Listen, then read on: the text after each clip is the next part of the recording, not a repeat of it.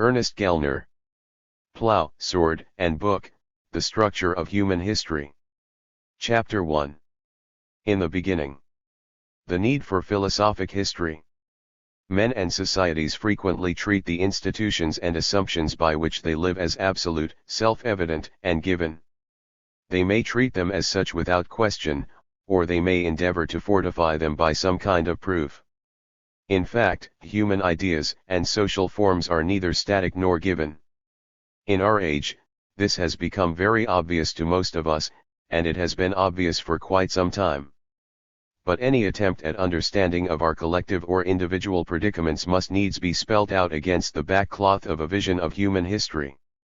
If our choices are neither self-evident nor for keeps, we need to know the range of alternatives from which they are drawn, the choices that others have made or which were imposed on them. We need to know the principles or factors which generate that range of options. The identification of those principles or factors is not beyond our capacities, even if specific prediction continues to elude us. We inevitably assume a pattern of human history.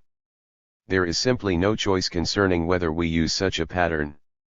We are, all of us, philosophical historians malgré nous, whether we wish it or not. The only choice we do have is whether we make our vision as explicit, coherent, and compatible with available facts as we can, or whether we employ it more or less unconsciously and incoherently. If we do the latter, we risk using ideas without examination and criticism, passed off tacitly as some kind of common sense. As Keynes observed about economics, common sense is but dead theory. The ideas of economists and political philosophers are more powerful than is commonly understood. Indeed, the world is ruled by little else. Practical men, who believe themselves to be quite exempt from any intellectual influences, are usually the slaves of some defunct economist. Madmen in authority, who hear voices in the air, are distilling their frenzy from some academic scribbler of a few years back. 1. This is true far beyond the sphere of economic thought. Those who spurn philosophical history are slaves of defunct thinkers and unexamined theories. The great paradox of our age is that although it is undergoing social and intellectual change of totally unprecedented speed and depth, its thought has become, in the main, unhistorical or anti-historical. Historicism has become a term of abuse, designating those who set themselves up as self-appointed prophets, in possession of a secret plan of history and hence of the key to the future, who endeavor to browbeat humanity into the acceptance of their own values and recipes for the future, and who do this in the name of a possibly benign and allegedly inexorable historical necessity. This is not the only charge made out against historical visions, though it is the one that has been most eloquently expounded. There is also the genetic fallacy argument. It consists of the simple point that the origins and the validity of an idea are independent of each other, hence, it is mistakenly argued, we need not be concerned with our origins and our past, when we assess the merits of our future options. Discovering the roots of our ideas does not tell us whether or not those ideas are sound. So why bother with the roots? Our point here is that we look at those roots in order to understand our options, not so as to prejudge our choices. The joint result of our inescapable need for possessing some backcloth vision of history, and of the low esteem in which elaboration of global historical patterns is at present held, is a most paradoxical situation. The ideas of 19th-century philosophers of history such as Hegel, Marx, Kant, or Spencer are treated with scant respect and yet are everywhere in use. The aim of the present volume is simple. It is to spell out, in the 12. Sharpest and perhaps exaggerated outline, a vision of human history which has in any case been assuming shape of late, but which has not yet been properly codified. The attempt to bring it to the surface is not made because the author has any illusions about knowing this vision to be true, he does not. Definitive and final truth is not granted to theories in general. In particular, it is unlikely to attach to theories covering an infinite diversity of extremely complex facts, well beyond the reach of any one scholar. The vision is formulated in the hope that its clear and forceful statement will make possible its critical examination. What method is employed in this undertaking, then? Basically, it is deductive.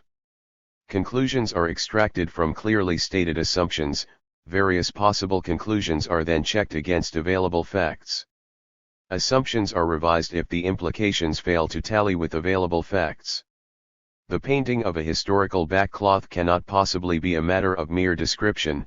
Reality is so rich and diverse that no unselective description could even be begun, let alone completed. Instead, one chooses the crucial and elementary factors operative in human history, selected to the best of one's judgment, and then works out their joint implications. If the resulting picture fits the available record and highlights the relevant questions, well and good. If not, further tinkering with the premises is evidently required. The method is in principle very simple, its implementation is not.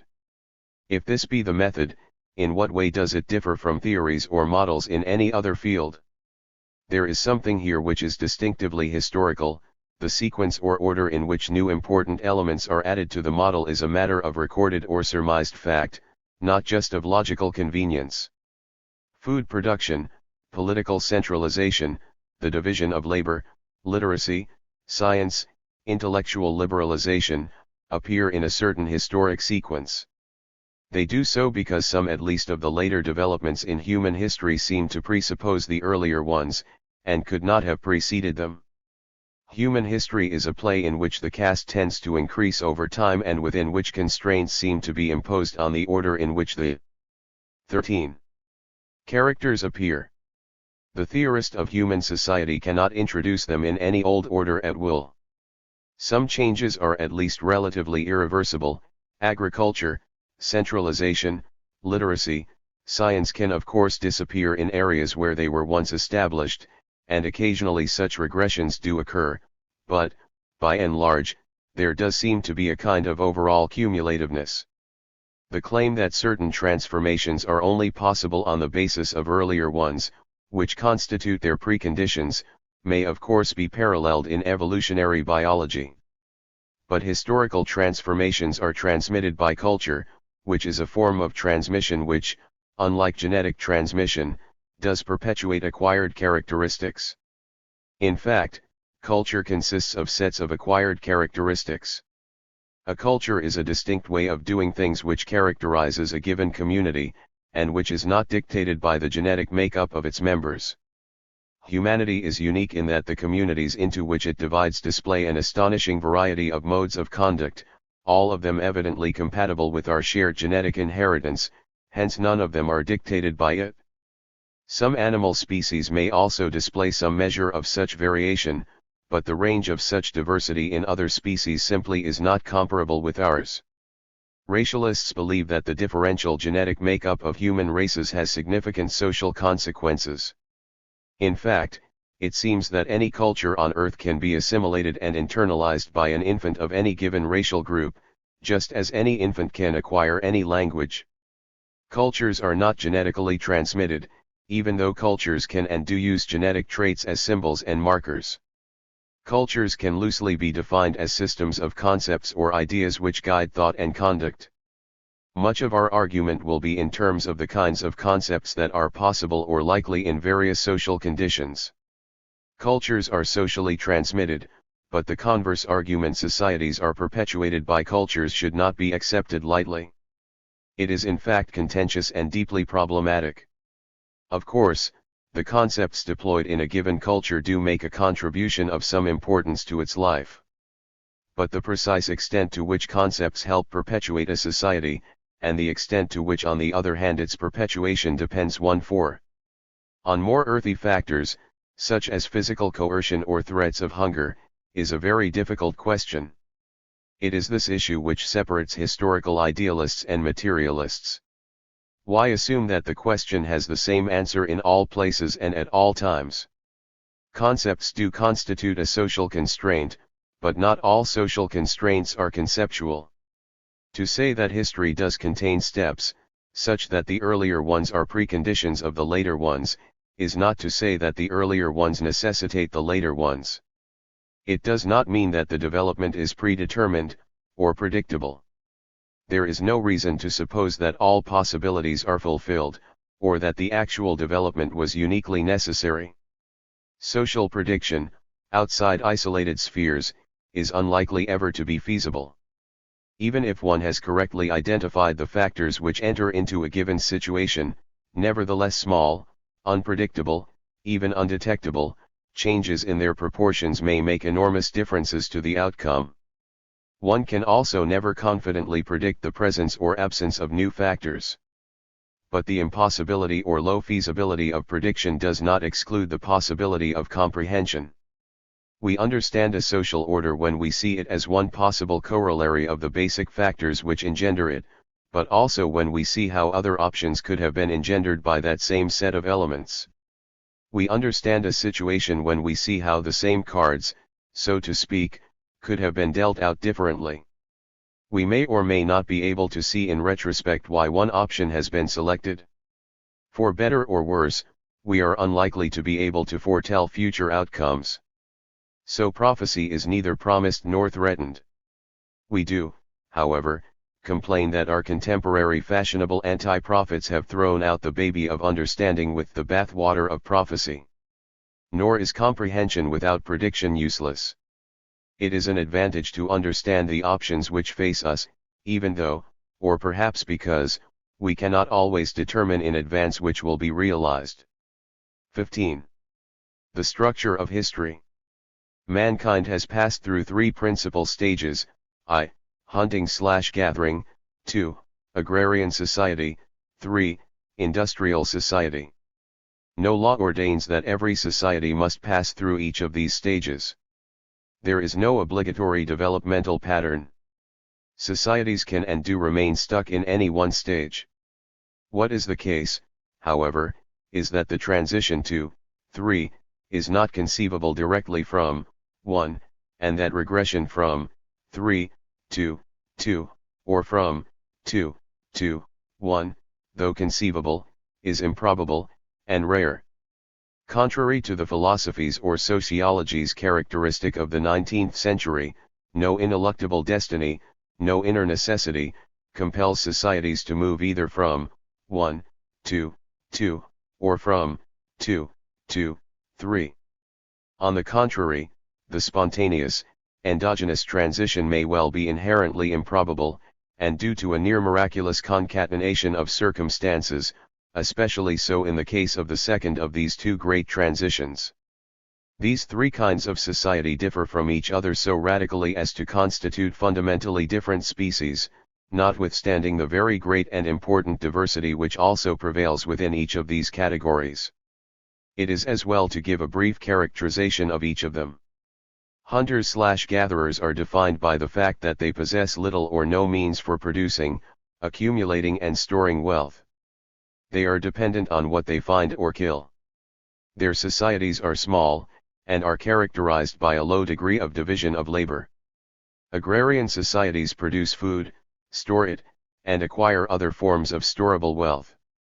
The most important forms of such wealth, other than stored nourishment, are the means of producing further nourishment and other goods, tools, means of coercion, weapons, goods of symbolic value, and various objects which assist or culturally enhance the quality of life. These societies are capable of growing to a great size. The need for a labor force and defense personnel inclines them to place high value on procreation, and consequently they display a tendency to push their population to a danger point, in which 16. Population presses against the limits of available resources, and is liable to suffer famine if those resources fail. Agrarian societies tend to develop complex social differentiation, an elaborate division of labor. Two specialisms in particular become of paramount importance: the emergence of a specialized ruling class, and of a specialized clerisy, specialists in cognition, legitimation, salvation, ritual. Differentiated clericies and ruling classes are not universal in the agrarian world, but common enough to be considered typical. In the societies which make up what we shall call agraria, innovation does occur, but not as part of some constant, cumulative, and exponential process. Agraria values stability, and generally conceives the world and its own social order as basically stable. Some agrarian social forms at least seem to be deliberately organized so as to avoid the dangers of possibly disruptive innovations. Ancestors, or past institutional forms, perhaps in idealized versions, are held up as the moral norm, the prescriptive ideal. An industrial society proper is one in which the production of food becomes a minority occupation, and where production is generally based on a powerful and above all continuously growing technology, such as is perfectly capable of outstripping population growth if necessary, and often does so. The notion of industrial society, sometimes, for brevity, industria, is here used in a broad and generic sense, going far beyond 19th-century Lancashire and the dark Satanic mills. It includes what is sometimes called post-industrial society, whatever it may turn out to be. I prefer the term fully developed industrial society. Industrial society in the Marx/Dickens sense is best referred to as early industrial society. Agraria was based on one discovery, namely the possibility of food production. Other discoveries or innovations were contingent, and did not come, if indeed they came at all, in any sustained and continuous stream. They came at best as single spies and never as battalions. Industria, by contrast, is not based on any one discovery, but rather on the generic or second-order discovery that successful systematic investigation of nature, and 1.7. The application of the findings for the purpose of increased output, are feasible, and, once initiated, not too difficult. The nature of its technology ensures that industria is characterized by the presence, though not necessarily the exclusive presence, of very large productive organizations. The need to innovate means that industria is marked not merely by a complex division of labor, but also by a perpetually changing occupational structure. Some measure of coercion and legitimation is inherent in human societies. It is a simple corollary of the fact that the structure of human societies is not dictated by the human genetic potential. The range of possibilities is so very wide for populations of identical or similar genetic composition. Hence a structure, no longer imposed by nature, must be imposed by some other mechanism. Coercion can be assumed to be one element in it, and legitimacy and conviction another. The process of legitimation is very often a perfectly humdrum thing.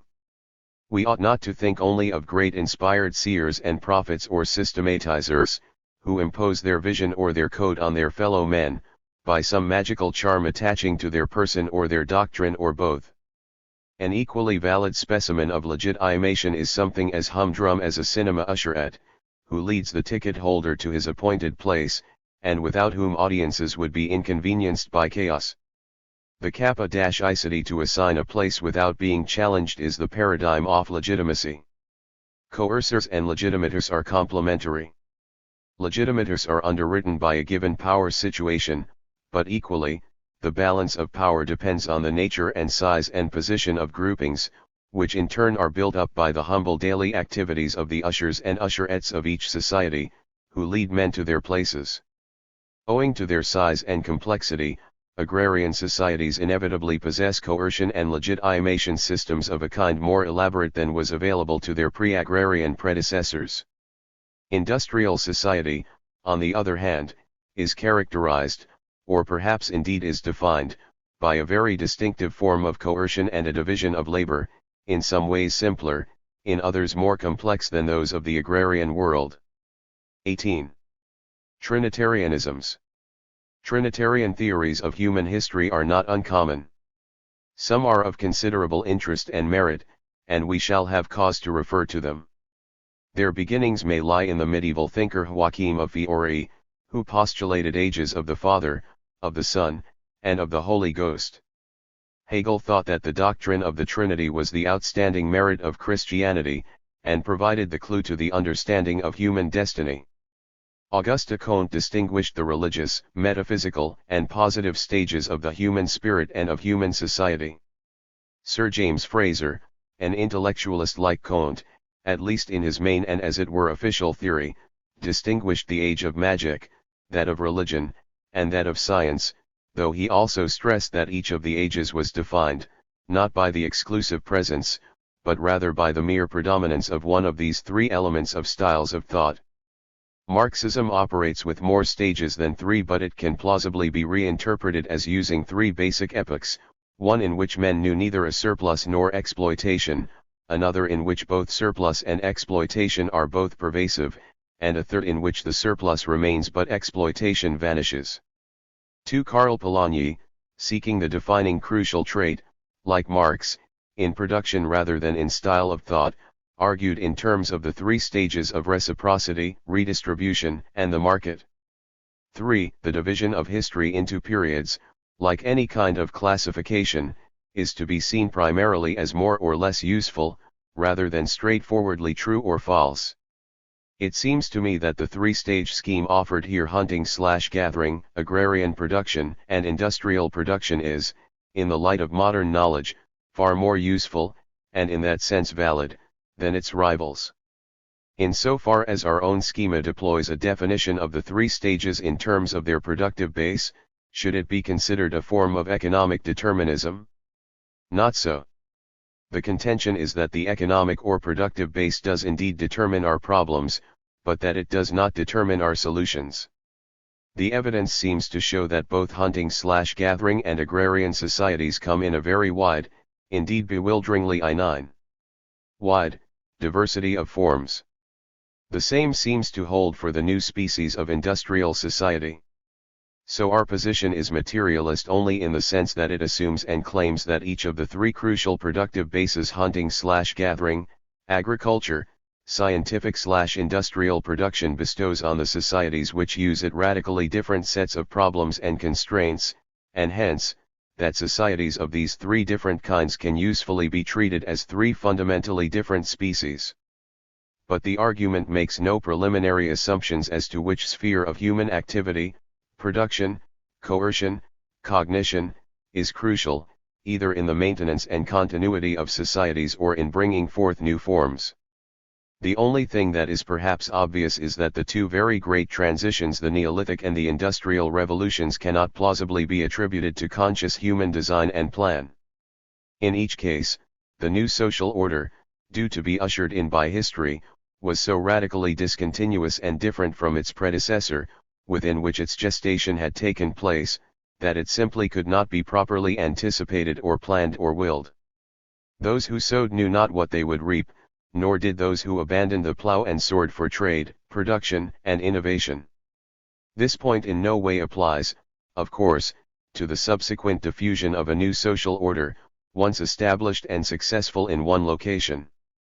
On the contrary, once a new and visibly more powerful order is in existence, it can be, and commonly is, consciously and deliberately emulated. Those who emulate may also end up with more than they intended and bargained for, but that is another story. Production, coercion, cognition. The three great stages of human history provide one of the two dimensions for our approach. The other is given by the fundamental classification of human activities, production. 20. Coercion, cognition. This leaves us with a simple 3x3 diagram, which constitutes the basic framework for the overall argument. Neolithic Revolution. Industrial Revolution. Our concern will be with the transformation and interrelation of production, coercion, and cognition. We shall follow them through the three stages, with all their internal varieties, and across the two great leaps. The small scale of pre-agrarian society inhibits or in any case limits the division of labor and the full emergence of either political or religious specialisms. These only separate out to a mild degree either from society at large or from each other. By contrast, agraria encourages, and often perhaps necessitates, the emergence of specialized agencies of coercion and of cognition/legitimation, sometimes fused with each other, sometimes distinct. By frequently depriving the rest of society of either the privilege, or the burden, of participating in defense or the maintenance of order, it also encourages the development of the division of labor in the sphere where social theory has hitherto stressed it most, the economic. Specialized producers, craftsmen, and traders emerge. In most cases, however, agrarian society is dominated either by its warriors or its clerisy, or by both of them jointly. The hiving off of cognition and coercion as distinct spheres of activity is at least as important as the emergence of specialization within the field of production. The implications of this generic division of labor, between coercion, cognition, and production, are different in kind from the consequences of intra-economic or specific division of labor, which occurs within the sphere of productive activity. When the division of labor is made into the 21. Clue to human history, the differences between these two kinds, the generic and the economic, is crucial. Exceptions to the rule of military clerical domination of agrarian society do occur, but they constitute only a minority of cases. Two species of such exceptions are conspicuous, i. Small communities of producers, often pastoralists or mountain peasants, whose environment makes it possible for them to resist external domination, or to deter it by making it not worth the effort. They can maintain internal order on the balance of power principle, with widespread political participation, and without the emergence of any outright internal domination. These self-governing, participatory communities often display great cohesion and military valor, and under favorable circumstances are well placed to turn into the conquerors of more typical, centralized and stratified agrarian societies. For instance, they provided Islamic societies with many of its dynasties and governing groups. 2. City-states, within which a relative absence of domination is strengthened in some measure by the fact that trade requires initiative, which is not normally compatible with servile status. These two species of domination-free society can also be combined, as when an association of fairly equal landowners constitutes a city, which at the same time depends for a significant proportion of its wealth on trade. The government of the city may remain largely in the hands of the landowners' association, so to speak, even if the wealth of the city depends on traders deprived of full political participation, as could happen in classical Greece. Notwithstanding this important qualification, the agrarian age was basically a period of stagnation, oppression, and superstition. Exceptions occur, but we are all inclined, as in the case of classical Greece, to call them miracles. These are no doubt value-loaded and condemnatory terms, and it might not be difficult to find neutral-sounding, more scientific and perhaps lengthy and ponderous circumlocutions. The disadvantages of such a procedure would, however, outweigh its advantages, if any. Our aim is to put things as simply and forcefully as possible. There is little to be gained from denying that from the 22. Which way will the STONE vote swing? Viewpoint of the currently dominant values of our growth-oriented, liberal society, most agrarian societies seem unacceptably stifling. There is no point in pretending not to have the values and reactions which most of us in fact do have, and which lead us to ask the questions we do ask, provided it does not lead us to distort facts. Romantics will no doubt protest, but our language aims at simplicity even at the cost of apparent prejudice. It does not beg any question. Two further developments are crucial within agraria: political centralization, state formation, and literacy, which is followed by the emergence of codified, scriptural belief and legitimation systems. Neither of these is actually entailed by agriculture. Stateless and illiterate agrarian societies do exist, but each occurs in a very large proportion of agrarian societies, and they also seem to be preconditions of subsequent radical change. Which way will the Stone Age vote swing? Primitive man has lived twice, once in and for himself, and the second time for us, in our reconstruction. Inconclusive evidence may oblige him to live such a double life forever. Ever since the principles of our own social order have become a matter of sustained debate, there has been a persistent tendency to invoke the first man to settle our disputes for us. His vote in the next general election is eagerly solicited. It is not entirely clear why early men should possess such authority over our choices. Suppose that archaeologists, digging up a very early site, found a well-preserved copy of the original social contract. Should we feel bound by its terms, and proceed to declare all current statute law which was incompatible with it to be null and void? Would it supplant the United Nations Charter? Although we might not feel bound to obey the decrees of some Stone Age constituent assembly, the urge to find out just what that assembly, or its informal equivalents, had implicitly decreed, continues to be exceedingly vigorous. The debate takes *3. Two extreme forms. On the one hand, some contributors in no way pretend to be practicing archaeologists or anthropologists, but on the contrary frankly offer an as-if model so as to provide moral guidance. For them, the founding contract is a valuable fiction, even if not a historic fact. According to some of them, the constituent assembly of mankind has been in a kind of continuous session ever since human societies have existed.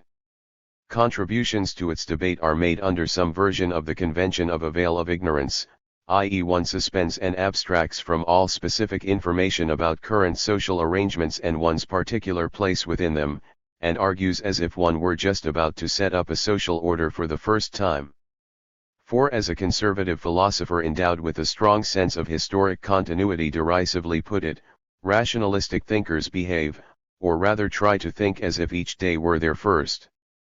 5. One's moral intuitions, or perhaps rather one's refined and valid intuitions, are assumed by these thinkers to be the same as the conclusions reached by this primeval or permanent assembly, provided its debates were properly conducted.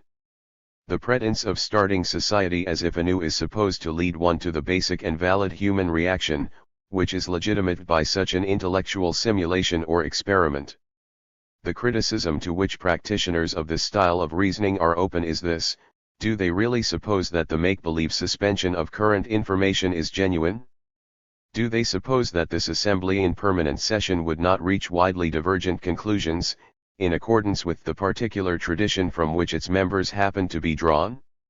The thinking away of specific information about one's personal position in no way secures a similar suspension of deep, pervasive, culturally local but contentious assumptions.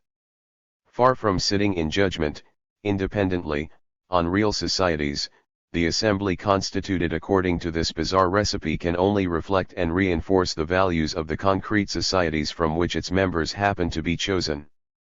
Or rather, as this assembly is not actually convened, the conclusions of its 2-4 imaginary sessions simply reflect the values of the thinker who is imaginatively reconstructing it. In many societies, the whole supposition that culturally naked men can choose their social order, instead of having it imposed on them by transcendent authority, would be simply unintelligible.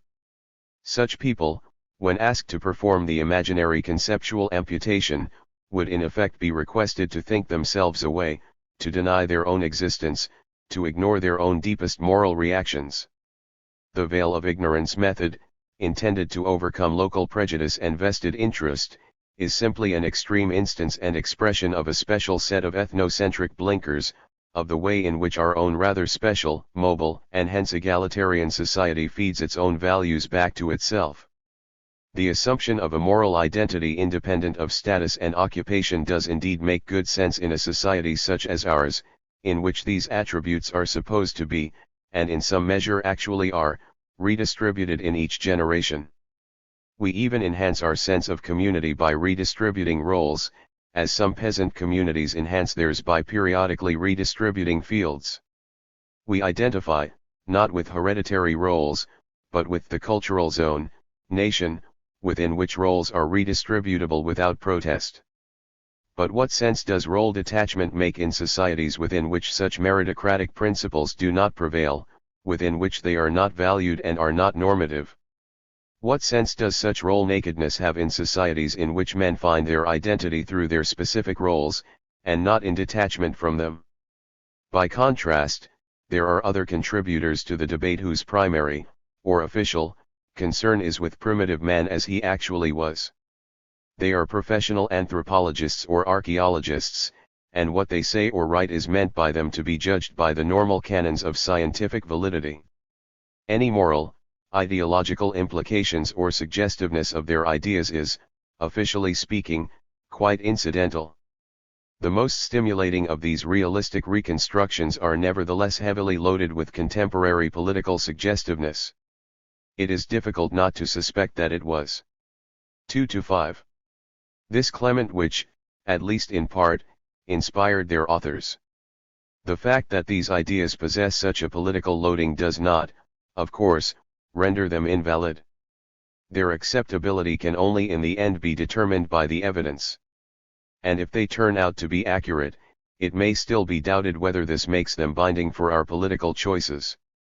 All the same, it is interesting that early man has lost nothing of his political sex appeal. In between the two extremes, candid fictional constructionists and paid-up professional anthropologists, there are others who, while not professional specialists in the area of early man, nevertheless intend their affirmations about him to be realistic, not mere fictions, but who wish them, all the same, to point a moral for the conduct of our own social life. For instance, one of the profoundest and most influential of prophets of modern economic and other liberalism is F. A. Hayek.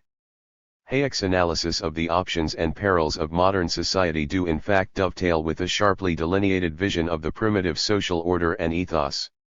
On his view, the strong social morality of early man and its survival in contemporary society constitute a positive danger for us. There is, so far as present society is concerned, no natural goodness, because with his innate instincts man could never have built up the civilization on which the numbers of present mankind depend for their lives. To be able to do so, he had to shed many sentiments that were good for the small band, and to submit to the sacrifices which the discipline of freedom demands but which he hates. The abstract society rests on learnt rules and not on pursuing perceived desirable common objects, and wanting to do good to known people will not achieve the most for the community, but only the observation of its abstract and seemingly purposeless rules. 6. And, should anyone not understand what this implies in practice, let it be spelt out. The long submerged innate instincts have again surged to the top. The demand for a just distribution in which organized power is to be used to allocate to each what he deserves is thus strictly an atavism, based on primordial emotions. And it is these z6 widely prevalent feelings to which prophets, moral philosophers and constructivists appeal by their plans for the deliberate creation of a new type of society. 7. The picture is striking and suggestive.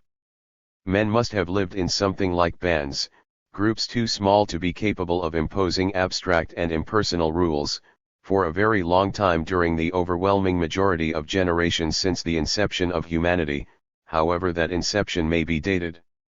So, on this view, throughout most of our history our situation instilled in us an ethic which is directly opposed to all that is innovative, creative, progressive in human civilization. Hence, civilization is based on the overcoming, not so much of our lowest instincts, but on the contrary of all that had usually been held to be moral, the social impulses of mankind, the tendency to cooperate with fellows in the pursuit of shared aims. Respect for abstract and incomprehensible rules must replace love of fellow men and community and a sense of shared purpose, if civilization is to emerge and survive. In Hayek's vision, an unplanned, unintended culture, which was the fruit neither of conscious reason nor of animal instinct, had somehow arisen, and it alone made possible that automatic mechanism of response to need, that sustained innovative improvement, which is manifested in and fostered by the market. Only so can the market, dependent as it is on an unconsciously engendered abstract civilization, on respect for rules rather than on affectionate cooperativeness, come to perpetuate, in a new form, that unconscious natural selection which had, in nature, produced the higher forms from the lower ones, and which can now once again lead to higher social forms. In Hayek's interesting version, neither the perpetuation of natural strife, nor its modification by a peacekeeping state, will on their own trigger off progress. But the two beneficent mechanisms, natural selection and the market, are separated in time by a dark age, in which an excessively social morality had taken over and had, so to speak, socialized man. For long, too long, we had been under its sway. Anything describable as an abstract, impersonal, rule-bound society only emerged some 5 millennia ago, and, 17. Even during that time, most of mankind did not live in it. Seeing how recent and precarious our liberation from over-socialization is, it is surprising that we are not even more thoroughly enthralled to atavistic sociability than Hayek fears. It is a social ethic and cohesiveness, not their absence, which are our greatest threat. Hayek's way of presenting our general condition differs from what might be called the simplest or classical formulation of laissez-faire liberalism, in his conscious stress on the cultural preconditions of an open or market society. The classical formulation suggests that its only important condition is a political one: a just, effective and unrapacious state must be present, a political authority which uses its power to keep the peace and uphold the rules, and does not use it simply to despoil civil society.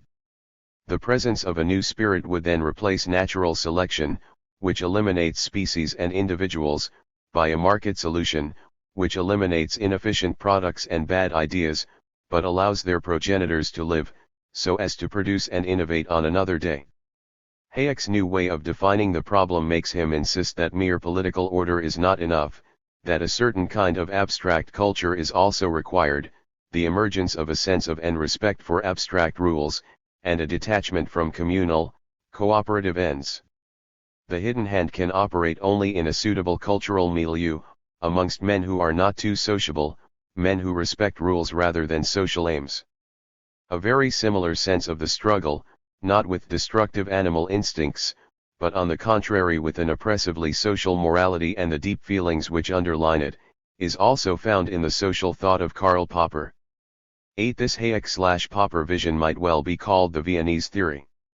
One may well wonder whether it was not inspired by the fact that, in the 19th century, the individualistic, atomized, cultivated bourgeoisie of the Habsburg capital had to contend with the influx of swarms of kin-bound, collectivistic, rule-ignoring migrants from the eastern marches of the empire, from the Balkans and Galicia. Cosmopolitan liberals had to contend, in the political sphere, with the emerging breed of National Socialists. This Viennese vision is an inversion, a denial all at once of romanticism, it elevates. 28. Gesellschaft, society, over Gemeinschaft, community, and of Marxism. Marx anticipated the restoration, rather than the overcoming, of the alleged social proclivities of early man. An alternative attempt to enlist primitive man on behalf of current values, an attempt now dated at some points but still profoundly suggestive, is to be found in Thorstein Veblen's classic The Theory of the Leisure Class. 9. Unlike Hayek and like Marx, Veblen applauds, and does not deplore, the peaceable sociability which he ascribes to primitive man, who in his view exemplifies the central, essential, and defining human quality, the pursuit of fulfillment in work. The universality of the work ethic is inferred from the alleged inherent purposiveness of human action. Because we all seek ends, the argument runs, we all love efficiency, and so we value honest, sound work. In this way, Veblen uses a kind of truism: action is purposive as a premise, from which he deduces an appallingly contentious generalization. All men are possessed by the spirit of craftsmanship. In truth, even if all men, more or less by definition, do seek the fulfillment of their ends, some men do honor work and find fulfillment in it, and some do not. Man is an agent, seeking in every act the accomplishment of some concrete, objective impersonal end. By force of his being such an agent he is possessed of a taste for effective work, and a distaste for futile effort. He has a sense of the merit of serviceability or efficiency and of the demerit of futility, waste, or incapacity. This aptitude or propensity may be called the instinct of workmanship. 10. Primitive man clearly was a Yankee, with a taste for efficiency and a distaste for waste. The impersonality of his ends has a certain resemblance to the respect for abstract rules valued by Hayek. But Hayek thought this had to be attained, whereas the zielbewusst quality of conduct was, for Veblen, present from the start, a kind of birthright. What kind of community did early man live in? These communities are without a defined leisure class. They are small groups. They are commonly peaceable and sedentary, they are poor, and individual ownership is not a dominant feature of their economic system. 11.29. The growth and complexity which succeed this happy condition engender a parasitic, leisure and violence-oriented ruling class, which unlearns the instinct of workmanship, as work becomes a stigma and sign of submission. Significantly, Veblen, so preoccupied with the ruling class, is not much concerned with the state, which astonishingly makes virtually no appearance in his book. Presumably this is so because in his America civil society was so very strong, and the state really was, at that stage, little more than its delegated agency. Marxism in its official and central position claims that the state is but a reflection of a social order which it does not itself engender, but Veblen in the theory of the leisure class conveys the strong impression, which Marxism in practice does not, that this is so already, and that one need not worry about the menace of the state. The ruling class and its failings matter, but the state does not. Hayek would seem to be haunted by the contrast between the creativity of an individualist bourgeoisie and the cultural sterility of kin-hugging gregarious migrants from some Balkan Zadruga, whose clannish and collectivist feelings threaten liberty and progress. Veblen by contrast appears to express an American distaste for European aristocracies, and the survival, or emulation, of their values amongst the American rich. The wealth zealously acquired on Wall Street had to be conspicuously wasted on Fifth Avenue, much to Veblen's disgust. Hayek's and Veblen's values are not so very far apart, but their perception of their historic incarnations and social roots are very different indeed. Veblen is probably quite wrong in linking the emergence of a taste for conspicuous leisure and violence to hunting. The fact that the hunter is violent towards his prey does not mean that he is necessarily aggressive to his fellow men.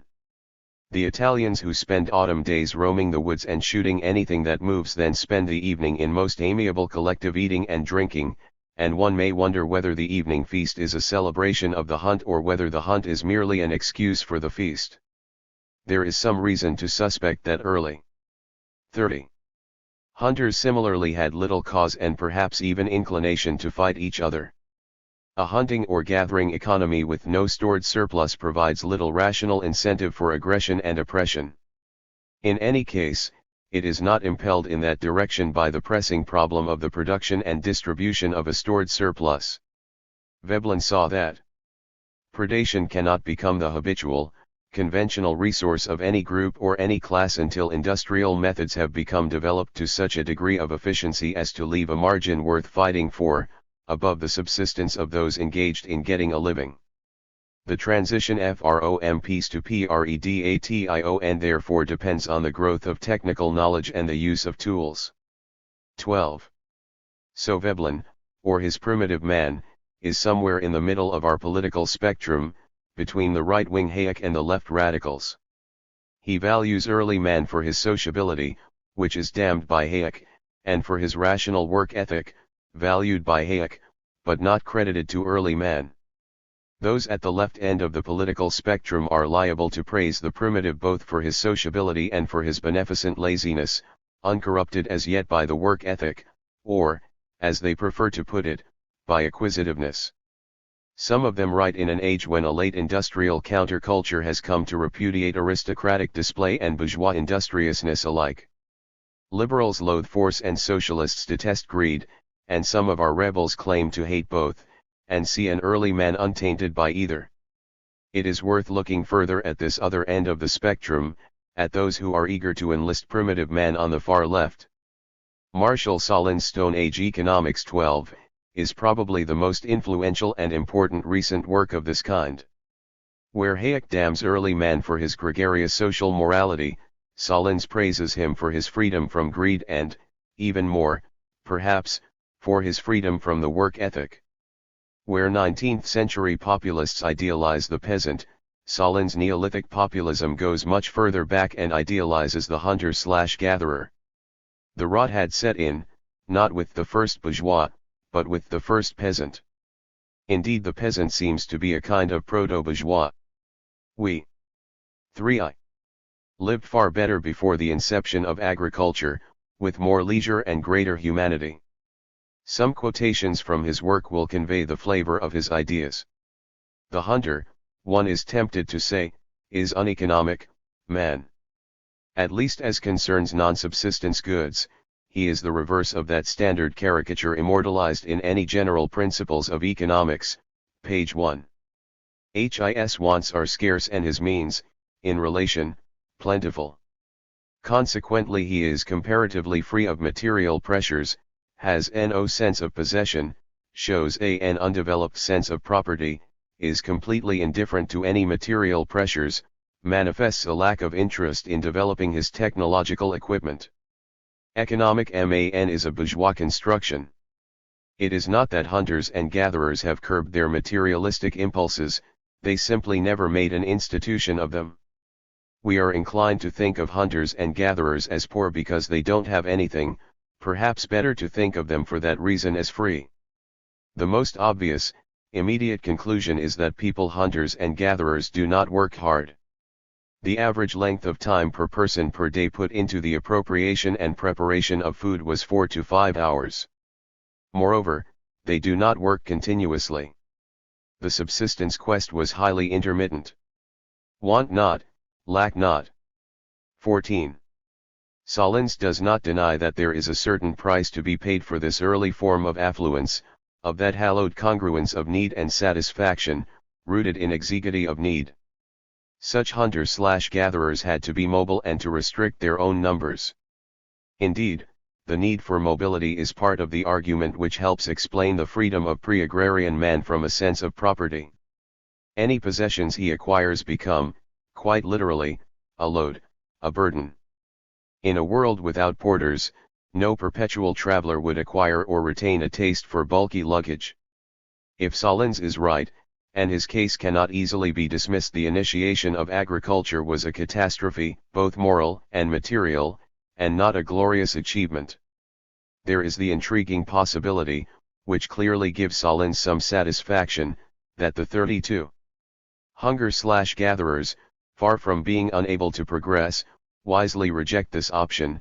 Interesting that the Hadza, tutored by life and not by anthropology, reject the Neolithic revolution in order to keep their leisure. 15. The East African Hadza, admirably investigated and interpreted by James Woodburn, have inspired much of the recent revaluation of the relative merits of agrarian and pre-agrarian economies. The Hadza would appear in many ways to constitute a conscious, deliberate rejection of peasant bourgeois man. They firmly turn their back not merely on wealth and work, but also on many other values which are the pride of many other higher cultures, notably on intense personal relations and on long-term commitments of any kind. Among us, say these Neolithic layabouts, there are no debts. Actions performed engender no long-term obligations or relationships. So benevolence, when it does occur among them, is genuinely disinterested, and not a hidden form of investment in the future. There are no trade-offs or hallowed compacts between past and future. Not merely is there little of a social structure, of a division of labor and of roles at a given moment, but above all there is little corresponding to a structure over time. This has stimulated the anthropologist investigating them, Woodburn, to formulate an intriguing hypothesis, which links the beginnings of agriculture to the kind of minimal social organization which can articulate and enforce long-term obligations. 16. Agriculture involves labor with delayed return. A very loose and diffuse social organization, insensitive to the retention of obligations over time, cannot ensure the delivery of the delayed fruits for its members. Anthropologists have long ago abandoned the idea of primitive sexual promiscuity, but a kind of economic/moral equivalent, the transience of productive relations, seems to be alive and well.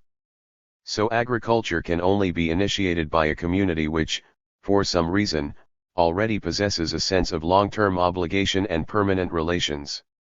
Some hunters/gatherers do have social systems of the required kind, and, on this hypothesis, it was they alone who could initiate agriculture, when the need or opportunity for it arose. It is an attractively bourgeois theory, which turns the Victorian 33 virtues of thrift, continence, and patient postponement of satisfaction into the prime movers, not merely of the industrial, but equally of the Neolithic Revolution. It was the acquisitive primeval proto-bourgeoisie of the late Stone Age which set us off on the slippery path of progress. Hegel had summed up world history as a progression from a state where one was free, to a condition in which some were free, and culminating in a consummation in which all were free. More soberly, we might now replace this by a schema in which, initially, all had leisure, and then some only had leisure, and finally, under the reign of the work ethic, none have leisure. First there was no delay of satisfaction, then a delayed return, and finally, when work became its own reward, the reign of infinitely delayed return. It is interesting to see the neo-Marxist Solons use Woodburn's material and ideas but resolutely reject the bourgeois values which might seem implicit in them. Solons evidently views the Neolithic bourgeois revolution with great distaste, as the origin of greed, acquisitiveness, aggression, human enslavement, and much else. At the factual level, he is not so very much in disagreement with the neoliberal Hayek, who disapproves of the sociability, and the immediacy of aims, of early man, and delights to see them replaced by a sense of abstract, impersonal, hence permanent, and long-term rules. Karl Marx himself, be it noted, was the bourgeois to end all bourgeois. He did indeed anticipate the shedding by mankind of the most deplored alleged corollaries of our Neolithic work addiction, namely social stratification and coercion. But he wanted to absolutize and universalize the work ethic, by finally separating work from any reward and turning it into an end in itself, the ultimate fulfillment, in communist society, where nobody has one exclusive sphere of activity but each can become accomplished in any branch he wishes. Society regulates the general production and thus makes it possible for me to hunt in the morning, fish in the afternoon, rear cattle in the evening, criticize after dinner, without ever becoming hunter, fisherman, shepherd, or critic. 17. The division of labor would disappear, or, strictly speaking, its social enforcement and role. 34. Ascription would disappear, but work as fulfillment would remain and indeed constitute our fulfillment. The idea of work as its own reward is of course the very essence of the bourgeois spirit. We work because we like it, and despise those who work as a means only, or are constrained to perform work which means nothing to them, or do not work at all. Basically, Marxism is a bourgeois wish fulfillment fantasy. Work is to be its own reward, life really is about work and finds its meaning in work, and the secret of history is that, appearances notwithstanding, it is determined, not by the patterns of coercion, but by those of production. That is where the action really is. It is only the faulty organization of work which engenders antagonistic relations between men, and their corollaries, coercion, and socially instituted delusion. Work-oriented middle-class producers always wished all this to be true, but only Marx dared say that it actually was true. Production was always primary, even if producers themselves knew it not. The time would come when they would be alone with their freely chosen creative activity, and all constraints, coercive or superstitious, would be gone. Man would be alone with his work and at peace with his fellows. The destiny of the proletariat was to fulfill the bourgeois ideal of peaceful, self-rewarding, and unconstrained productivity. The suspect witness. Returning from the political invocations of early man, where does he himself really stand? What are the facts of the case? As so often when the question is crucial, the facts themselves are ambiguous. Pre-agrarian men, like their descendants, agrarian and industrial men, are not all alike. If we declare one subclass within any of these categories to be typical, and the others to be mere aberrations, we simply prejudge the issues. In the case of pre-agrarian societies, which leave us no written record, we have the additional problem of deciding whether the 3-5 J. Few surviving hunting/gathering societies are in any way representative of them all, or whether they are, on the contrary, highly untypical just because they have survived, or perhaps have only emerged, in the agrarian age. This is indeed one of the great issues in the study of such societies. We have seen Marshal Solons proudly invoking the testimony of the Hadza in his own repudiation of the Neolithic Revolution. But their testimony is suspect. Let us suppose that in the 22nd century the world is fully industrialized, but that somewhere near Yasnaya-Polyana, or in the English shires, a few communities of Tolstoyans or William Morris enthusiasts survive, firmly rejecting the values and practices of the surrounding world, and perpetuating the lives of mujiks or of English medieval craftsmen, or what they fondly imagine to be such.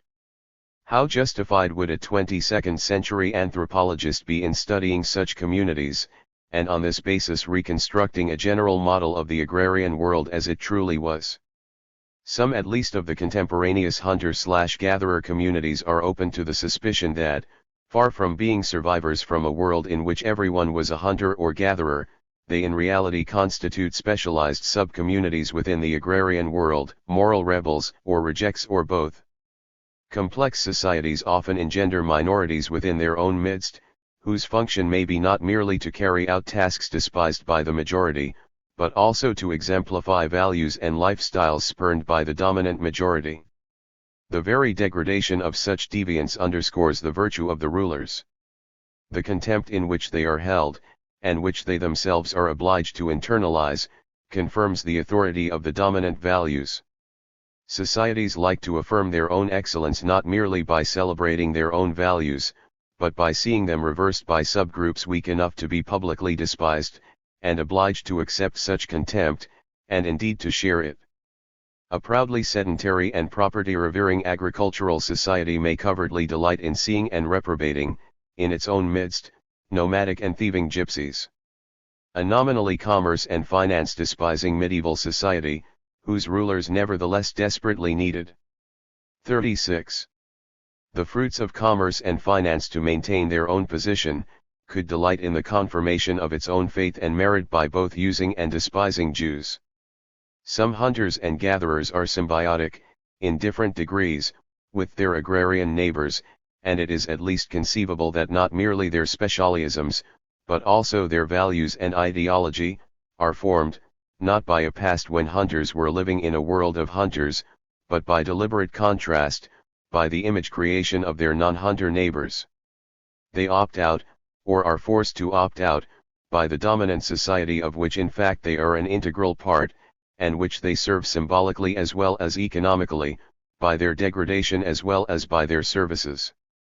Such an interpretation, strongly suggested by the situation of some at least among contemporary hunting societies, is not equally applicable to all of them, and perhaps wholly inapplicable to some. Some hunters, on the other hand, may also contradict the hypothesis of the tie-up between complexity of organization and delayed economic return. They may combine a very complex ritual and kin organization with a low degree of economic long-term planning or storage. To say that they practice delayed return in the matter of exchange of brides, though not in production, is to concede that long-term obligation, and all it implies, may after all be produced without any ecological stimulus. In brief, both the roots and the generality of either Neolithic embourgeoisement, or current dissident neo-Neolithic bohemianism, remain contentious issues. So Stone Age man remains a floating voter in the coming general election. He does not seem either willing or able to settle our destiny and our obligations for us. For the pollster eager to predict our future on the basis of our deepest, Olkfest, nature, early man obdurately remains a don't know. The range of options open to, and realized by, pre-agrarian men remains an open question. Archaeological and ethnographic evidence remains incomplete and ambiguous, and may remain so forever. Whether primitive man may be enlisted on the side of peace or of aggression, on the side of equality of women or 37. Of male chauvinism, on the side of the work ethic or of an ecologically beneficent and humanly sensible executy of needs, on the side of social sentiments or of individualist ruggedness, all that remains to be explored further. What does, however, remain obvious is that, prior to the agricultural revolution, there simply was no possibility of a growth in scale and in complexity of the division of labor and social differentiation. These alone set the scene, and the problems, in very different forms, for agrarian and industrial man, for us. 38. Chapter 2. Community to Society. The Cognitive Evolution of Mankind. One persistent attempt to find a thread in the history of mankind focuses on the notion of reason. Human history, on this view, is the unfolding of rationality. Human thought, institutions, social organization, become progressively more rational. The idea that reason is the goal or endpoint of the development of mankind can fuse with the view that it also constitutes the principal agency which impels humanity along its path. It seems natural to suppose that changes in human life spring from growth of our ideas, our ways of thought. What is conduct if not implementation of ideas? If we improve, is it not because our ideas have improved? Though some would suspect as the fruit of vainglorious self-congratulation by 19th-century Europeans, the role of thought and reason still deserves some consideration. The problems and difficulties facing a reason-centered view of history are considerable. No doubt the idea is far less popular now than it was in the heady days of rationalistic optimism, which stretched, in one form or another, from the late 18th to the early 20th centuries. But, in a sober and not necessarily optimistic form, it remains necessary to attempt some kind of sketch of the cognitive transformation of mankind, from the days of hunting to those of computing. The nature of our cognitive activities has not remained constant. Not only have things changed, but the change has also been deep and fundamental. It is not merely a matter of more of the same. The changes that have occurred have been changes in kind. A convenient baseline or starting point for the discussion of this problem is provided by the blatant absurdity of some at least. 39. Of the beliefs of primitive man. Many of us like to think that the standards of what is acceptable in matters of belief have gone up, and that the advance of reason in history is manifest in this raising of standards. We have become fastidious and shrink from the beliefs of our distant ancestors, which strike us as absurd. Perhaps, so as not to prejudge an important issue, one ought to say, it is the translations frequently offered of some of the beliefs of some primitive men which now seem so absurd. It may be, and some have indeed argued this, that the absurdity is located not in the original belief itself but in its translation, inspired by a failure to understand the original context. On this view, it is the modern translator, and not the savage, who is guilty of absurdity. The apparently sustained and systematic absurdity of the beliefs of primitive man helps to set the background for our central question. Are they wrong and are we right? Or are we playing radically different games, legitimately measured by quite independent criteria? And if their problems and their answers are different, are they linked to ours by some developmental series? And if not, what is the nature of the chasm which separates us from them? Is it indeed a chasm?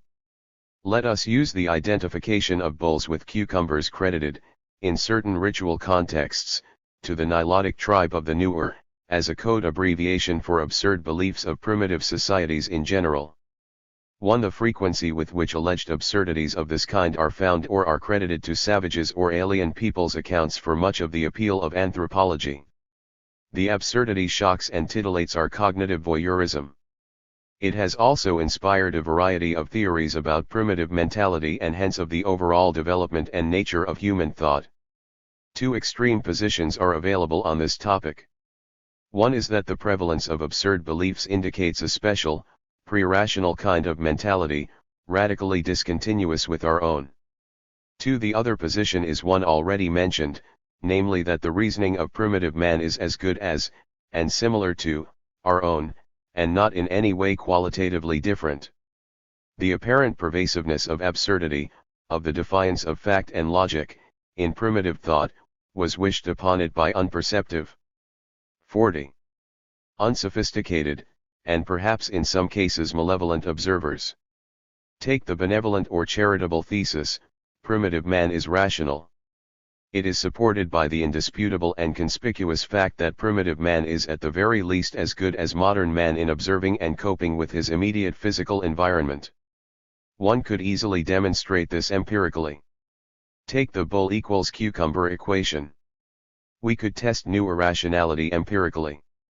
Take 10 new selected at random, and also 10 randomly selected fellows of the Royal Anthropological Institute. Place a very small bull and a very large cucumber, or perhaps a prize marrow just to make it a bit harder, in the Nilotic scrub, about 150 yards away from a given vantage point, at dusk, and then ask, one by one, each of the 10 newer and each of the 10 fellows to identify small bull and big cucumber. Can there be much doubt but that the experienced and clear-sighted newer, few of whom have spoilt their eyesight with a lifetime of book reading, will do better than the fellows? Where is primitive mentality now? If this charitable view of primitive thought is accepted, its protagonists face the problem: how did it come about that primitive man was so widely credited with absurd views of the bull-cucumber kind? These protagonists offer various explanations, but one of the commonest runs as follows: these seemingly absurd and really mistranslated assertions are not really statements about the physical environment at all. They generally occur in a ritual context, and they are really statements about the social order of which the native is a member. The apparent empirical content is really a reaffirmation of the social order. 3. It just so happens that they employ local terms equivalent to cucumber or bull which, in other contexts, may indeed have just this kind of simple empirical reference. But the semantic complexity, the variability of real meaning with context and purpose, misled the observer, who was, alas, in any case only too eager to find exotic oddities and to indulge his own vainglorious sense of intellectual superiority. This account is indefensible. If what the member of the alien culture really meant was simply the proclamation of his loyalty to the social order of his community, why on earth is he not? 41. Translated as saying precisely that, is it really a mere accident that the very same terms are used both in an empirical and a ritual context? Are no absurd beliefs ever pervasively held by a society? Is there really no use for the idea of false consciousness, of institutionalized error contributing to the very foundations of a social order? Are there not countless examples of the use of magical connections for purposes of manipulating the environment, treating such connections as if they resembled ordinary causal ones? Above all, has there really been no overall, long-term change in human mentality? Did primitive man really know how to segregate perfectly sensible empirical observations from culturally specific reaffirmations of adherence to his own social order? Was his basic internal intellectual economy the same as ours? Is there really no tale to tell of the intellectual history of mankind? Of the two polar positions, one, which credits primitive man with a kind of perpetual logic shunning inebriation, fails to account for his outstanding and indisputable competence in coping with his physical environment. The other, which redefines his terms for him so as to endow him with our own logical fastidiousness, and exculpates him from the charge of absurd convictions, fails to account for the radical discontinuity which does exist between primitive and modern mentality. In the name of a tolerant relativism, it pretends, absurdly, that all cognitive systems are equal. Claiming to recognize diversity, it obscures fundamental and deep differences. Faced with the historical battles between rationalism and faith, or indeed between fastidious, codified faith and luxuriant superstition, it has nothing to say. Yet these conflicts were of great historic importance. The charitable view cannot cope with the great tensions which are a central theme of our history, and it can only see them as mere misunderstandings. But they were far, far more than that. Is there an approach which can accommodate both insights, which can recognize the great empirical sensitivity of primitive man and also the discontinuity between him and modern cognition styles? The error underlying each of these contrasted positions is the 42. Failure to appreciate something which is a commonplace in sociology. It is a point which, curiously enough, has not been introduced sufficiently into the discussion of the problem of knowledge. The point in question is the difference between single-strand or single-purpose activities on the one hand, and multi-strand activities on the other. A multi-strand activity, the use of speech, in this case, which serves multiple criteria or ends, is treated as if it were a single-strand one. It is assumed that primitive men or man in general must either be making observations about the physical world, bulls are or are not cucumbers, or recording his loyalty to a given social order, by means of a ritual formula. It is assumed that this distinction is at least tacitly understood. The possibility that these two activities, and others, might be conflated and intertwined in complete and ambiguous and sliding scale ways is excluded. In other words, the assertions of primitive man are treated as if he were the heir and beneficiary, as we are, of a complex, systematized, conscious and orderly division of labor, within which diverse functions and aims tend to be clearly and distinctly separated.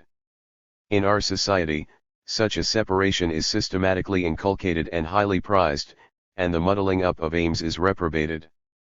Primitive man, however, has no need for such distinctions. The functioning of his society may indeed depend on their absence. It makes sense to ask a modern man whether he is making an empirical observation or affirming his loyalty to the hierarchy and structure of his own society. If endowed with the appropriate educational background, he may understand the question. There is even the possibility that he will answer it accurately. But is there any reason to suppose that this neat separation of functions is so inherent in the very nature of things that given a bit of trouble about terminology and translation, perhaps, the savage could also grasp it?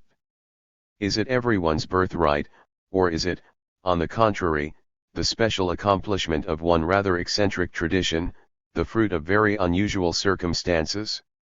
Is the division of labor, and the separation of functions, inscribed into the very constitution of nature and thought, or, on the contrary, does not nature, and society for that matter, prefer to use one tool for a 43 variety of ends, and one end to be served by many tools?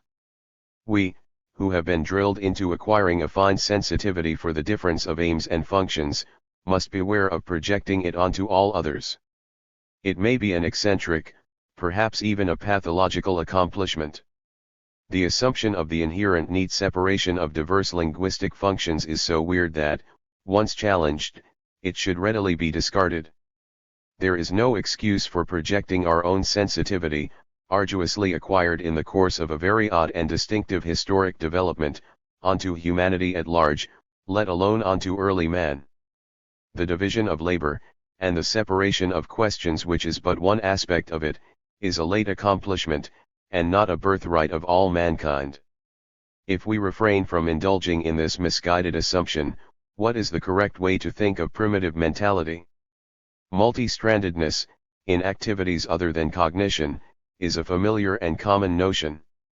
The idea is simple: in a complex, large, atomized and specialized society, single-shot activities can be rational.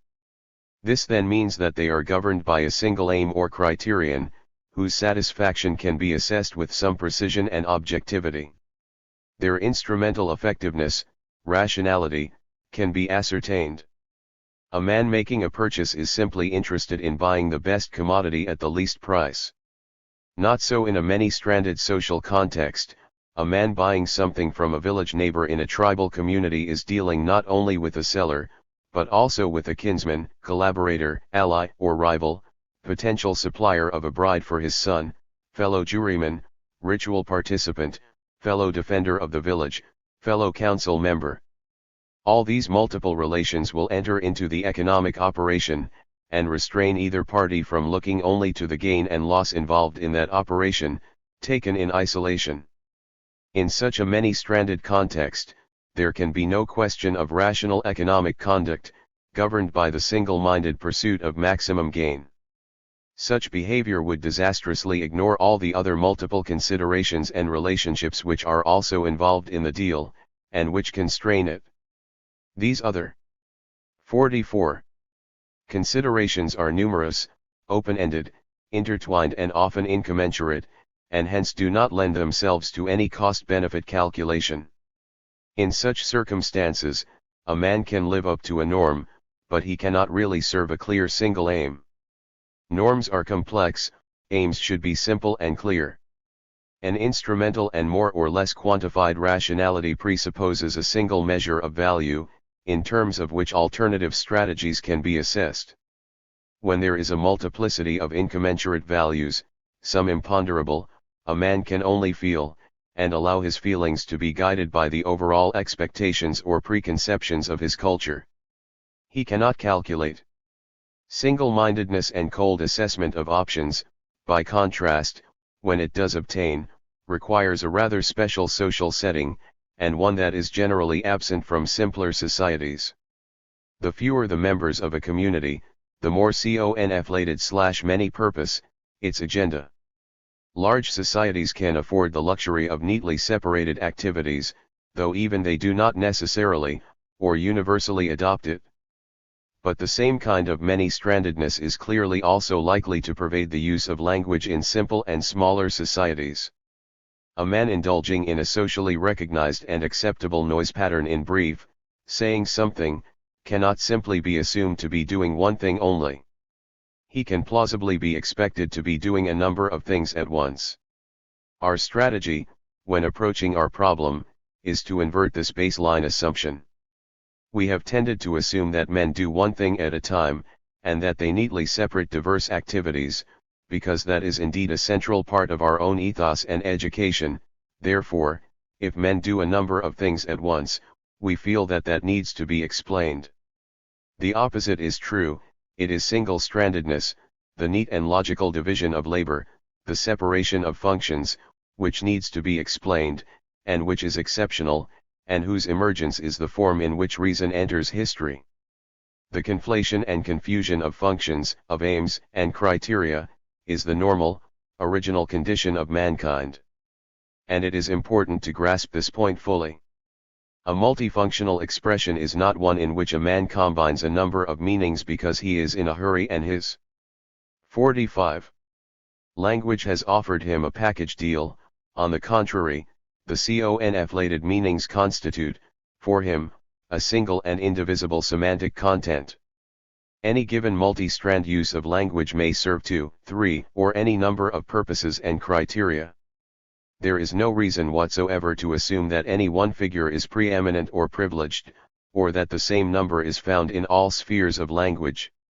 We shall concentrate on a dual-purpose model, but only because all the relevant complications arising from many-strandedness, of any degree, are already to be found in the dualine model, not because duality is in any way privileged or typical.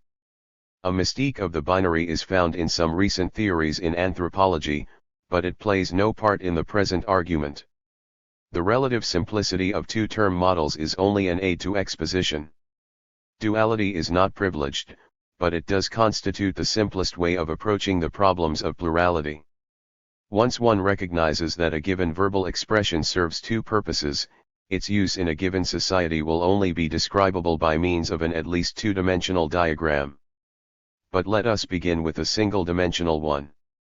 It is raining. The phrase naively translatable as "it is raining" may, along one dimension, be referential. It is linked, operationalized, related to an independent reality, namely rain.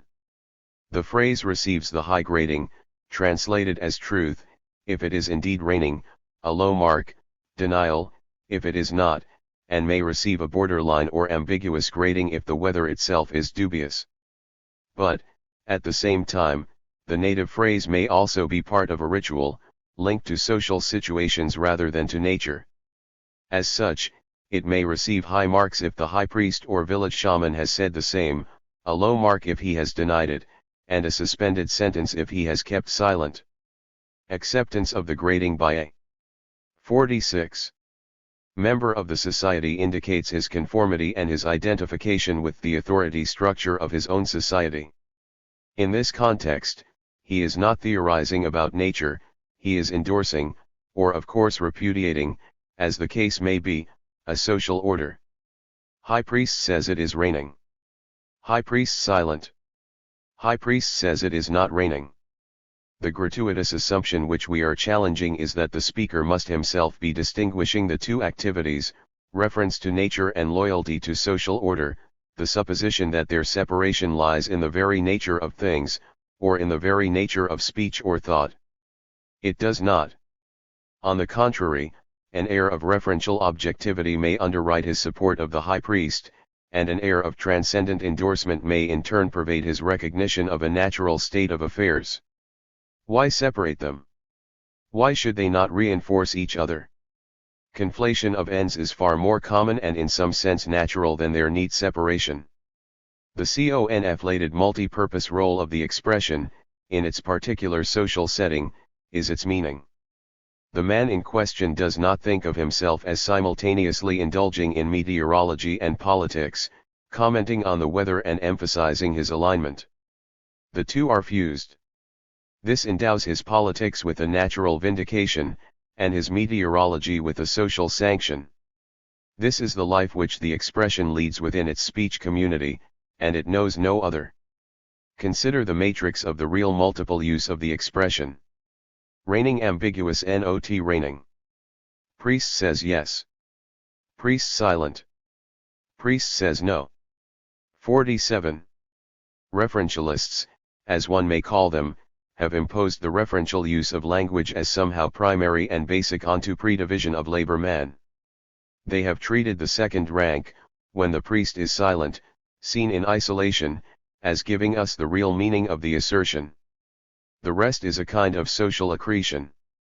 Coming across fact-contradicting uses, the two conflict squares in the first and third rank, they either had to accuse primitive man of defying logic, if he deferred to priest rather than to nature, or to say that, in these cases, the phonetically identical phrase is used, but in a different sense. The absurdity or fact denial is then blamed on the translator, who had treated homonyms as a single concept. By contrast, adherents of what may be called the social theory of meaning have concentrated on column 2, in which, by our active analysis, the social aspect of this simplified situation is isolated. In this column, extraneous fact plays no part. In our example, it is so because the weather is doubtful, empirical reality has passed no clear verdict. All that is recorded here is the respect which the speaker accords the hierarchical ordering of his own society. The diagonal descending from left to right may be called the diagonal of confirmation.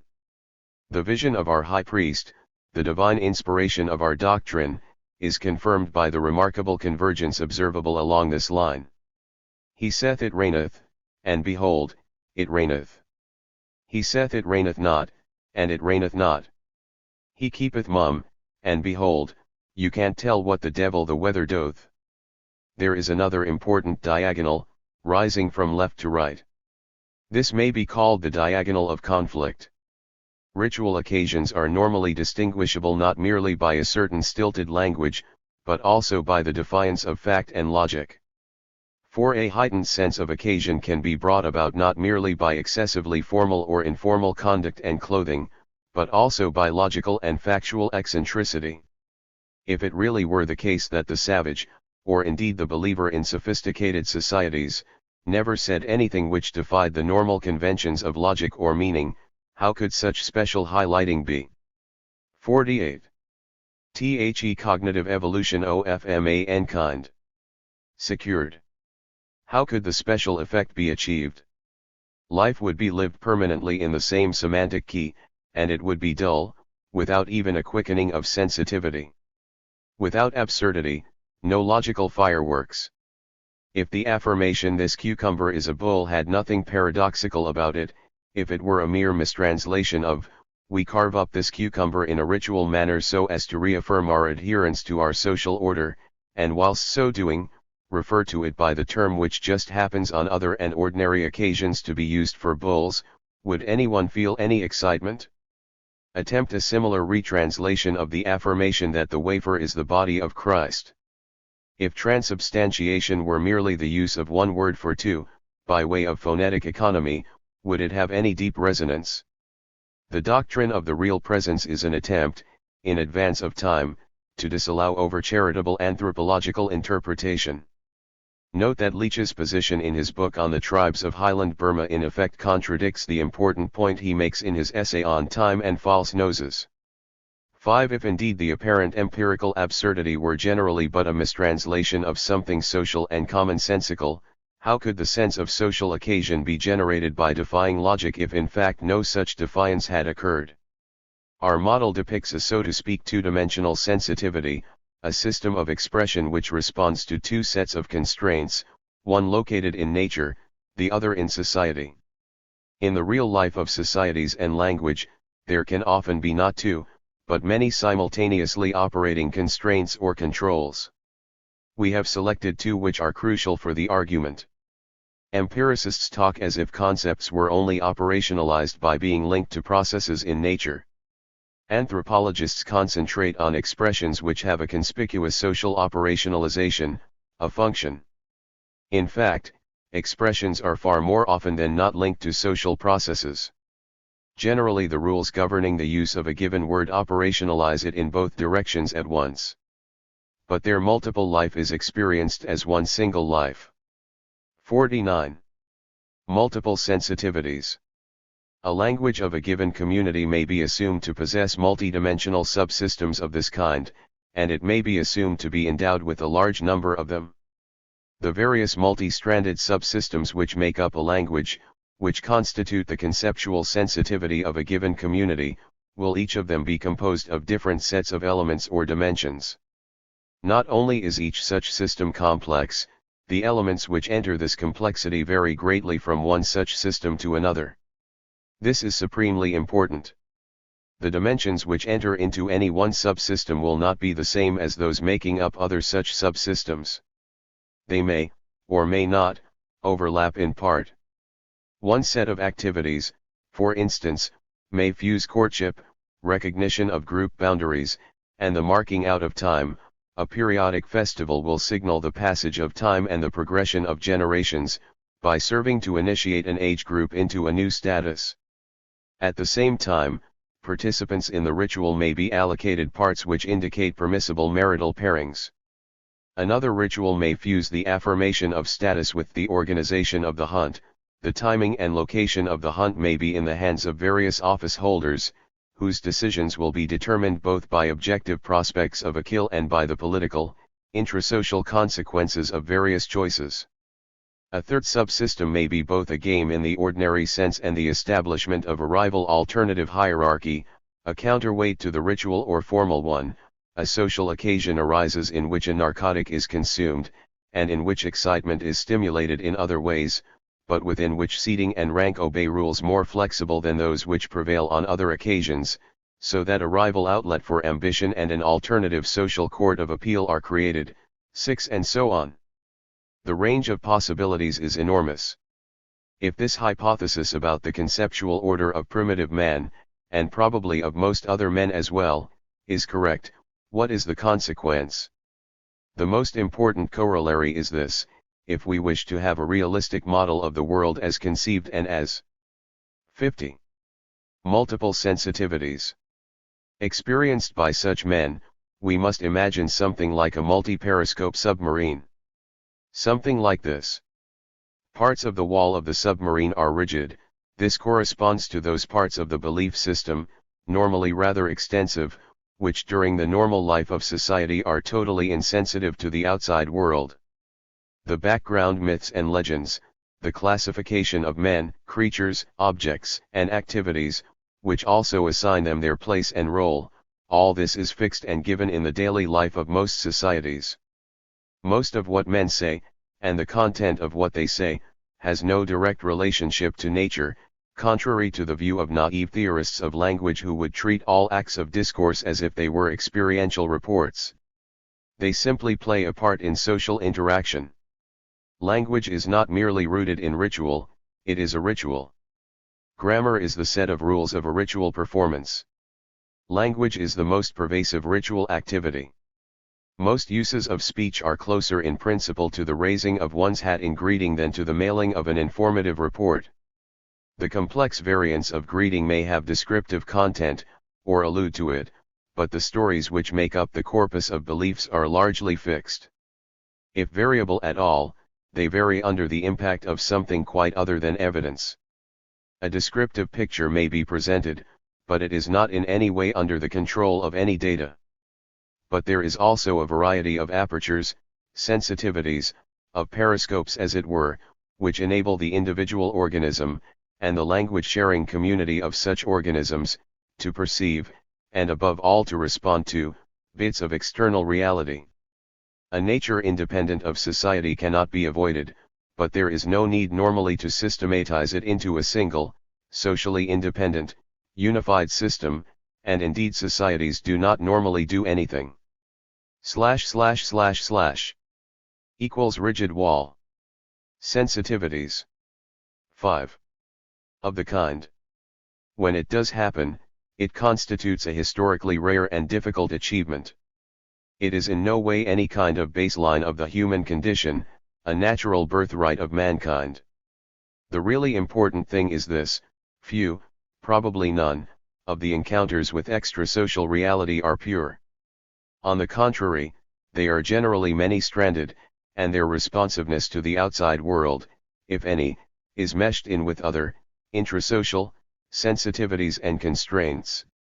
Their sensitivity to some external natural feature, to which they are operationally linked and on which they are, so to speak, the organism's special spy, is normally blended in with other controls, internal to the system. In this way the external reporting is not pure, and the pure empirical element can mostly be overridden by the other controls or dimensions. If the leader of the hunt is ritually impure, then conditions for hunting are impropitious, never mind the real natural circumstances.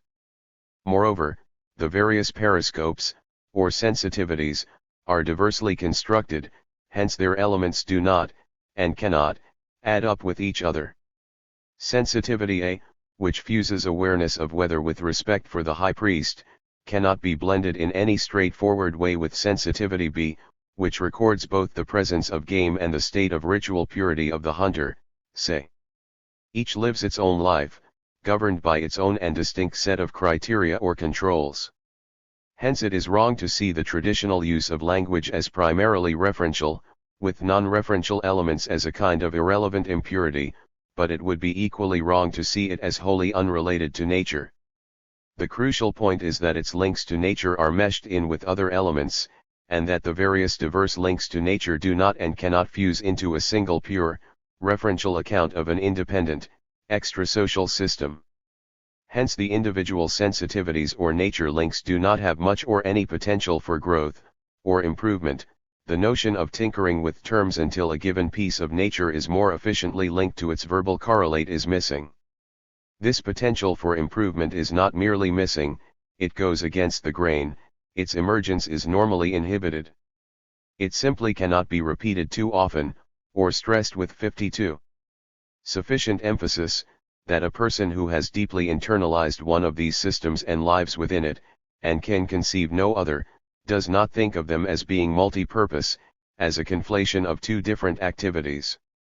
It is no use asking him, when you say tomorrow will be a fine day, are you expressing a probability conviction about the weather, or your deference to the authority of the priest? When you say that game is plentiful, are you speaking from empirical evidence, or merely telling us that your ritual condition is such that you may allow yourself to go hunting? Even supposing one found the words to say all this in his language, he would no doubt look at one blankly. The multiply-controlled concept is, for him, but one concept. Generic types of strand. One of the things which make a sound or any signal, emitted or produced by a human being, into a part of a language, and more than merely a sound, is that it is subject to rules of fittingness. It is not equally appropriate under all circumstances. The evaluations and criteria to which acceptable sound or signal patterns are subjected are complex.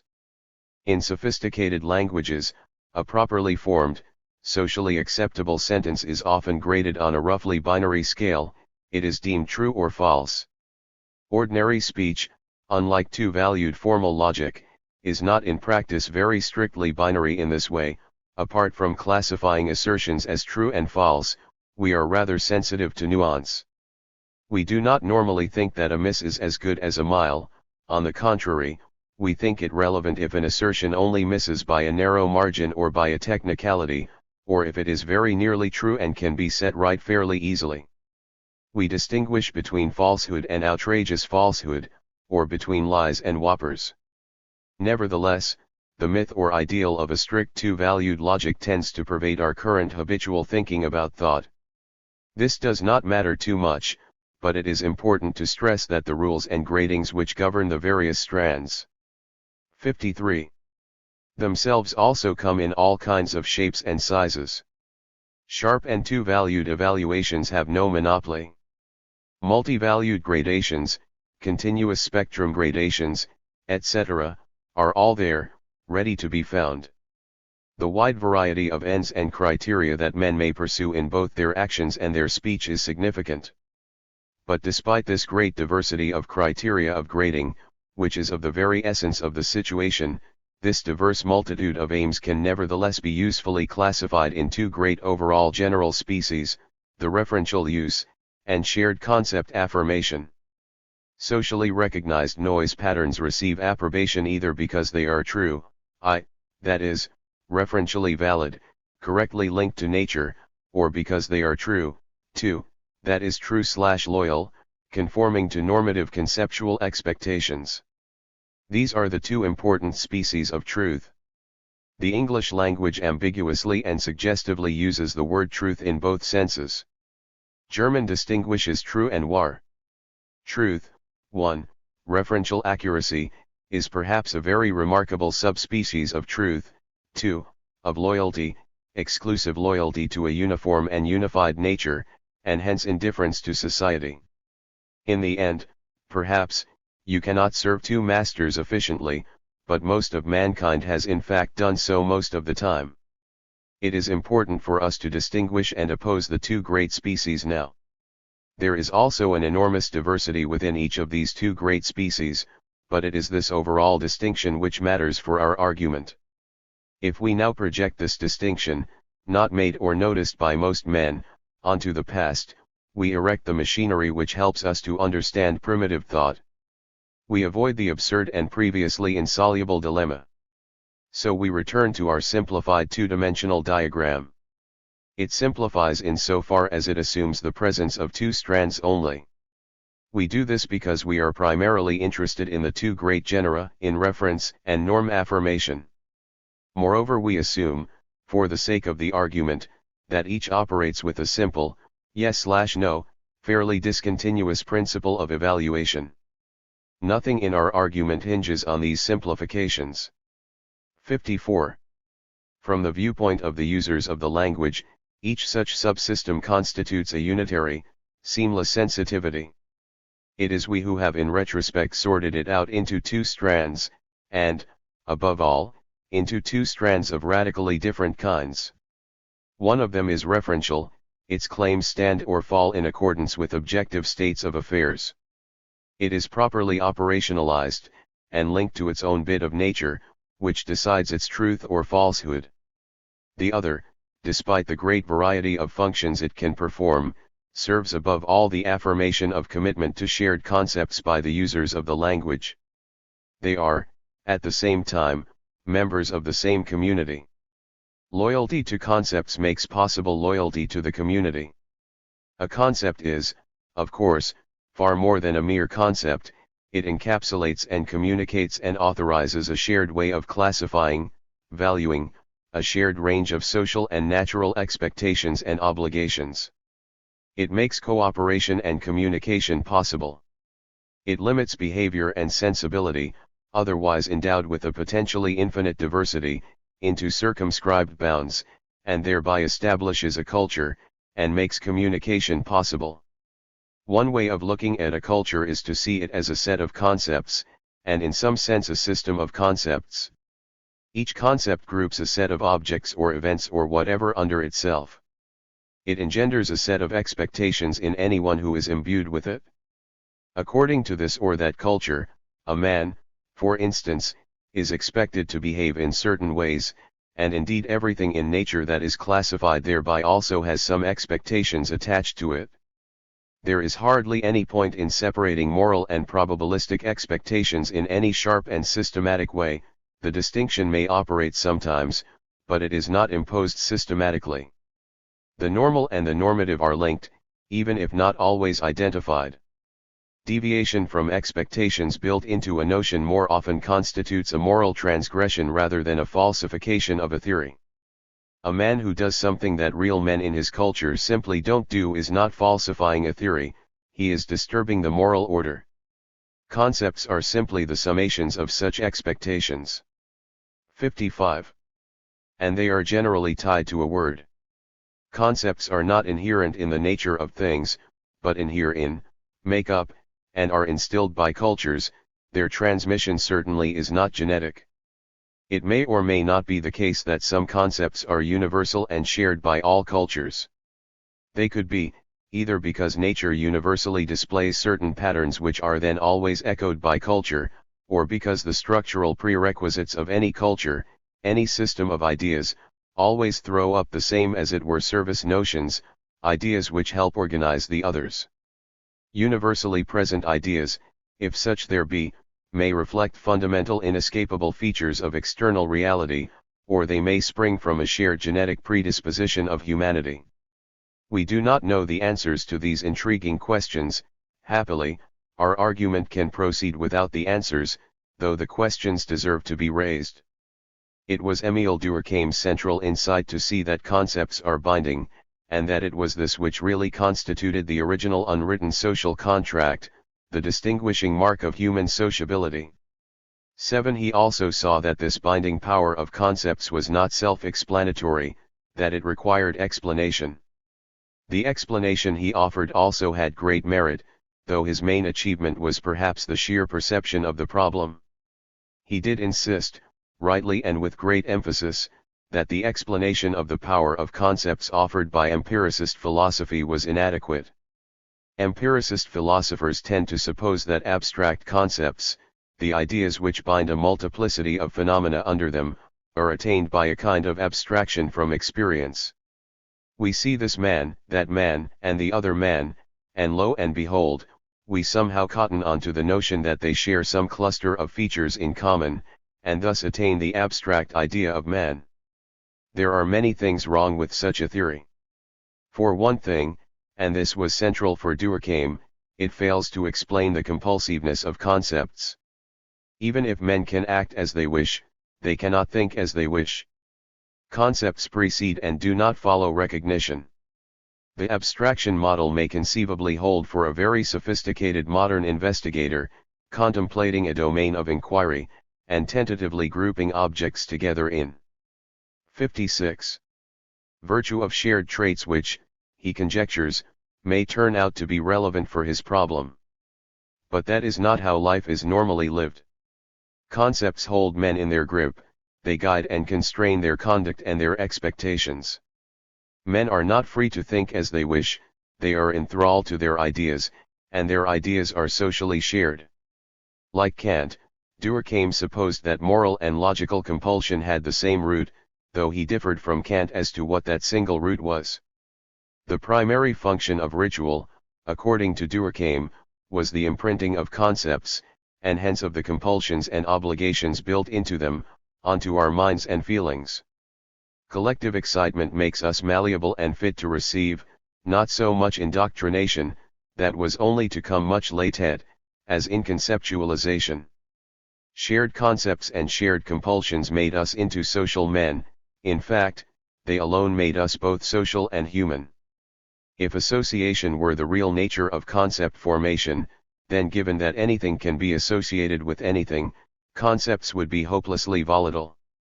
They would trail off in any number of directions, there would be no reason to expect congruence of concepts between speaker and listener, and communication would be impossible. Free association is really a Pleianism, association is inherently free and undisciplined. Concepts formed in this manner would be subject to a kind of semantic cancer. They would rapidly come to embrace and devour everything within sight, or rather, within association. The interesting and crucial thing about our concepts is that they are themselves highly disciplined, as well as that they discipline us. Associations are born free but are everywhere in chains. Men are better behaved conceptually and linguistically than they are morally. This may be because the temptations to transgress are weaker or because control is stronger, or both. Durkheim's theory of concept formation, through ritual, highlights the problem of the astonishingly disciplined comportment of our concepts, and of the manner in which they discipline us. It highlights this problem and offers a solution. 57. Social and logical coherence. To recapitulate, shared concepts, affirmed by the non-referential aspects of each subsystem of language, are not governed by the same aims and criteria within each subsystem. On the contrary, their uses are highly variegated. However, what they do have in common is that they set up clusters of normatively prescriptive expectations. These are shared, fairly closely, by the members of the given conceptual community. Language is a shared system of inhibitions. Each set system engenders its own distinctive sensitivity to the external world.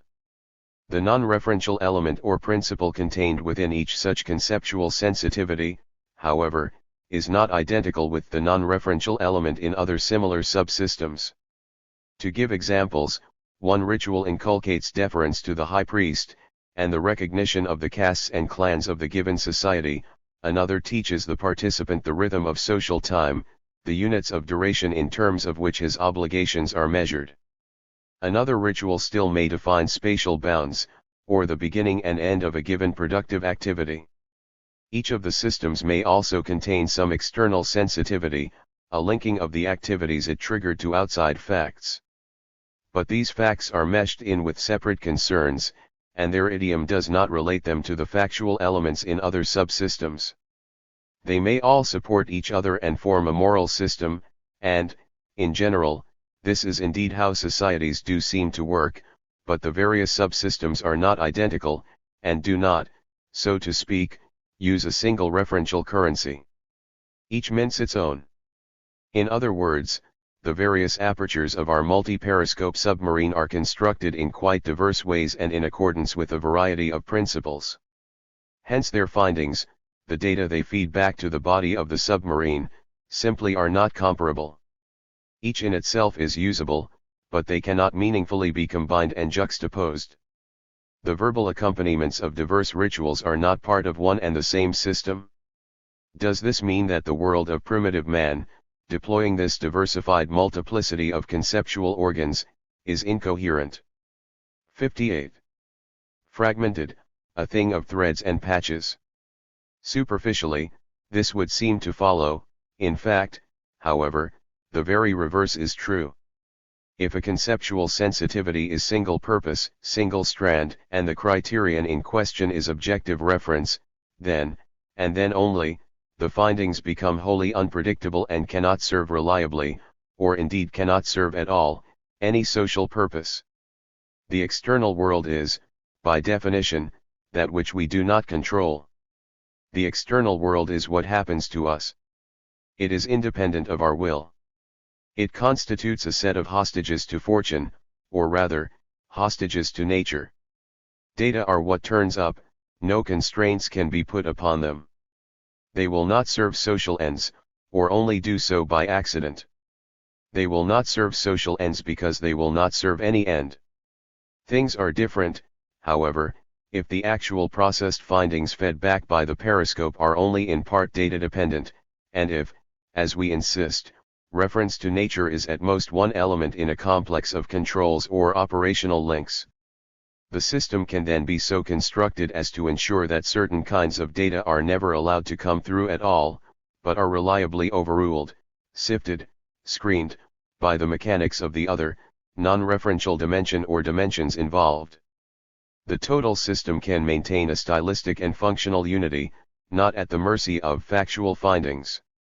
So the pervasive themes, faiths of a culture, cease to be at the mercy of nature.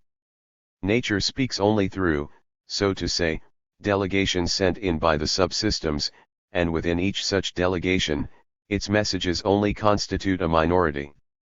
If, for instance, the deferential element in the rain language of the tribe always protects the authority and prestige of the high priest, if his say-so overrules the actual facts of precipitation, then objective, by our standards, rain facts will never be allowed to imperil the religious hierarchy of the tribe. Multi-strandedness generally makes it possible, though not mandatory, to subordinate the referential to the exigencies of the social, to ensure that no fact will ever brazenly overturn the vision that is socially preferred. The multiplicity of such socially censored periscopes need not, of course, add up to a coherent, harmonious system. There could be some disharmony, or even a lot of it, and, no doubt. 59. There sometimes is. But the neutralization if necessary of purely external and hence uncontrollable data also makes it possible to form a coherent and hence a habitable system. Most pre-scientific societies do in fact seem to make use of this feature of their thought systems, of the absence of any pure and socially unbound referentiality, of any uncontrollable intrusion of the outside, and build up a tolerably coherent world picture, in which background world story, social organization, and natural fact are all congruent. The time-ordering subsystem will tend to dovetail in with the personal hierarchy subsystem. The big periodic festival, marking the seasonal rhythm, also underwrites the hieratic rankings. The bigger the festival, the more senior the officiating priest, say. The social elements in each subsystem form a reasonably coherent whole with the social elements in the other subsystems of the language. It is the empirical constituents of the diverse subsystems, when they are present at all, which fail to cross-relate to each other. Unpurified, meshed in with the social, they cannot cross-relate to other pure factual elements, and there is no common idiom in terms of which they could do so. Instead, they generally buttress up the pervasive social vision. Multi-purpose subsystems, which do not allow any single criterion to dominate, so that nature is never endowed with a veto, can and generally do help engender a coherent vision of the social and natural world. They produce a cosmos in which the natural and the social are not sharply or systematically distinguished. The tendency of societies, especially small and simple societies, to have reasonably coherent visions of the world, to inhabit such a cosmos, has often been noted, not without envy. The passing away of such a coherent vision in complex and unstable societies, and its replacement by an impersonal, law-abiding, indifferent nature, is a source of much recent romantic regret, poignantly expressed. The coherence of the world we have lost was thematic or stylistic rather than strictly logical. A fairly coherent picture was sustained by devices which evaded or defied logic. To anticipate a later theme, it is the complex and cognitively 60. Progressive societies, within whose internal intellectual economy cognition has become fairly well separated from other activities and criteria, which possess a high level of logical coherence. All facts can be cross-related and fitted into a single logical space. They all use a common conceptual currency. Putative explanation can link or cover any facts, however distant and however unregistered. At the same time, however, they generally lack social coherence. Their moral and cognitive orders simply do not constitute any unity. This fills some of the philosophers of such societies with anguish, and some of them eagerly endeavor to set it to rights. By contrast, simpler societies tend to possess a high level of social coherence. The world one inhabits and acts in is the same world as that in which one thinks, and the moral and cognitive orders reinforce and sustain each other. At the same time, these societies possess a low level of logical coherence. The data of their diverse conceptual sensitivities, their conceptual senses as you might say, cannot be added up, and do not constitute a single logical space. It simply makes no sense to postulate general theories, whose claim would be open to testing by any and all of these sensitivities. From all this, one may in fact formulate a supremely important if rough law of the intellectual history of mankind: logical and social coherence are inversely related. The more you have of one, the less you can hope to have of the other. A scientist in our world working on a problem in one domain, say nuclear biology, is entirely free to invoke findings borrowed from a distant domain, say particle physics, if he is ingenious enough to establish a connection. It is clearly recognized by all that the biologist and the physicist are investigating one and the same world. Mistaken theories of pre-scientific thought generally go wrong at this point. they take for granted the existence of a single and morally centered world, and credit it to simpler cultures. In fact, such a world is not given to man as such, it had to be found or invented by one rather idiosyncratic culture. The failure to bring findings from diverse fields together into one unified picture is in our society a sign of insufficient advance. 61. In one field or the other or both, but not of some inherent insulation of diverse phenomena. On the other hand, the concepts deployed by either scientist will normally have no authority, or even resonance, when he comes to choose his spouse or his political party. His moral and his scientific life are generally distinct, and when links are established, when nature red in tooth and claw is claimed as a support for a market economy, or boiling kettles are alleged to illustrate the dialectical nature of social processes, the connections are suspect and generally spurious. By contrast, the ritual system which helps primitive man choose a propitious time for productive activity will be linked to the manner in which he chooses his social alignments, but it will not lead him to try and connect diverse natural phenomena with each other. The terminus. It might seem logical at this stage to proceed from the proffered model of primitive thought directly to whatever the next stage can be surmised to be. Instead, the next step in the argument is the provision of a sketch of our own cognitive world, of the distant terminus, so far of the human intellectual pilgrimage. The path between the starting point and the terminal will be explored a little later. The reason is that our procedure is, inevitably, both simplified and speculative. We have some firm points, we know, in rough outline, what our own intellectual world is like. I also believe that the baseline, the starting point, must have been of the kind outlined in the preceding passages. This conclusion was reached by means of a strong, but of course not definitively conclusive, argument from elimination. No other model can explain both the presence, in primitive societies, of an indisputable and fine empirical sensitivity to the physical environment, and at the same time of a pervasive tendency to absurd and idiosyncratic, but socially unifying, belief. The model fits in with the salient data. 62. Primitive man is both an accurate observer of nature and the upholder of absurd and socially supportive beliefs. It also fits in with a highly persuasive assumption: the division of labor, the separation of functions and aims, is not humanity's birthright or baseline, but a rare and near miraculous achievement. We have no reason to expect such a division of labor, and its cognitive byproduct, to be a permanent constituent of the human condition. We need to explain its rare emergence, and treat the old conflation of activities and criteria as natural and pervasive, as our baseline starting point.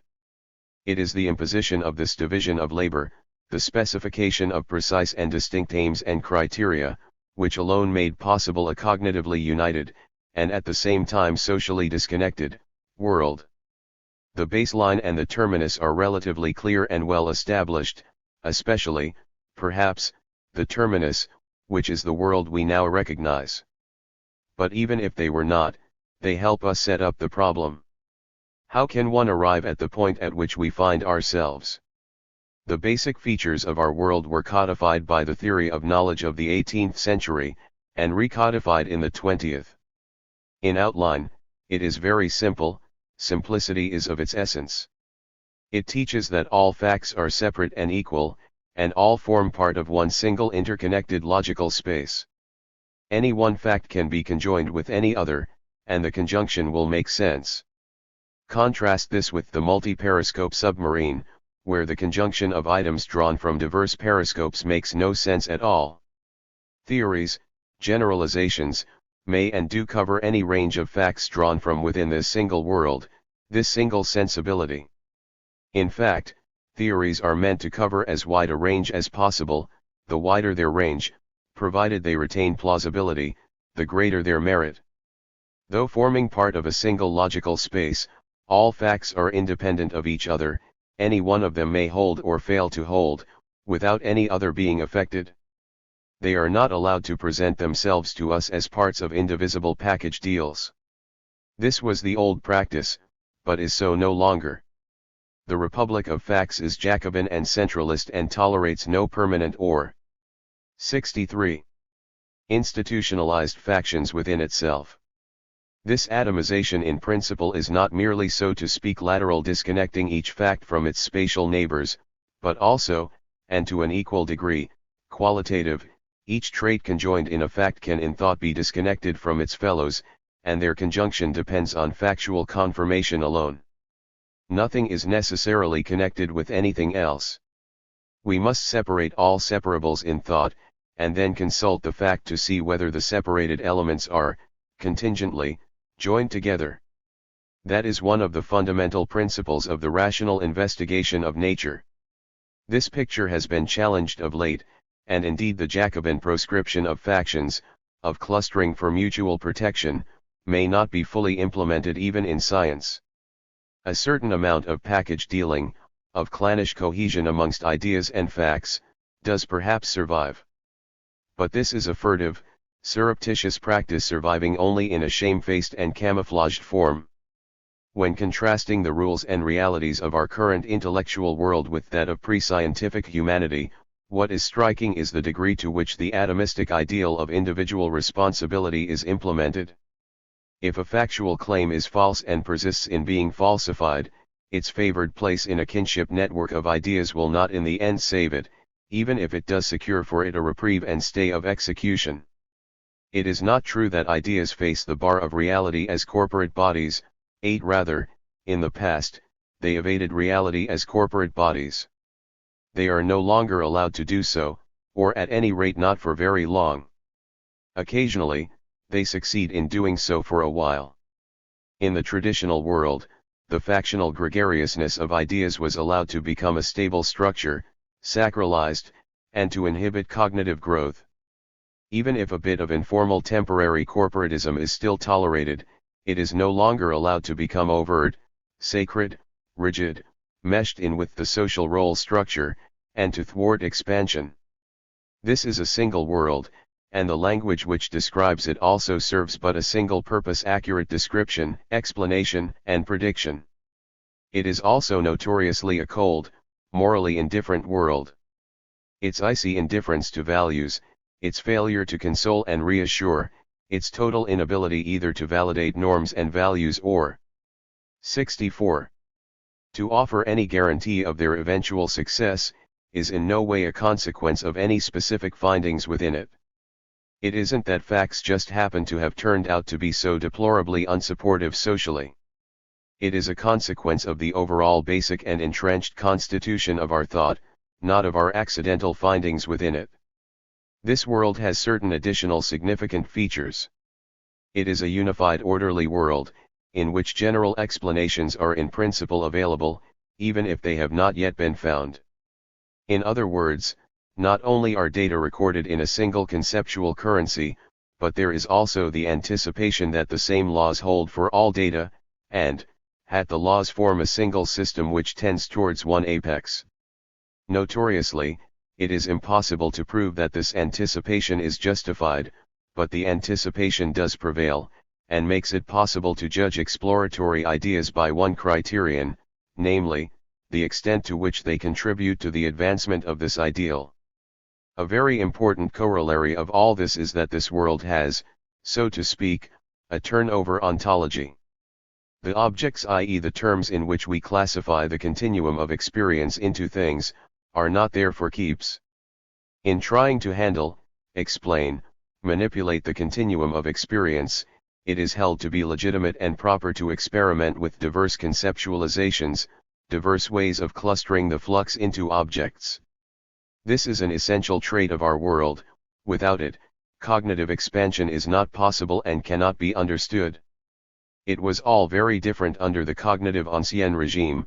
The multi-purpose disconnected apertures onto the world each worked with their own terms, their own ontology, and each such ontology was permanent, rather than ever replaceable.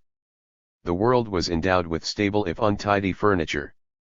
There are various ways of demonstrating the moral and social inertness or taciturnity of the new world. The atomization of facts, laterally and qualitatively, entails it. This was the main way in which David Hume established the fact/value separation. It simply follows from the separability of everything from everything else. The value component is separated from the cluster of traits to which it happens to be attached, and we are reminded. 65.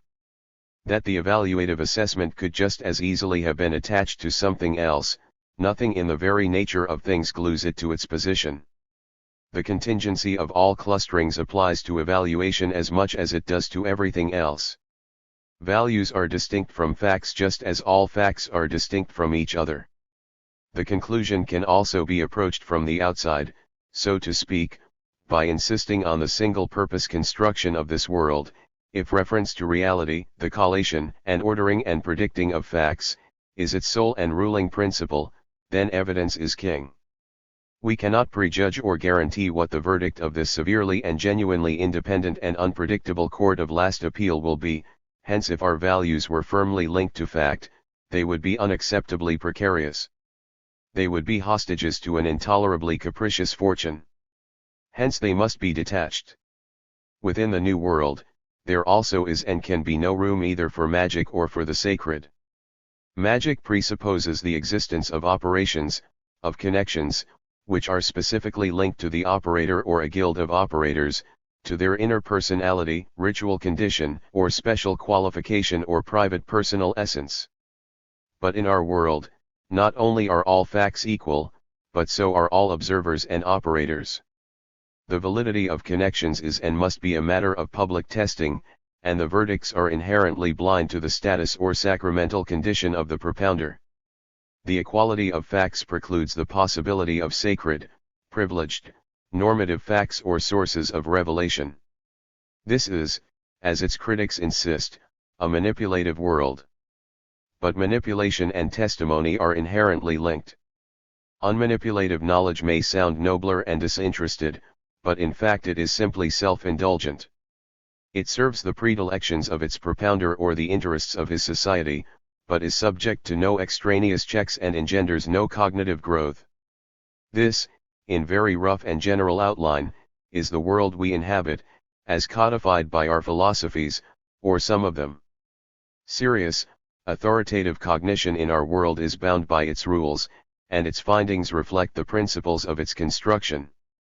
Of course, this is just a purified ideal type, and in day-to-day practice. 66. The overall plot. Its rigors are often softened and evaded. Some philosophers do a brisk trade in supplying some gentle comforts and modifications for this austere world, interior decorations which hide, modify, and diminish its severe austerity. Neither individuals nor societies are consistent. Nonetheless, for all the minor compromises and evasions of daily living, some of them endowed with highbrow theoretical support, this is now the dominant mode of our cognition and world construction. The overall plot. This may be an appropriate point at which to summarize our problem and our plot, and to indicate the direction which the argument will take. The transition to humanity proper may be assumed to have occurred at the point when the genetic equipment of man became so permissive as to allow the wide range of social comportment which in fact we find in history and ethnography. It can reasonably be assumed that the observed range is only a small part of the possible, genetically permissible, range. When this occurred, culture and language, in some appropriate and strong sense, became indispensable. Though the social diversity of mankind is enormous, the diversity within any one community or society is very limited. Communities whose members behaved in an utterly volatile way could hardly survive. So a set of markers indicating limits, i.e. a language, became indispensable. A set of such markers and their involvement in social practices constitutes a culture. Cultural transmission complemented, and to an important extent replaced, genetic transmission, as an agency of stability. But sustained cultural change, unaccompanied by genetic changes, thereby became possible. Whether mankind has remained genetically stable and homogeneous since this occurred we do not know, but the argument is pursued independently of this question and without prejudice to it. It is obvious that a great deal of what has happened is open to explanation in non-genetic terms. 67. Since the emergence of mankind in this sense, Two very profound revolutions have transformed the human condition so thoroughly that it is tempting to speak of radically different species, at least of societies if not of men. The institution of food production and storage has led to vastly increased size and complexity, permitting and encouraging the hiving off of rulers, coercion specialists, and of human markers, or guardians of symbolic markers, in other words of eclairacy. The activities of production, coercion, and cognition have become separated, especially since the initiation of conceptual storage by writing. By and large, the agrarian world was stable or stability-seeking, and its internal logic has been such as to militate against the sheer possibility of the second fundamental transformation, the emergence of the scientific industrial world. What are the basic features of this world? The most important feature is this: the environment within which man now lives is unified into a single continuous nature, assumed to be law-bound and homogeneous, devoid of privileged, sacred, elements, open to sustained and never closed exploration, tending towards ever more general and conceptually centralized explanation. Modern man, including some professional anthropologists, tends to take such a unified world so much for granted that he has some considerable difficulty in realizing that earlier men did not live within a version of it. The sensitivity of earlier men to an outside world was not unified into a single system. Such considerable unity as they did possess, those earlier worlds owed to their linkage to social needs, and not to external data. Living within such a unified yet socially detached world has certain supremely important implications. For one thing, such an open, ever-expanding and corrigible world is not really available for the underpinning of social organization. Social values, the allocation of social roles and obligations, must now find some other base. For another, the technology associated with such a world has terminated the age of ever-present scarcity, and has simultaneously made coercion easier and less mandatory. It is appropriate to define modern man as he now is, as 68. The inhabitant of such a world. The basic problem to which this book addresses itself is simple: how is man in this sense possible at all? How could he emerge? The subsequent chapters approach this problem as follows. Chapter 3 attempts the sketch of a general theory of ideology and generally the role of concepts, of cultural markers, in script-endowed agrarian society. Chapter 4 discusses the subsequent tension between communally oriented, fragmented cultural ideological systems and more centralized ones, on the assumption that this tension was to become one of the central factors helping to bring about the next big change. It also discusses the interrelation between political and ideological centralization and the implications of their distinctness. Chapter 5 discusses the nature of the self-conscious codification of the modern vision when it makes its appearance. Chapters 6 and 7 discuss the interrelations of the three spheres of human activity, the breakout of the economic from the constraints of the coercive, and the problems faced by the new, intra-worldly legitimation of the new order. Chapters 8 and 9 attempt a more detailed discussion of some of the salient features of the world which has emerged, and the final chapter considers future possibilities, and attempts a final summary of the overall argument. 69. Chapter 3. The Coming of the Other. Paths of Cognitive Transformation. We must speculate about the route followed in this very prolonged and profound transformation. Our speculation can be aided or checked by a fair amount of historical and ethnographic knowledge. What path can lead from the cozy social cocoon of early man to the expanding, cognitively powerful, and socially disconnected world of modern man? Within the multi-periscope submarine, the diversity of many stranded subsystems is accompanied by a low degree of division of labor. Concepts do many things at once, but men do much the same things as their fellows. This lack of specialization is made mandatory by small numbers and paucity of resources. Here too there is an inverse relation: men are alike, but what each of them does is multiple. Each man takes part in many activities, and each activity is complex. The first step out of the primitive stage is taken when food production, and storage of resources, lead to a demographic explosion.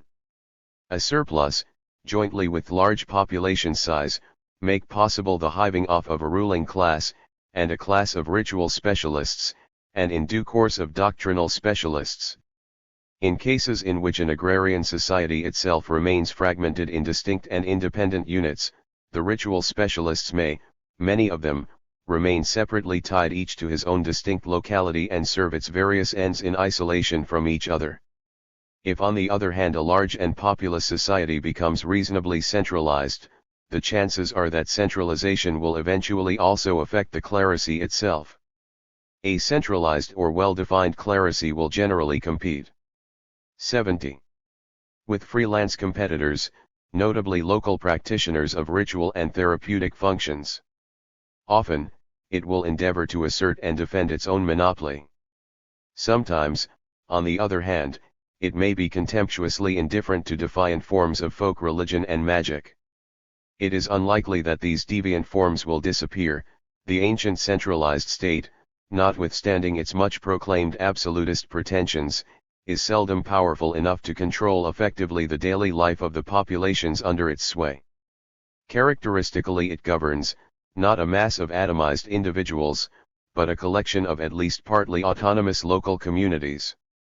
These in turn will normally engender their own ritual specialists, who may or may not be linked and obedient to the central clerical organization.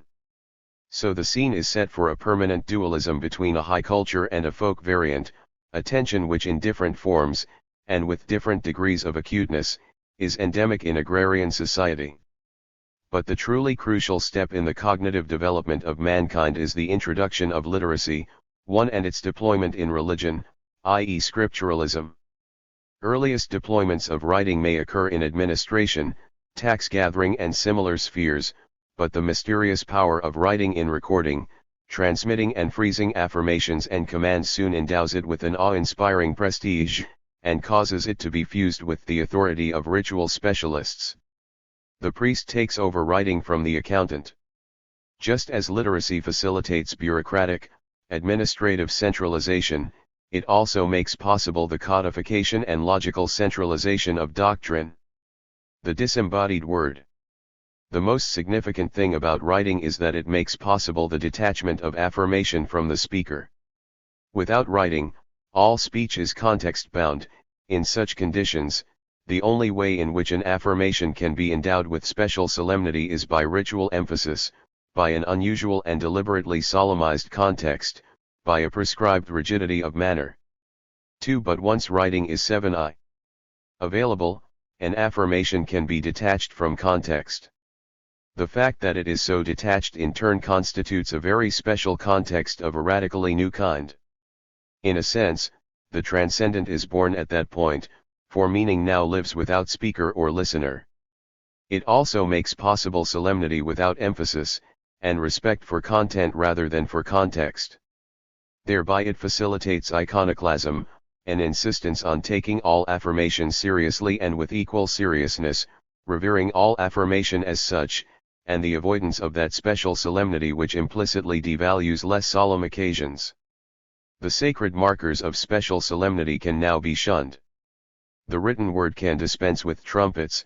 Reverence for the written word as such may allow all trumpets to be spurned. Cognitive and moral egalitarianism is made feasible. This is of the utmost importance for the later history of mankind. Semantic content acquires a life of its own. It can dispense with artificial animation by ritual solemnity. In the case of the multi-strand subsystems of primitive thought, it is difficult to say whether the, to us, weird entities or beings, which they often seem to invoke and to which they seem to refer, should also be seen as transcendent. For one thing, they often seem cosily familiar, intimate, not at all distant. They are close and homely. All we can say is that to us, who have learned to separate that which is empirical from that which is not, they seem to belong to another realm. They seem such to us largely for the very simple reason that we consider them to be obviously fictitious and gratuitously invented. If we believed in them at all, we would consider them to be beyond the reach of perception. Those among us who cling to such beliefs, justify them, and logically clean them up, so to speak, by endowing them with such a transcendent status. All we can say of the primitive is that he refers to them in language which we naturally translate as referential.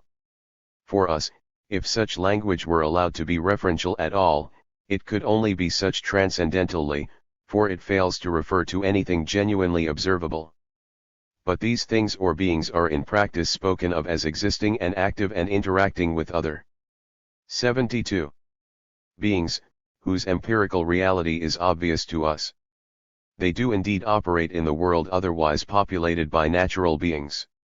Yet, at the same time, the language in which these beings are spoken of does not seem to be fully, by our standards, under the control of empirical reality.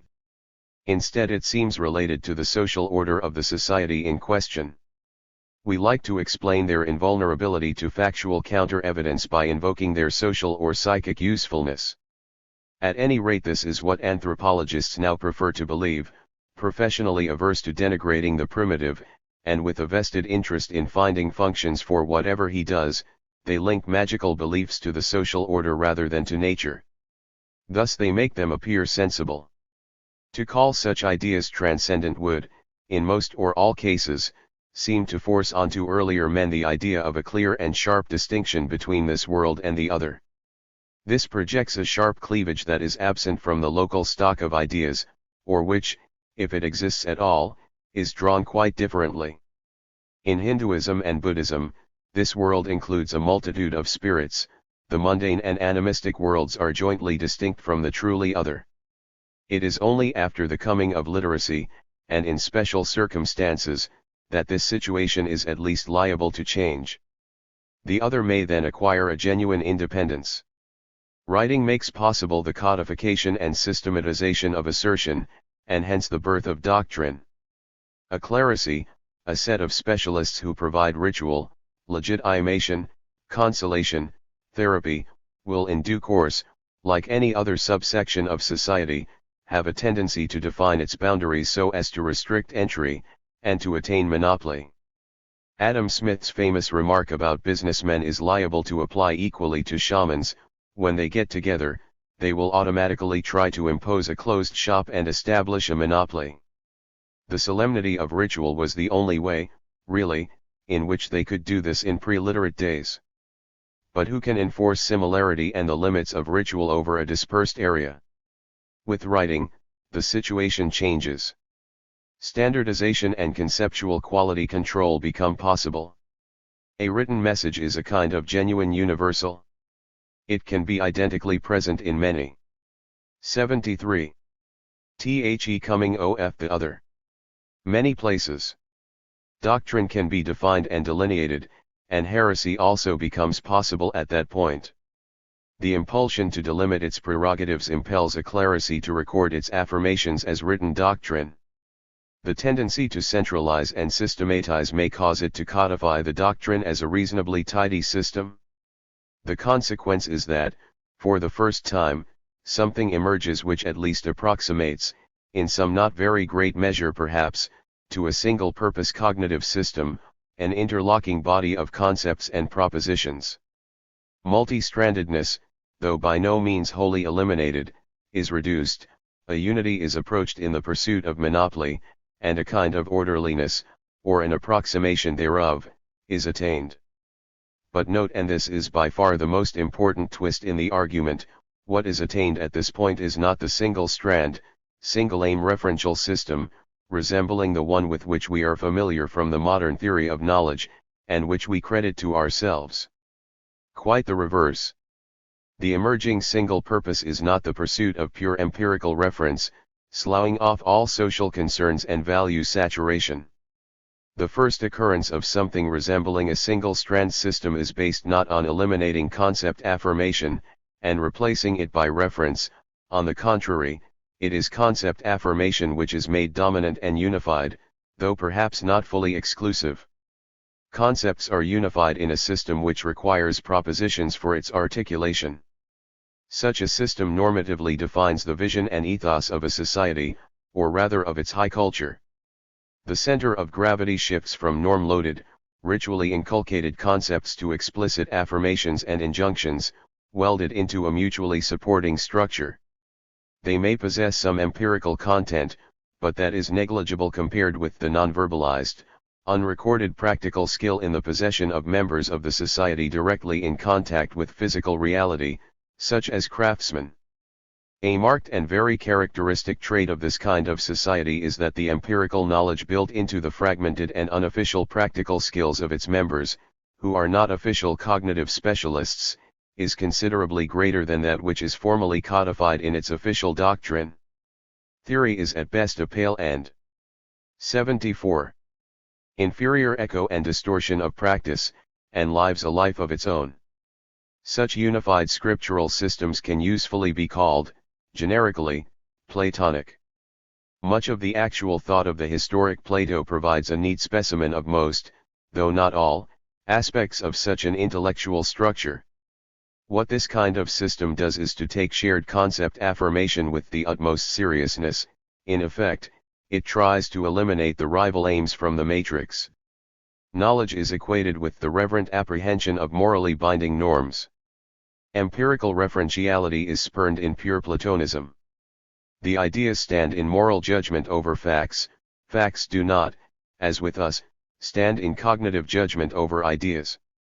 The erstwhile two-dimensional or multidimensional matrix is modified, and comes eventually at least to approximate to a single dimension one, by systematizing and underwriting the authority of shared concepts, and making them universalistic, i.e. valid for all comers, and context-free. The system is designed to serve primarily one purpose, the provision of a unified charter of a social order and of its vision. This trumps any secondary services it may perform on the side. Concepts had once been danced out in ritual, and thus tied to a community. Mankind may have been defined by the possession of thought, but men did not all think in the same terms.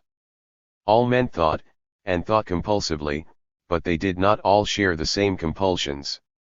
Now, concepts came to be written out in doctrine, available equally to all readers and binding for all, and a single set of them claimed authority over all men, independently of community. It could in fact console those who were losing any well-defined, supportive community, and this is no doubt one part of the explanation of the spread of universalistic, scriptural salvation religions. By generic Platonism I mean the kind of ideology that makes its appearance with the religious use of writing, and which is sustained by an organized clerisy. It stands sharply contrasted with the community-oriented traditional religions which preceded it. They used ritual, not script, and were primarily concerned to underwrite and fortify communal organization and the rhythm of communal life, and seldom if ever made universalistic claims. Generic Platonism clearly delineates the transcendent. 75. And makes it morally and doctrinally authoritative without bounds, i.e. universalistic in its claims. By sharply defining its claims, moral and doctrinal, and detaching them from communal limits, it sets up a tension between the transcendent and man. This tension may well have been decisive for the subsequent development of human cognition and ethos. Platonism.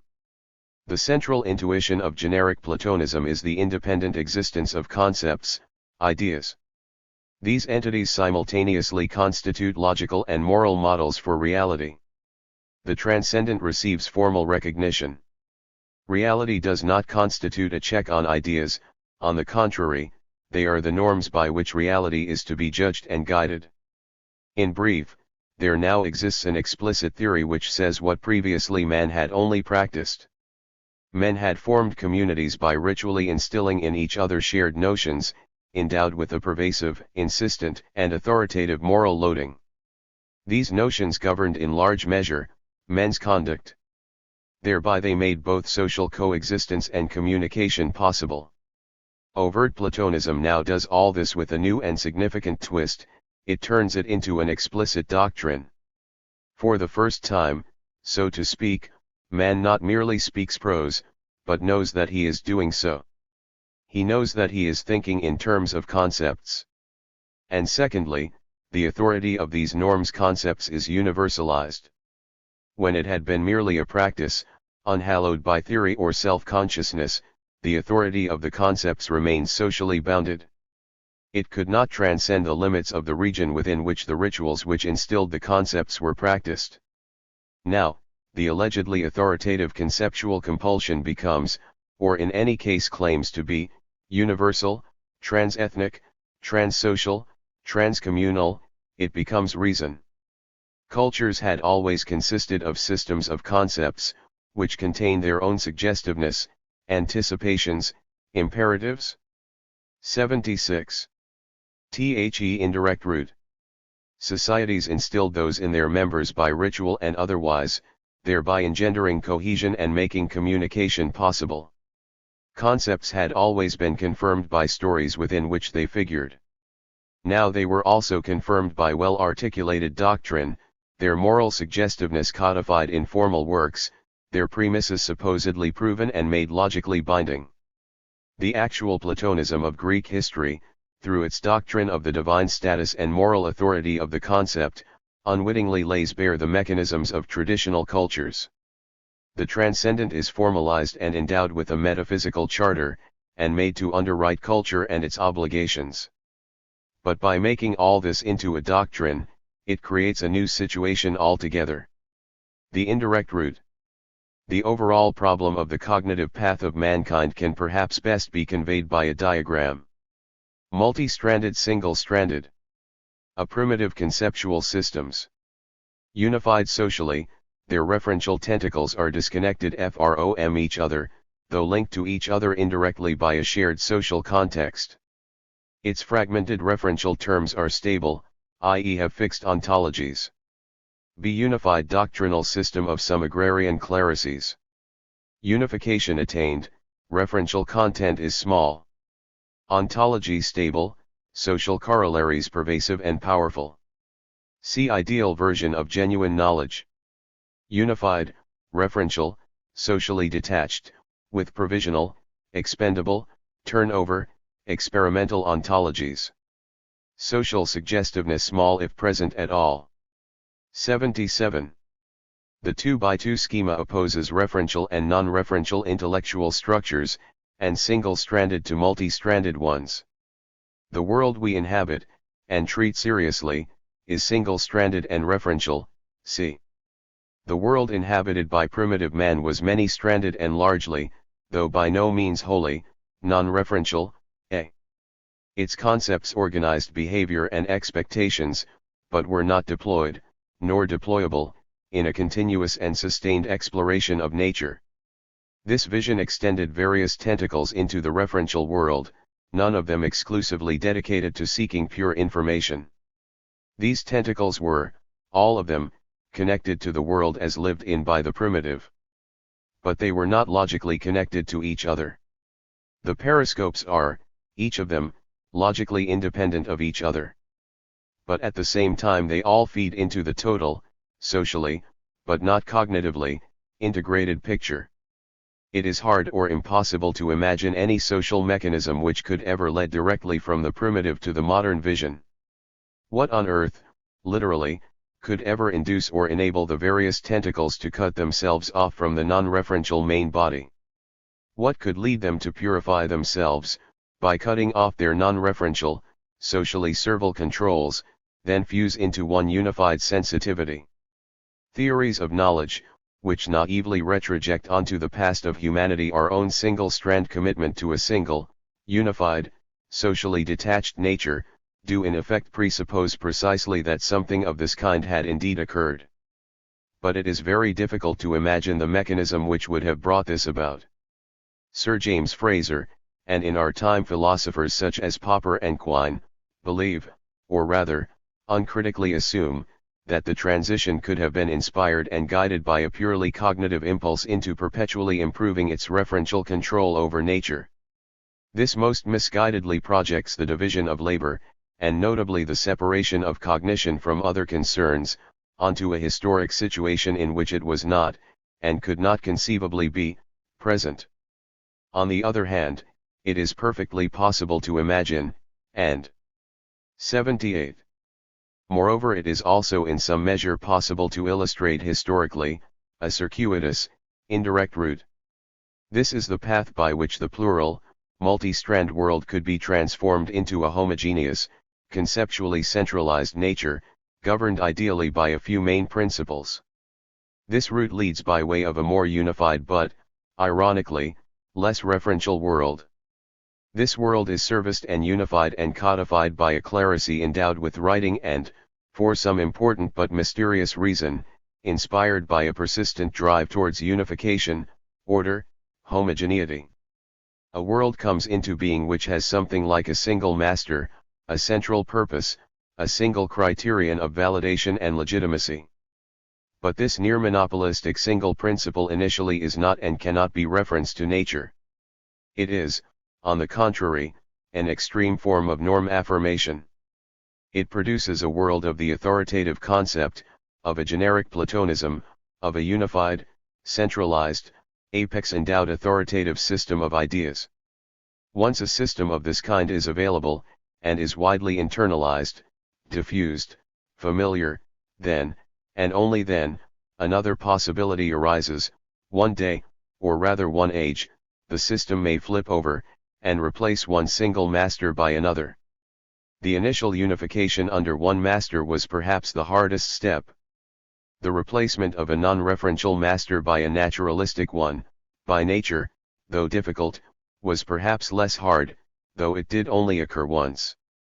The transition from unified concept affirmation to unified reference is not obvious or easy or inevitable, but it is far less of a leap than the first transition, from plural multi-purpose worlds to a homogeneous Platonic one. This second transition is easily imaginable. Moreover, it seems to be historically observable. It took place during the scientific revolution. The first unification. What on earth can initially impel the clerisy towards unification of world picture, and thereby to disengagement from other aims and social involvement? What can lead to the transition from stage A to stage B? 79. The coming off the other. Part of the background, in certain historic traditions, may be the success of what might be called transcendent cognition. Some of the early successes of human cognitive effort seem to have taken place in astronomy and geometry, the charting of the movements of heavenly bodies, and the acquisition of knowledge, in due course, demonstrative knowledge, concerning the properties of abstract spatial objects. As Bert's metaphysical foundation of modern science shows, the Pythagorean mathematization of nature must be seen in terms of a mathematics centered on geometry. Heavenly and abstract entities have this in common, that they seem to be distinct from and contrasted with ordinary, earthly objects. Movements of heavenly bodies are tidy, stable, orderly, permanent, or knowable. They may be held to illustrate the same opposition as obtains between abstract concepts, simple, elegant, and normative, and earthly things, complex, messy, and generally imperfect and defective. Thus a contrast which may, in anachronistic retrospect, look like an encouragement of pure referential science was, in fact, in the context of time, read as incitement to normative, prescriptive, Platonic inquiry. True knowledge is concerned with ideals and not with things. Another impulse towards the provision by the clerisy, or by some of its members, of a socially disembodied system may stem partly from the demand rather than the supply side. The earliest large-scale polities were either communities grown large or assemblages of communities. Their ritual/religious life can be assumed to have continued to exemplify the features of communal religion. It was tied in with the social organization and with the pattern of its life in time and space. But at some point in their development, urbanization, complexity, social upheaval, produced a new spiritual clientele, seeking salvation that was individual and universal, not communal. Communities providing context and support for individuals were now lacking. Salvation was sought by persons coming in isolation, not in groups, and requiring a generic salvation, an escape from an overall intolerable condition, rather than merely the rectification of a specific ailment or complaint. A day comes when pilgrims 80. Arrive not as clans praying for propitious rainfall, but as individuals yearning to be made whole. The axial age is Karl Jasper's term for the period when a unified and demanding transcendent appears in human history, and partly replaces the communally oriented cults. Sages begin to appear who endeavor to satisfy the new need, Sophists, prophets, are men who offer not a socially prescribed place at a ritual, but an omnibus, to whom it may concern guidance towards generic recovery. They promise salvation, or a specification of self-guaranteeing good life, no longer at the mercy of capricious fortune. The idea of salvation has a number of crucial features. It is not merely some kind of total bliss, but also generic fulfillment, and it is not the overcoming of some single ill. It is made available in retail to individuals, and not merely supplied wholesale to entire communities. The good life is total in content, but it can be supplied, or is even preferentially supplied, to isolated individuals. Those who offer such salvation often like to deal directly with the consuming public, bypassing the wholesale channels of traditional political rulers and command organization. In the traditional community, rituals are habitually made to measure for the participants, and are adjusted to their social position. Stalls, gallery, boxes are available, in accordance with the social status system of the audience. Non-members of the community have no places reserved for them, and are unwelcome or formally excluded. Their exclusion is a major mechanism of social control in the ancient city, as Fustel de Calanges insisted. But how is one to deal with a new and growing kind of uprooted public, endowed with no proper place, or only places they find unattractive or unacceptable? Even the troubles they want healed may be unspecific or multiform. There is an Arab story of a man who prayed to God to remedy so many personal disasters that his prayer neighbor caustically remonstrated, "It is far easier for God to make a new one, than to mend one like you. It is for men plagued with so many ills that a generic salvation, a new condition, a new order, has special appeal." Universalism and generic salvation or wisdom doctrines were 81. Born, presumably, from the need to cater to a diversified and uprooted and frequently urban clientele.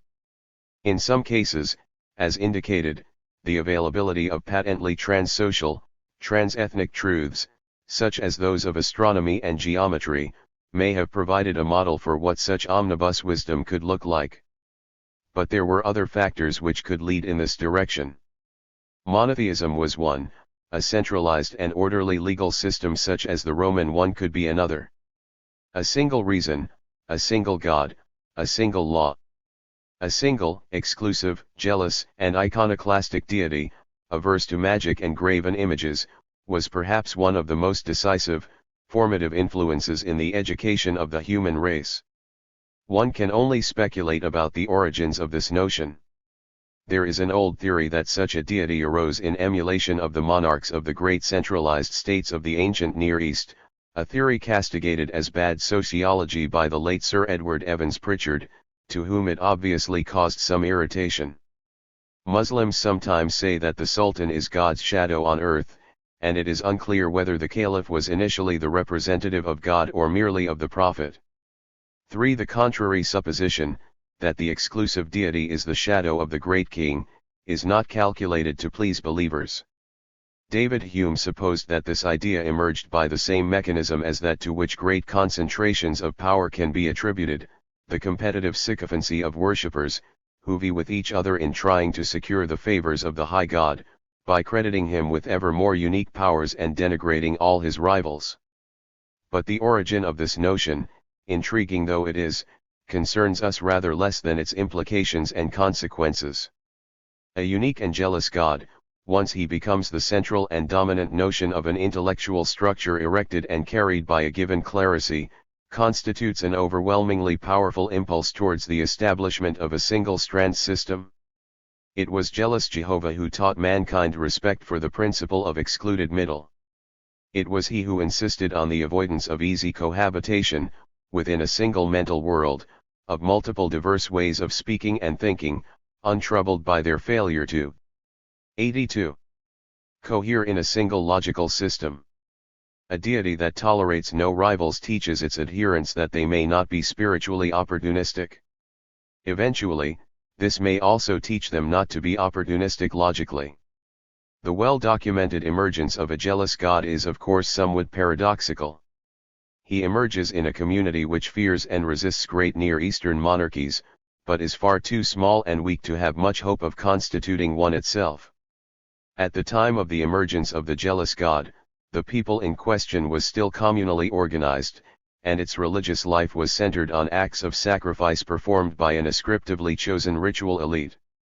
These features would not normally lead one to expect a unique and universal god. Initially, though requiring unique attention from those bound to him by covenant, the deity was only potentially universal, retaining very special links with one community and location. The fact that the community in question had a pastoral background, and was locked in struggle with an agrarian population, whose ritual life was so often more luxuriant than that of pastoralists, may help in finding an explanation. Exclusive monotheism was a boundary marker. A jealous god, eventually detached from a circumscribed ethnic base and its self-identifying rituals, and also in due course endowed by a well-centralized clerical hierarchy, proved to be a powerful agent of the modification of the human spirit. This became specially evident when the hierarchy set about the codification of faith and morals, and brought to the task the logical fastidiousness of the Platonic tradition, and a Roman sense of orderly law. The intellectual elite could then flex its logical muscles, and on occasion experience highly educative inner anguish, when coping with the internal problems of its own unified doctrinal system. These problems arose partly from the content of the doctrine itself, and partly from the customary striving of the clerisy for a monopolistic position. The logic of the promise of salvation as a reward, for instance, required free will. But the sheer possibility of unaided salvation by personal merit or exertion would also. 83. The coming OFTHEOTHER.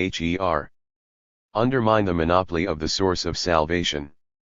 Believers had to be spurred on to try hard, but believers were not to be encouraged to think that they could ever manage on their own, without aid from the spiritual monopoly. The tortuous attempts to combine these conflicting requirements, by St. Augustine and his successors, greatly helped concentrate the Western mind. It could lead to a kind of intellectually and socially fertile anxiety. The problem of the rival claims of appeals to reason, i.e. logical compulsion supposedly independent of any specific culture, and of the monopolistically controlled sources of moral and doctrinal legitimacy, also became manifest. The tension occurred no longer merely between transcendently rooted doctrine and social reality, but within the doctrine itself. It had preached exclusiveness. The fastidiousness which this inspired concerning the limits of faith led to internal strains. The authority of concepts. In the axial age, human faith detached itself from the ritualistic celebration of community and its internal structure, and attached itself to the other. For a purified form of a self-conscious transcendent had emerged. It gloried in its otherness and derived authority from it. It was serviced by something much more like a clerisy proper and less like a guild of shamans, and it lived in much greater and more sustained tension with the lower world. The main tool of the transcendent was writing, which disembodied the word, and made it possible to revere it irrespective of context. The expansion of the faith was also connected with political centralization. A literate clerisy was a good supplier of candidates for the new royal bureaucracies. Thus one well-known and significant path to the new kind of generic transcendent leads from the jealous and exclusive deity. Another path, equally familiar to participants in the European tradition, leads through Greek thought and in particular Platonism. The profound paradox of Platonism proper is that it 84. Preached a return to, or a fortification of, the closed communally organized society, but it did so by means which themselves illustrated, highlighted, and sprang from that liberation from traditional ritualism and communalism. Plato represented dogmatism pursued by liberal means, and authoritarianism with a rational face.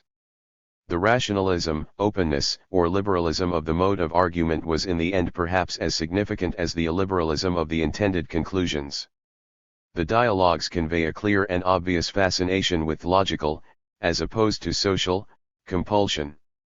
The participants, unlike most of their successors in the Mediterranean world, do not feel it incompatible with their rank and dignity to submit to logic, irrespective of the standing of the speaker. They are able to honor content of assertion more than the status of the speaker. Logic, the wind of argument, is no respecter of status. It is very hard to imagine later Mediterranean machismo ever submitting to such an indignity. The most influential modern liberal critic of Plato is Karl Popper.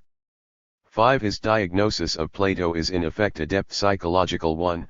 Plato, it is claimed, feared and resented the open society which was emerging in Periclean Athens, and yearned for a return to a closed tribal society, with its freedom from doubt or status uncertainty. Popper's virtually Freudian diagnosis credits Plato with the social equivalent of a back-to-the-womb longing. Plato's attempt to stabilize society and hierarchy is seen as an expression of this longing. Plato's alleged recollection of and yearning for a bygone Getneinschaft and a possibly hypothetical stage of Greek history is an unnecessary speculation.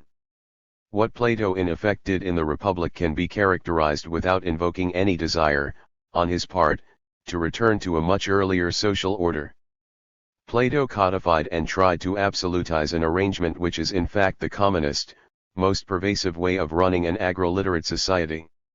It is a blueprint of a society endowed with agriculture, arts, and crafts, with a surplus which needs to be guarded, with writing, and with a fairly stable, or in any case not visibly expanding, technological base.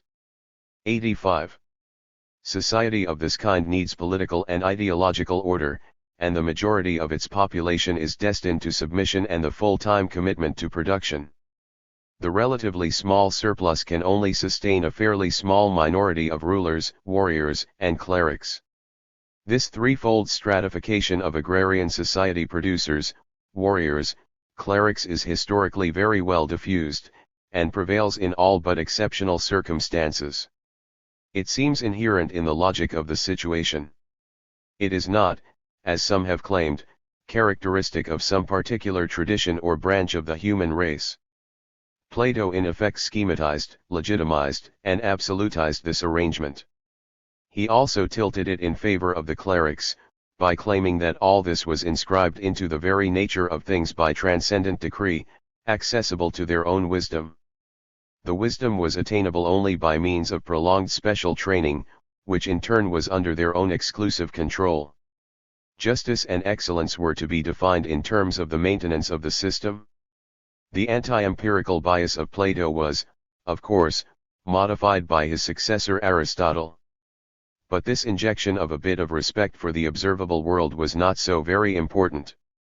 Aristotle's world was still a socially functional cosmos rather than an impersonal, socially detached nature. What did matter was the ideal of a unified orderly world, exemplifying mathematical and geometrical order, and symmetrically, universally accessible to a generic human faculty, reason. The confluence of this tradition with a unique, exclusive, jealous, and hidden deity may well have been decisive for the eventual emergence of the modern notion of nature. 6. Plato's sociological mistakes. Mankind had lived in what one might call the age of Durkheim when it unself-consciously imposed the authority of concepts on itself through ritual. In that age ritual, fortified only by legends, 86. was the favored or sole path to legitimation. Mankind entered the age of Plato when the authority of concepts became a theory, when the transcendent became manifest as such, and when the paradigmatic incarnation of the concept was no longer, or not exclusively, found in ritual, but rather in writing. Ritual had once underwritten the word, but the word itself now became a ritual. The concrete social blueprint which Plato extracted by his particular dialectic was amazingly perspicacious in some ways, and curiously defective in others. In many ways, in proposing the rigid and stagnant rule of clerics and warriors over producers, it was not merely a norm, but a pretty accurate account of the prevalent social condition in the agro-literate age. In recommending that his guardians be deprived of kin and private wealth, he anticipated some of the most effective bureaucracies of the agrarian world, notably the church and the monasteries and the Mamluks.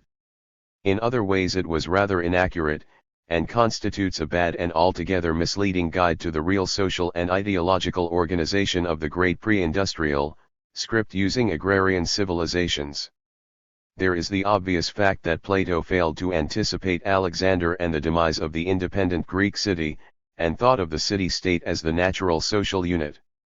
In fact, of course, city-states were to become rarer, and empires, political or religious, more common, more typical frameworks for the social life of men. But far more than mere scale is at stake. No great theological civilizations of what could be called the age of Plato dogmatic, clerisy-ridden, thug-dominated, scripturalist systems, in fact employed Platonic rationalism and concept worship as their overt ideology. Instead, they personified an authority from which the concept emanated. Nonetheless, their scripturalism and transcendentalism did implement his program. The main explanation is probably simple: concept worship, however poetically expressed, is pretty anemic stuff for the common run of mankind. Plato had no objection to the perpetuation of existing Hellenic ritual practices, far from it, but made no attempt to link it to his ideas or his ideas. But the 87 notion that men are to obey and observe the duties of their station, because abstract concepts say so, is simply not strong enough meat to strike terror in the heart and enforce obedience amongst the general. Something a little more awe-inspiring is required, and something a little more intimidating was indeed found. The Word had to become flesh. Plato also in a way deified all concepts, even if some were holier than others. In a sense this is sociologically correct: all concepts are indeed norms, rather than mere summations of data, though some are more normative than others. In another way, it leaves too much latitude, and creates a kind of devaluing inflation. If we revere them all, we do not sufficiently revere any. One has to be a little more selective in one's emphasis. In the previous age of Durkheim, when concepts acquired their authority through ritual, and not through any theory or metaphysic, ritual was indeed rather selective in the choice of the concepts which it chose for special and solemn emphasis. Big rituals, big concepts. In the interest of inspiring awe and terror, some concepts, some norms, some models must be very specially revered. Secondly, concepts have fuzzy or contentious edges. If you deify concepts, the hero, the saint, the gentleman, they become, in Bryce Galley's celebrated phrase, essentially contested. People can read different things into them, they pick and choose, and what happens to social order then? The emphasis on commandments or rules is a far better model for a script-carried social ideology than the mere apotheosis of concepts. It is in the form of worship of sacred rules, rather than the literally Platonic forms, that a scriptural ethic really forged the monotheistic superego. Propositions and imperatives are of course not free of ambiguity and of contested interpretation either. But their flexibility and pliability is considerably smaller than that of concepts. Orders are orders, but no sergeant or petty official has been heard to yell that concepts are concepts. What might have been good enough, perhaps, for an Athenian intellectual, was not good enough for the commonalty of men, who need to be constrained by less ethereal markers. They need rules, though they had better be fortified by highly personal exemplars, and sanctioned by personal threats. Abstract models will not do. Platonism, in the particular form which Plato actually gave it, is not nearly enough. When the center of gravity of the instilling and enforcement of cultural norms shifted from ritual to writing, there also had to be a shift from concepts to rules, to prescriptions. The deification of concepts, as such, is also anemic in quite another way. Plato makes their authority inhere in the concepts themselves, as such, or at most to derive from the high concept, the ultimate concept of the good. Men may dread a high God, but they will not quake before a high concept. Concepts are not sufficiently vindictive. And so it turned out to be. The crucial agro-literate civilizations, which in effect and in broad outline implemented and exemplified the Platonic program, did so, not by deifying concepts, but by revering propositions, prescriptions, commandments, and forming them as the words of the deity, or deities. The word of God, not the divine word, was made authoritative. To keep men in order, a personal authority is required. Abstractions will not inspire awe. Yet the abstractness, the transcendence, the externality turned out in the end to be crucial. A single and hidden deity could inspire fear, yet also provide that unification and the otherness which would transform the intellectual life of mankind. Plato also did not consider the implications and possible merit, either for him or for us liberals, of a separation of the clerisy from the rulers. In the Republic, the wise are only separated from the warriors/administrators by age and by some extra meritocratic examinations, not by caste or estate. This particular fusion was seldom practiced, though examples of it can be found in military religious orders or in Mamluk-type trained slave bureaucracies. So the scriptural civilizations usually made the authority of their codified rules emanate from a personalized transcendent, and not from self-authenticating abstractions. The transcendent rules were revered but linked to an author. So Plato's aspiration of imposing order, discipline, and stability on agrarian man, apart. 89. From misjudging the size of the operative units, also grossly overestimated the amenability of men to reason, even a reason fortified by retaining a few myths and perpetuating the given Hellenic customs and rituals. In one way, India exemplified Plato's recipe more than the West ever did, and China, with a powerful ethic not locked into theology, was a variant exemplification of the scheme, and perhaps came closest, in Confucianism, to revering an unpersonalized morality. But the ideal of an abstractly formulated, ordered cosmos, crowned by a unique divine apex, was eventually to bear a kind of fruit which Plato himself could hardly have anticipated. 90. Chapter 4. The Tension. A Divine Order. The problem of evil is liable to exercise the clerisy of the centralized doctrine.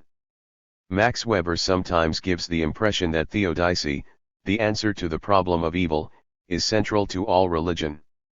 Man needs to persuade himself that the world is legitimate and acceptable after all. This had not been the case with communally oriented traditional religions. Given their specific attention to concrete ills, they rather took the overall meaningfulness of the world for granted, even though they had done so much to maintain it. They did not feel obliged to supply guarantees of the overall goodness of the world. Meaning was conferred on the world absent-mindedly, without a codified revelation. Centralized faiths, on the other hand, offering as they do generic all-purpose salvation, do seem to be called to account on this score. If a salvation-guaranteeing force governs the world, why do we suffer so? Why is the world so arbitrary, and so unjust? The transition from communal to salvation religions is one of the big divides in human history, and it occurs within the agrarian age. Fustel de Coulanges' ancient city one traces this transition in the classical Mediterranean world. In the East, the switch was not fully accomplished.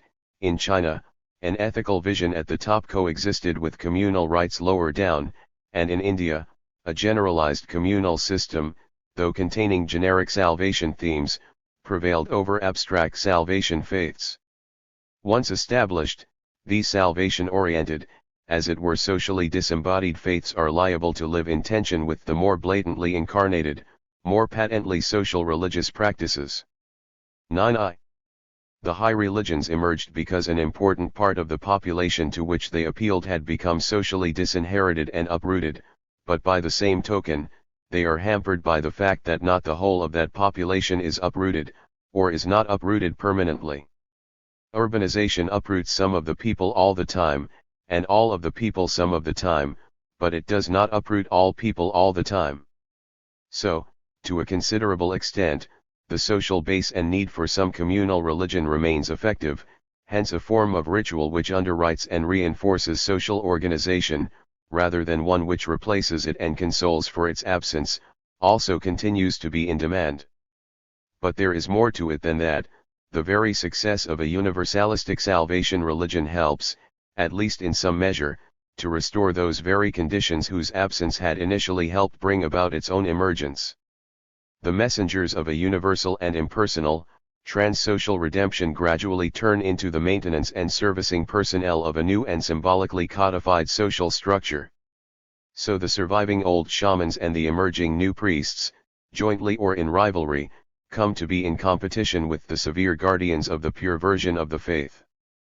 This conflict was destined to have profound consequences for mankind. The central device for presenting doctrine as transsocial, transethnic, as endowed with extraneous legitimation, is to have it located in writing, and to have it endowed with a meta-theory, a theology, which circumscribes, defines and limits the sources of authority. Without some such addition, sheer scripturalism avails little. After all, it would always be possible to add a little, or a lot for that matter, to the written and sacred corpus. The corpus must be bounded, and meta-principles established, defining the limits. This inevitably sets off a regress. The famous and absolutely fundamental political regress is who guards the guardians. Its ideological equivalent is, who checks on the authority of the interpreters? Who interprets the interpreters? Who indeed? In practice, diverse ways exist for terminating, or rather, claiming to terminate, this regress. The source and fount of revelation can be narrowed down to a single entry point. It can 92. Then be tied to a self-perpetuating institution within this world, whose continuous links to the sacred entry point legitimate its particular interpretations of the recorded doctrine. The doctrine in turn then legitimates the institution. Alternatively, a lineage of sacred beings, linked genealogically to the entry point, may be available. The incorruptibility of these beings is asserted to be so complete as to ensure their interpretations of the written doctrine against all possible doubt.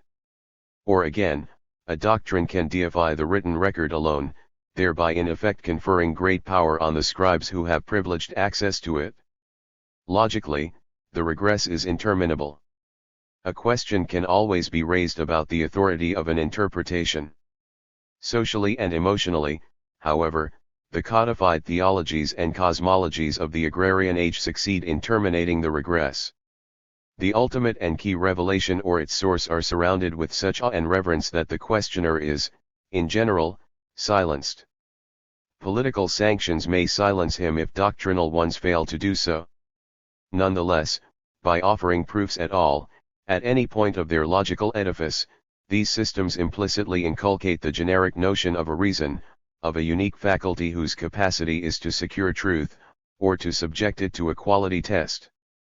Scholastic theology is not merely the complement of faith to reason, it also constitutes an important method by which the notion of a generic reason is instilled. Church and state and their separability. The independence of truth from the merely political order can be assisted by various concrete circumstances. The institutional underpinning of the revelation, the authority structure of the clerisy, can become distinct from and independent of a more immediately political order. On a petty scale, this possibility was present even in small and pre-literate, communal societies. The priest or prophet may be in conflict with the chief. But when the 93 conflict arises on behalf of a written, abstract doctrine, a new situation arises. In principle, the opposition of church and state can arise even within a single polity. But in such a situation, the likelihood remains that one of the two protagonists will prevail and absorb the other, the priest will become king, or the king will become priest. The situation is different if the geographical domain of the secular power and that of the clerisy are not coextensive, if the clerisy serves a wide area, which makes it independent of any single ruler, or if it possesses bases or ritual centers outside the territory controlled by the secular ruler. The Christian Church survived the Roman Empire, the Muslim clerisy survived the Caliphate. The Indian case is perhaps the strangest. A communal type of religion became generalized throughout most of the subcontinent, and scripturally codified, with a salvation-oriented element, even though it was carried by communities, kin groups, which were not linked to any one polity, and which survived the endemic fragility of political units in the subcontinent. A number of systems can be envisaged within which the sword wielders and script users are distinct, and within which the latter, notwithstanding their lack of countervailing physical force, can share effective power. In any one single encounter, there is of course no question of any equality of strength. He who has, and knows how to use, the sword, need brook no nonsense from the pen-pusher, and is indeed most unlikely to tolerate any opposition from him.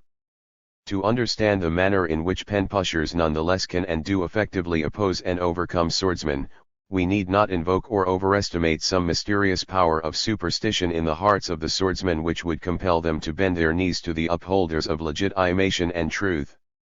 We need only look at what happens when both thugs and scribes are enmeshed in a complex overall social order.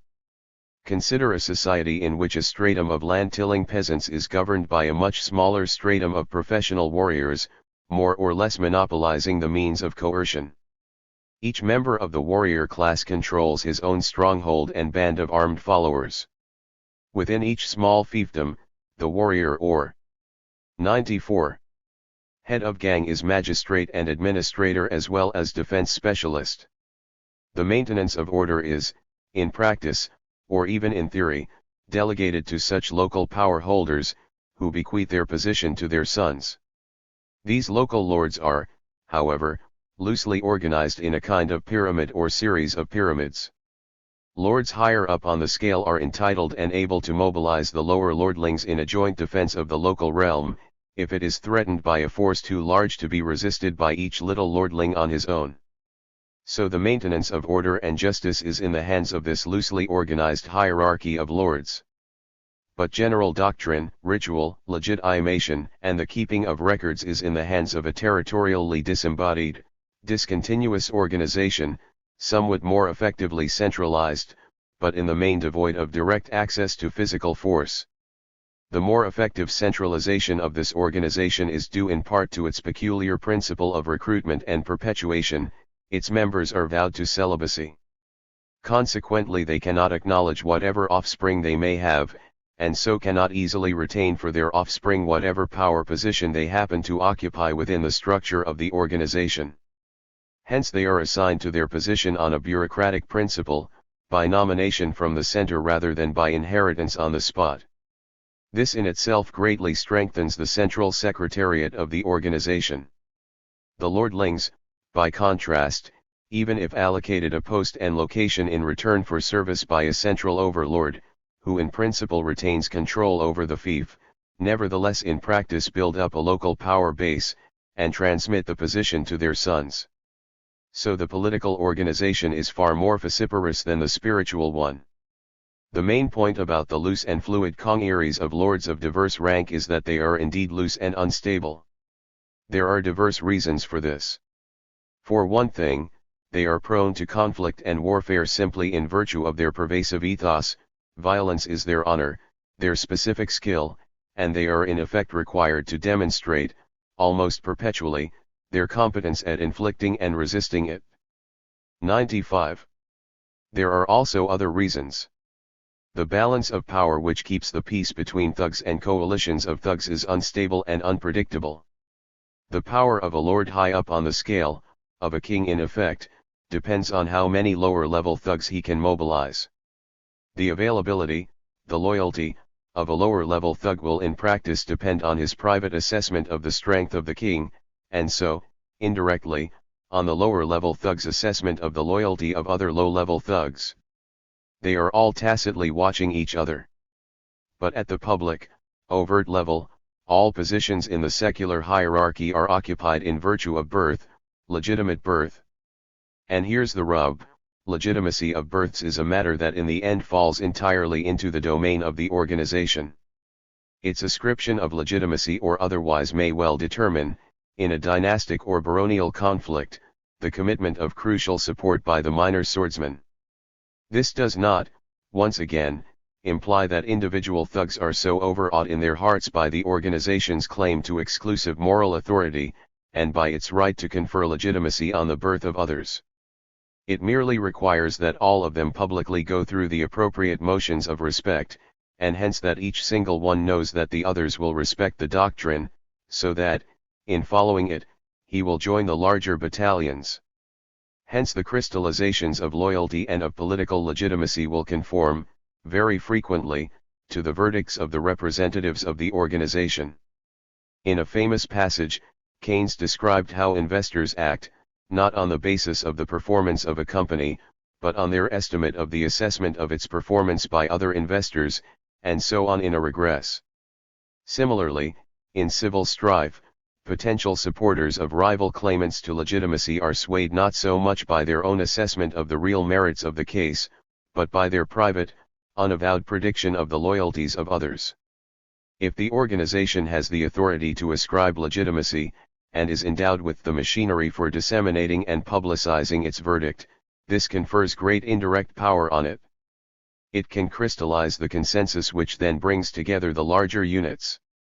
Consider another, quite distinct, social system. Assume that 96. The clerisy is not at all centralized, and lacks both a permanent central secretariat and a head, and even any bureaucratic system of ranks and a command structure.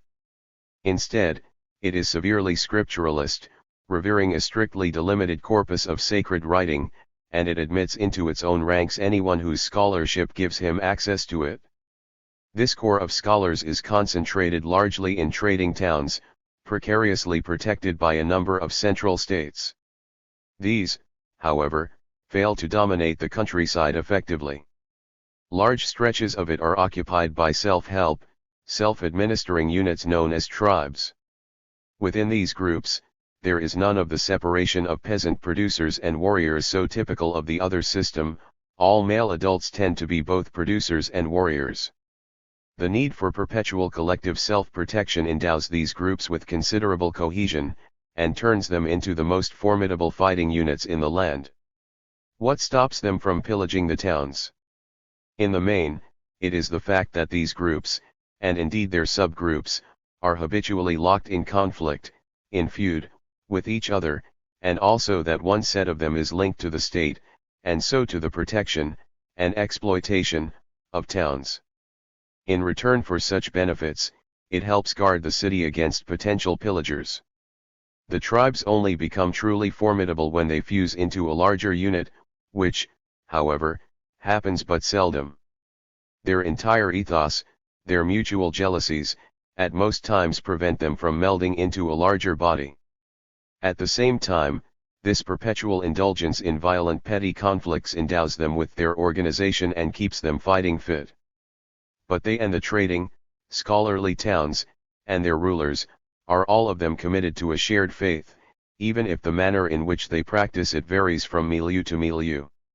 Once again, the men who are repositories of the legitimating truth can on occasion attain great influence, and indeed power. The faith is a highly moralistic and censorious one. It regulates all aspects of social life. This time, the scholars determine, not so much the legitimacy of births, as that of moral political conduct, including the limits of legitimate taxation.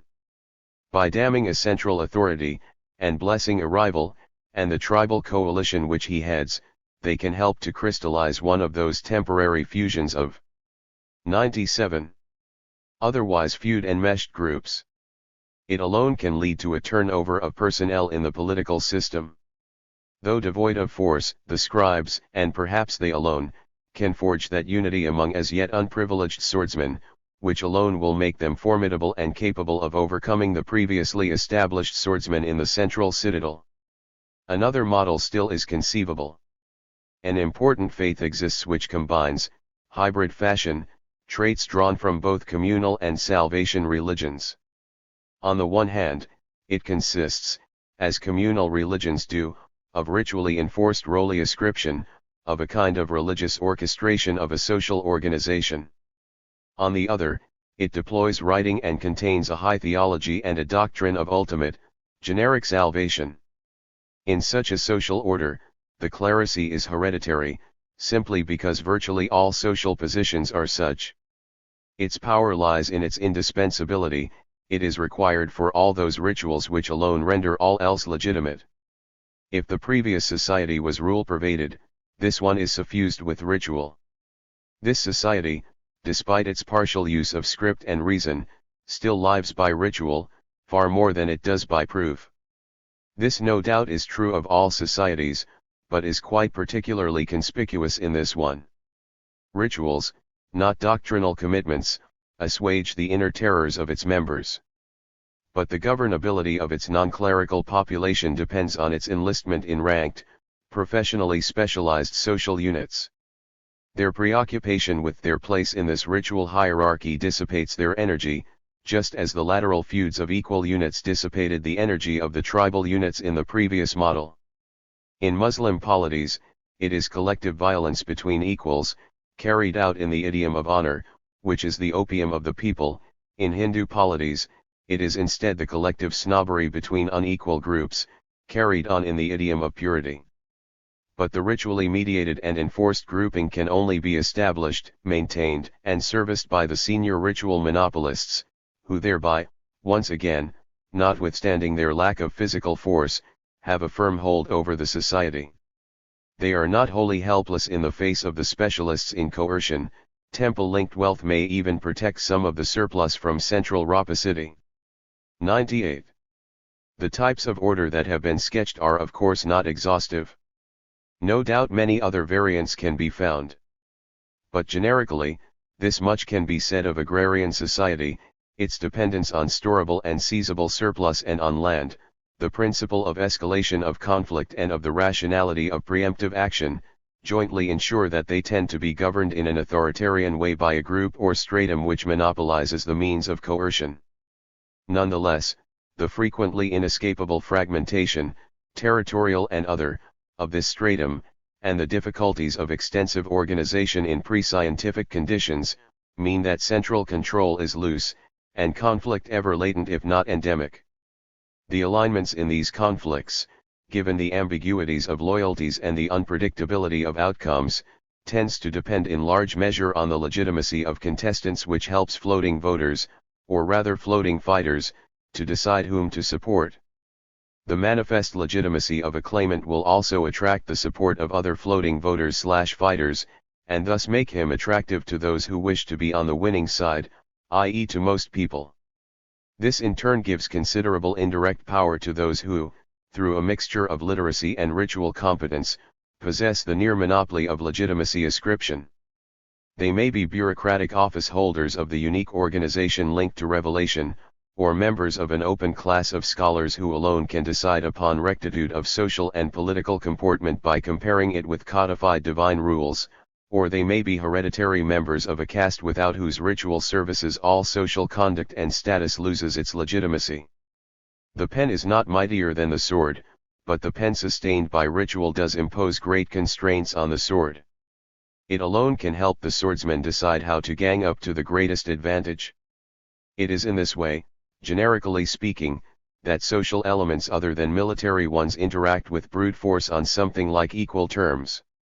On the whole, however, this countervailing nonviolent power does not enable a society to break out of agrarian stagnation. That has happened once only. 2. 99. Understand this unique occasion, we need to look at a specific situation, rather than at that which all agro-literate societies share. Protestantism, generic and specific.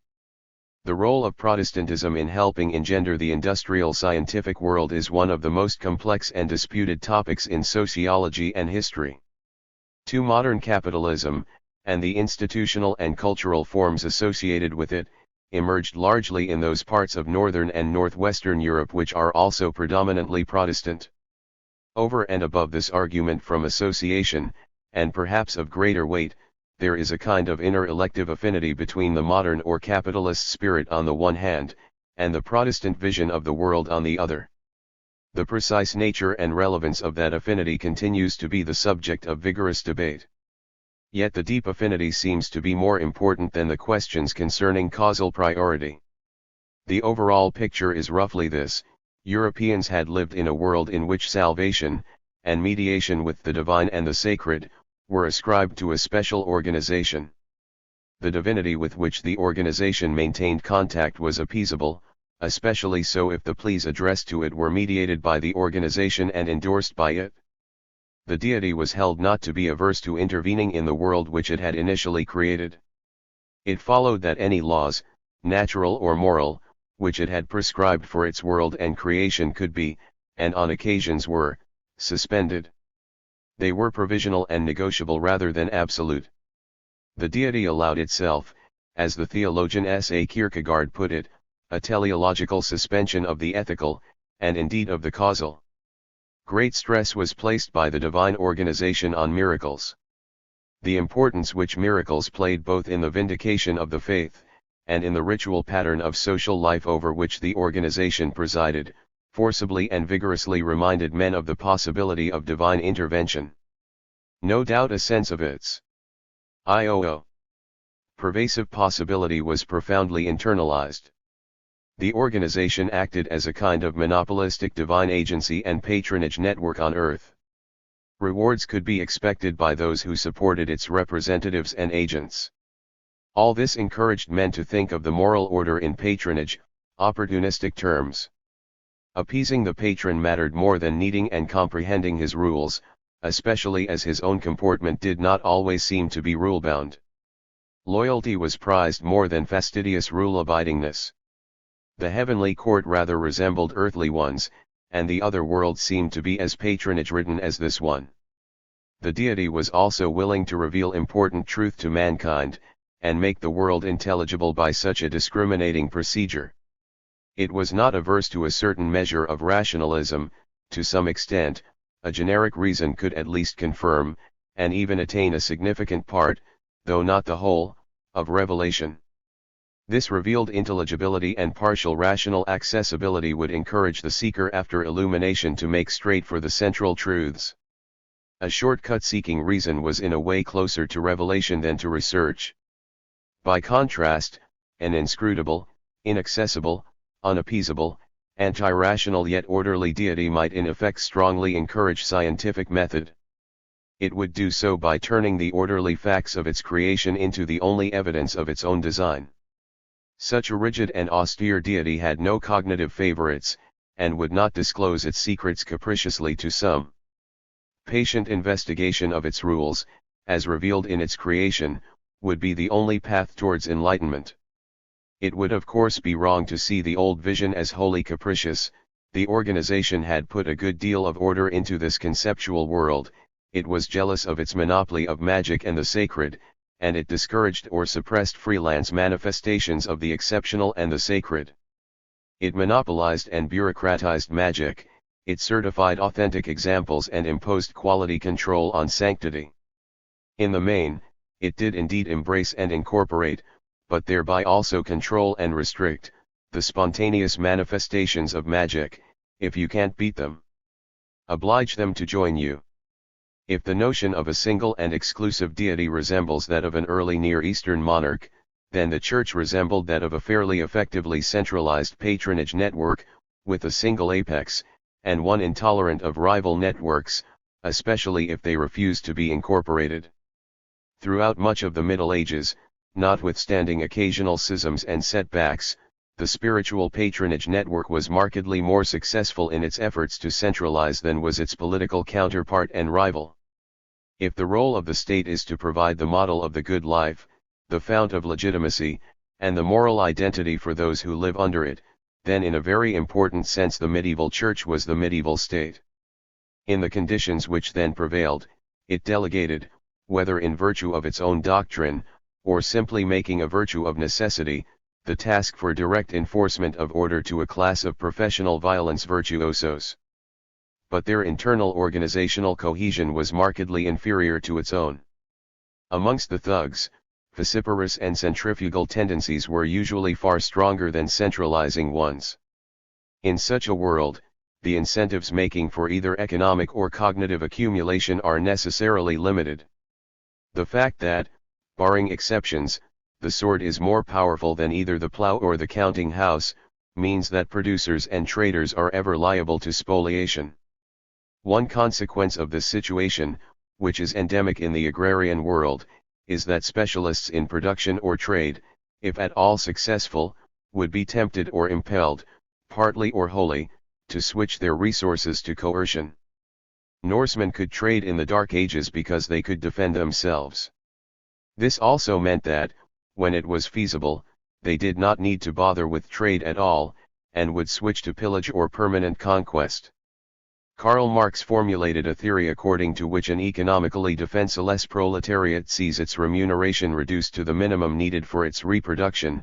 A similar law can at least as plausibly be formulated for the bourgeois class of the agrarian age. Its rulers allow it to retain only as much as is required for its own reproduction, and no more. This mechanism is highlighted by the preference shown by medieval rulers for traders drawn from populations IAs, deprived by their religion of the moral protection offered by the Church. But fear of spoliation by the virtuosos of coercion also works in another and indirect way. The best way to escape violent confiscation was to link one's wealth to religion, seeking the protection of the sacred. Pious foundations of one kind and another could benefit the original owner and donor, or could at least help him retain the residue. So wealth flowed to the temple, the monastery, the upkeep of a mosque school. It is almost meaningless to ask whether the faithful benefactors were buying the favors of heaven, or merely escaping the rapacity of the political/military thugs. They were doing both, fleeing robbery, and securing merit both in this world and the next. The manner in which they subjectively presented it to themselves hardly matters.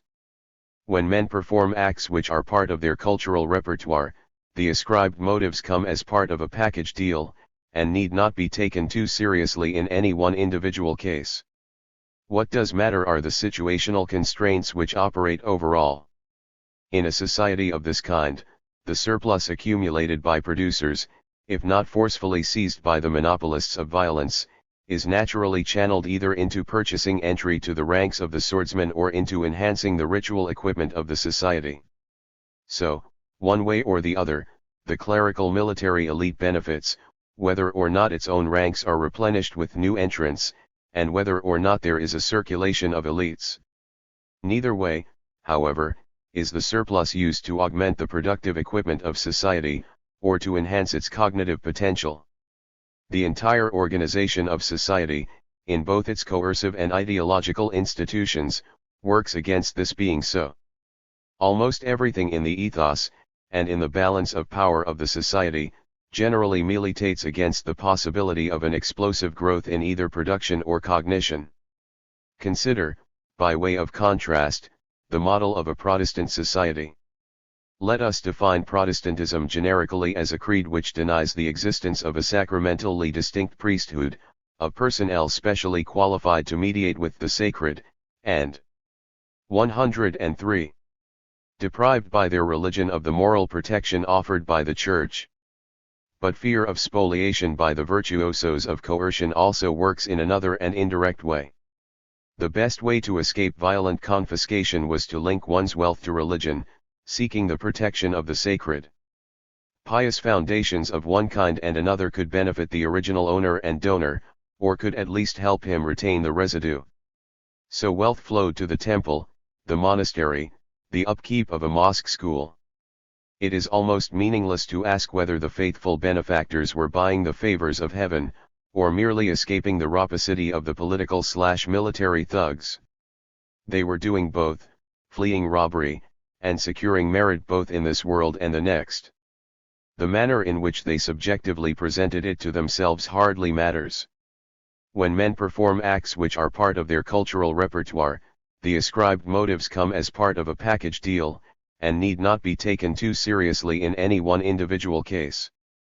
What does matter are the situational constraints which operate overall. In a society of this kind, the surplus accumulated by producers, if not forcefully seized by the monopolists of violence, is naturally channeled either into purchasing entry to the ranks of the swordsmen or into enhancing the ritual equipment of the society. So, one way or the other, the clerical military elite benefits, whether or not its own ranks are replenished with new entrants, and whether or not there is a circulation of elites.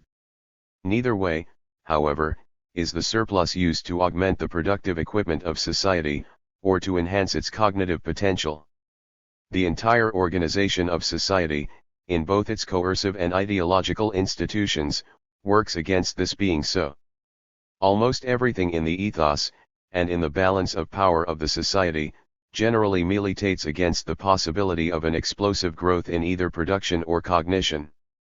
Consider, by way of contrast, the model of a Protestant society.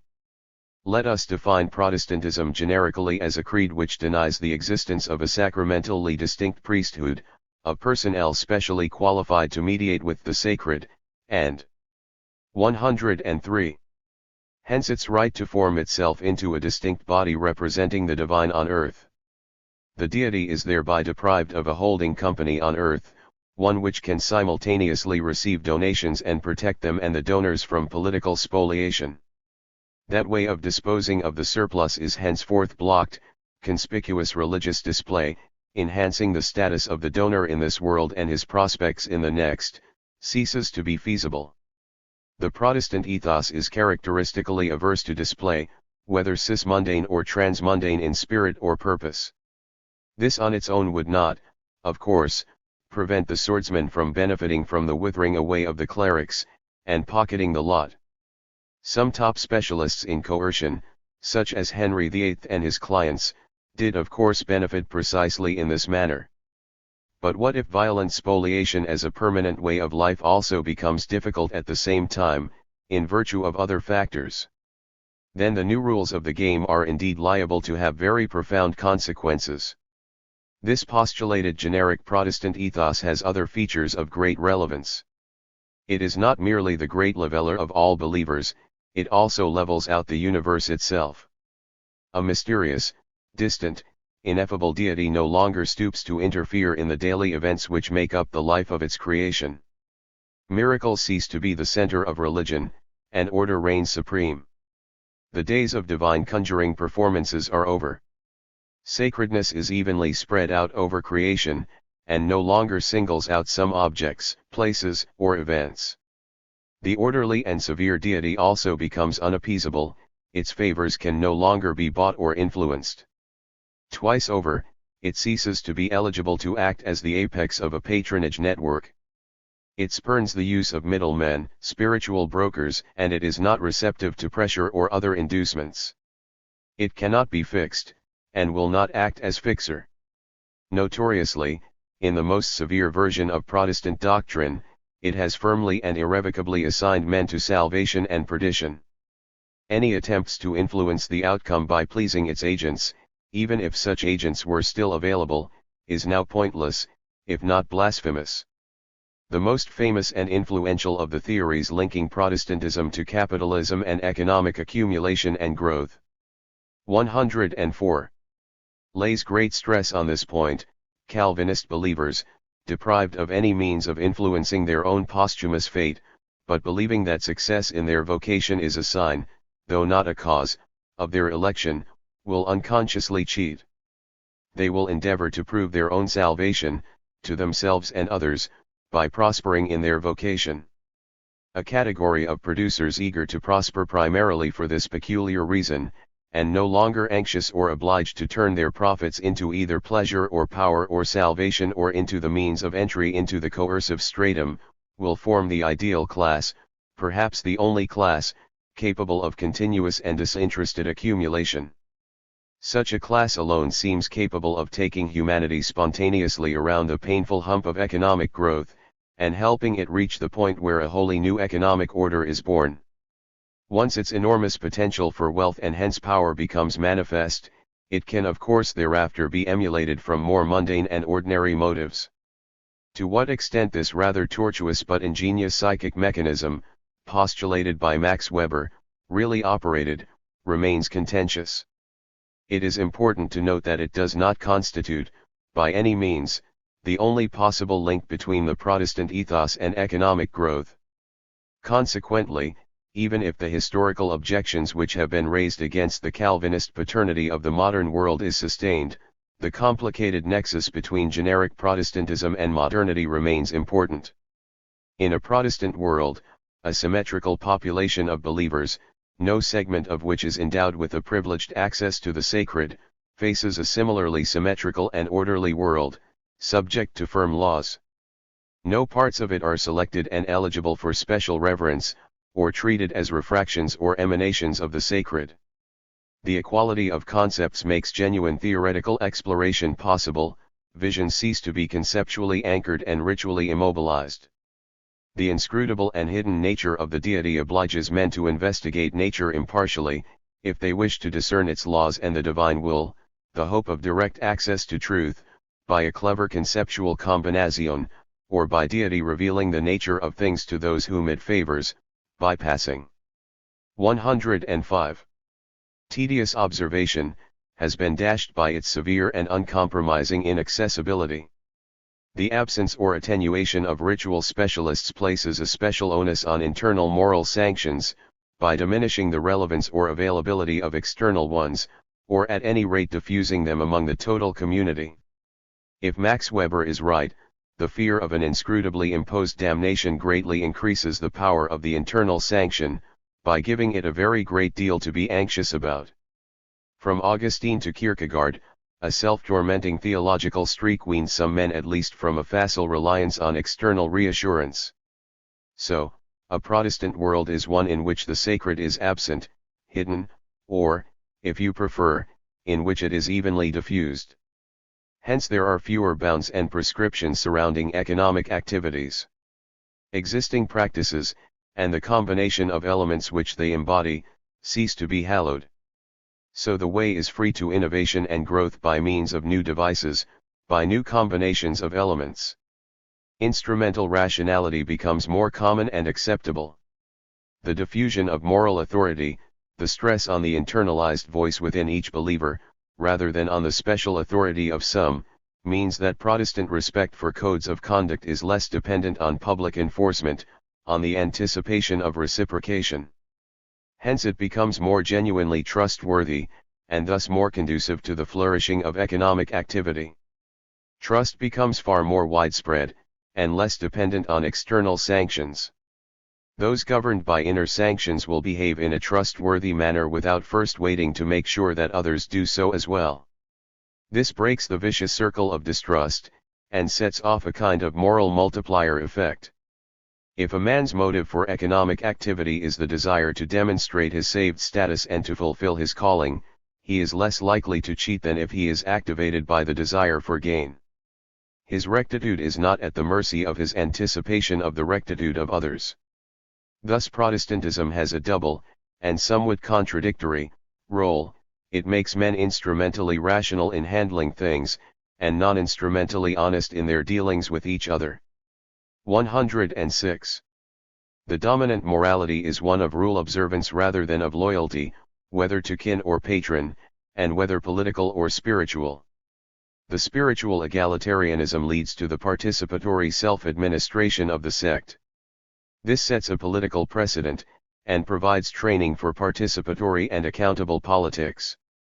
The stress on scripturalism is conducive to a high level of literacy. Scripturalism and an individualist theology lead naturally to an individualist theory of knowledge.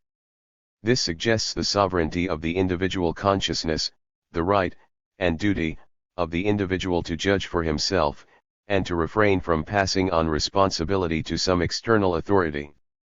Claims to truth are to submit to the bar of individual and symmetrical judgment. Neither claims nor judges can claim special, unequal privilege. The stress on scripturalism and hence on literacy eventually engenders a community in which, for the first time in human history, the high culture becomes the genuinely pervasive, majority culture. A high culture is one which is dependent on normative texts and is transmitted by formal education. It is contrasted with a low or folk culture, transmitted orally and in conduct, and linked to norms embodied in ritual rather than in writing. Under the conditions prevailing in the agrarian age, a high culture, if it exists at all, is at best a privileged minority accomplishment. A tension between it and the low culture is endemic. A modern society is inherently one in which a high culture becomes the culture of the entire community. Dependence on literacy and formal education, the standardization of procedures and measures, in a broad as well as a literal sense, all require it. A style of production which is simultaneously innovative and involves the cooperation of countless, anonymous agents cannot function without shared, standardized measures and norms. Protestantism points humanity in the direction of such a social order, well in advance of the actual arrival of modernity. In the Weberian account of the contribution of Protestantism to the emergence of modern rationality, the notion of vocation is prominent. The overall argument is paradoxical: the modern world, in which occupational mobility is great and vocations are 107. Rapidly rotated, especially between generations, is brought about by men who treat vocation with the utmost seriousness and revere it as God-given. Some agrarian communities regularly rotate village land, thus enhancing communal cohesion. A modern society rotates vocations, with much the same effect. The paradox is there, but there is logic in it. A rigidity in the attitude to vocation broke the logic of the agrarian age, which decreed that power trumped wealth, and that consequently wealth should be transmuted into power and status at the first opportunity. A non-economic inducement to economic single-mindedness engendered a world in which wealth could, on the whole, be pursued without the intrusion of other considerations. A vocation may be an authoritative call, but it is not imposed by precedent and parentage. It heralds, at the very least, intergenerational occupational mobility. Here there is a certain parallel with another modern notion, that of romantic love, the authority and importance of unpredictable, or endowed passionate attachments. Some have seen its origin in the work situation of the apprentice knight, unable to consummate the passion engendered by the proximity of the mistress, in the original sense, whom he serves. 3. The real explanation of this phenomenon seems to me to lie in conditions of a genuinely open and individualist marriage market. It makes men choose partners, without heeding any rules of preferential, let alone prescriptive marriage. They are no longer bound to consider the interests of their kin. For in such circumstances, an excuse is required if a man is not to choose the most obvious bride, suggested by social or geographic proximity. The cult of the coup de foudre, outside a man's control yet binding and so to speak sanctifying, provides just such an excuse. Similarly, the coup de foudre of personal vocation, which might seem to endow professions with rigidity, in fact legitimizes and facilitates free occupational choice, unconstrained by social ascription. It also heralds and confirms the dignity of all productive occupations. It frees them of the stigma attaching to them in the agrarian age, when, on the whole, only sacerdotal and military/political roles were granted true dignity. 108. Once productive employment is allowed to constitute a vocation, this destroys the presumption that it is a pis aller, an inferior alternative to the only real human fulfillment as priest or warrior or ruler. These dominant occupations cease to be the exemplary models for men. Productive activity can at long last acquire full droitocite. So, at the same time as circumstances no longer oblige a man to turn his profits into pious symbols of salvation, or status, or political or military strength, the conceptual impulsion to do so also lapses. The ethics of production and commerce cease to be stigmatized second-class codes. Morality is internalized rather than externalized.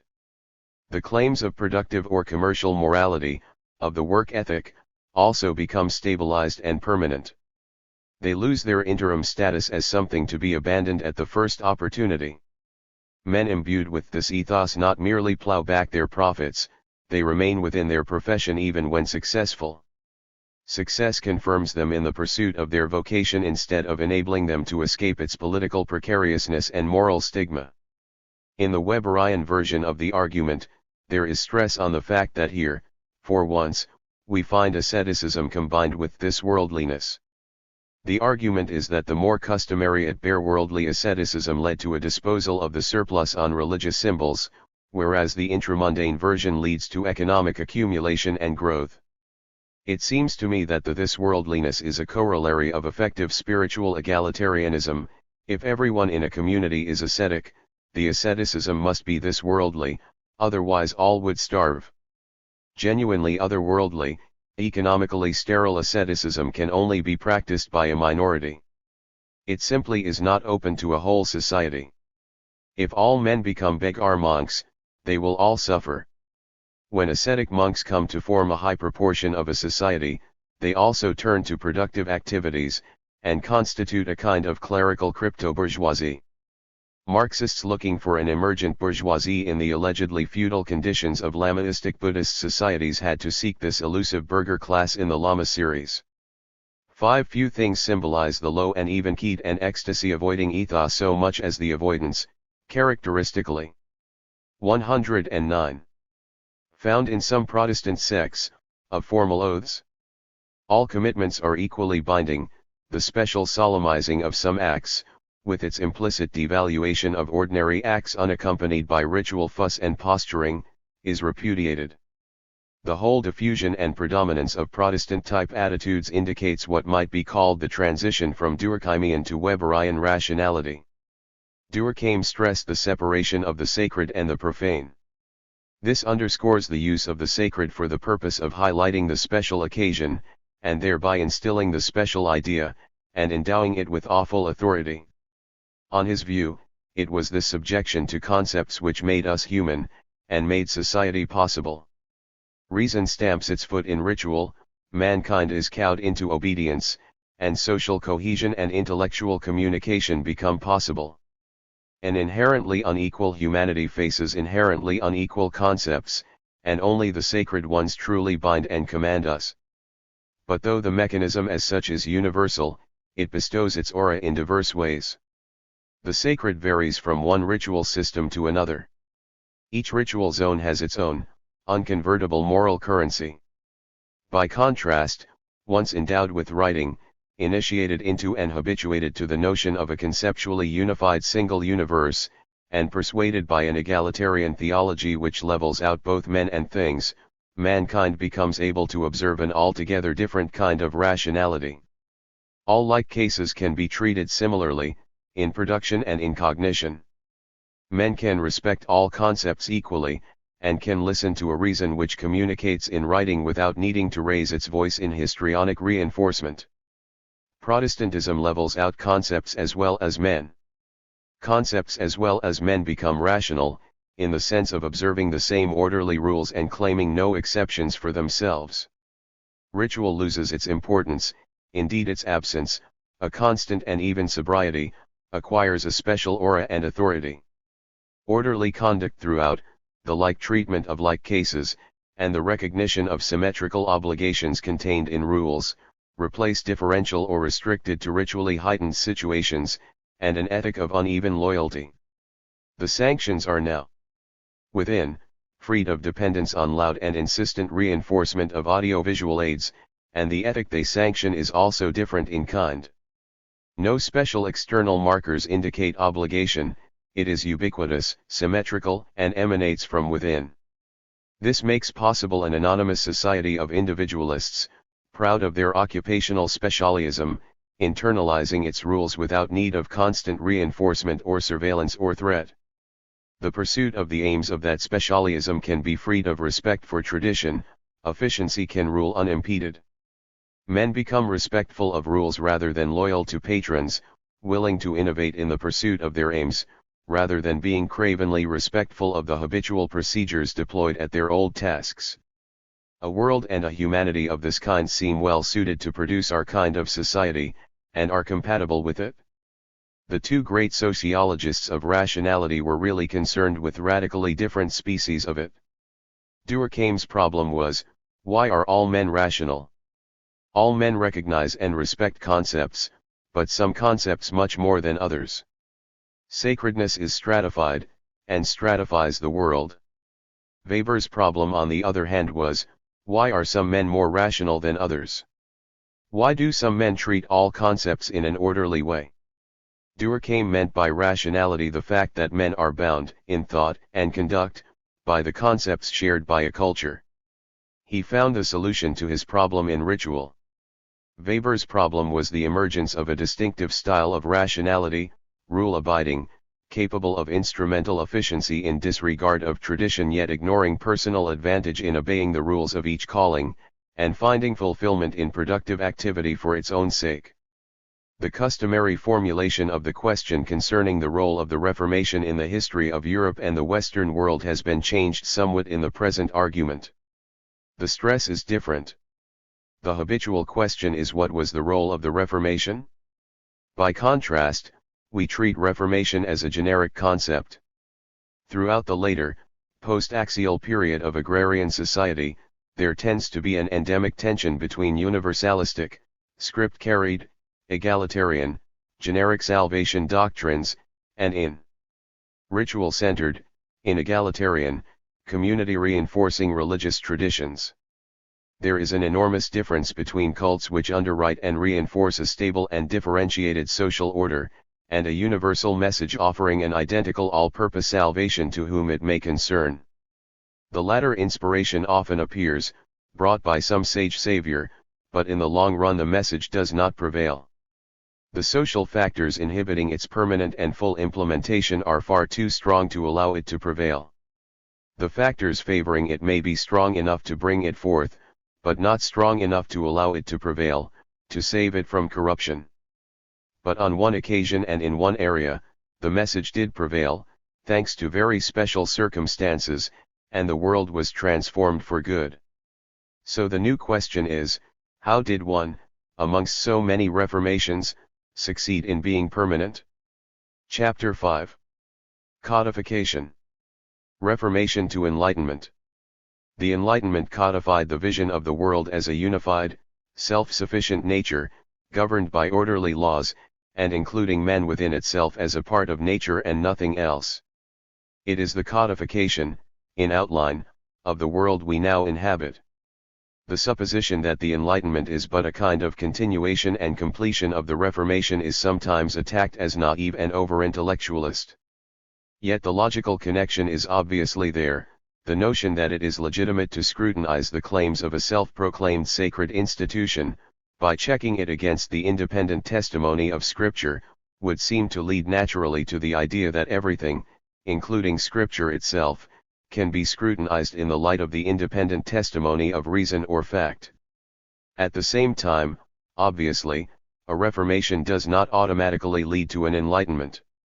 On its own, were it really or even partially successful, it might be expected to lead to a rigid and perhaps anti-rational theocracy. This is precisely what in fact happened in at least one other tradition, namely Islam.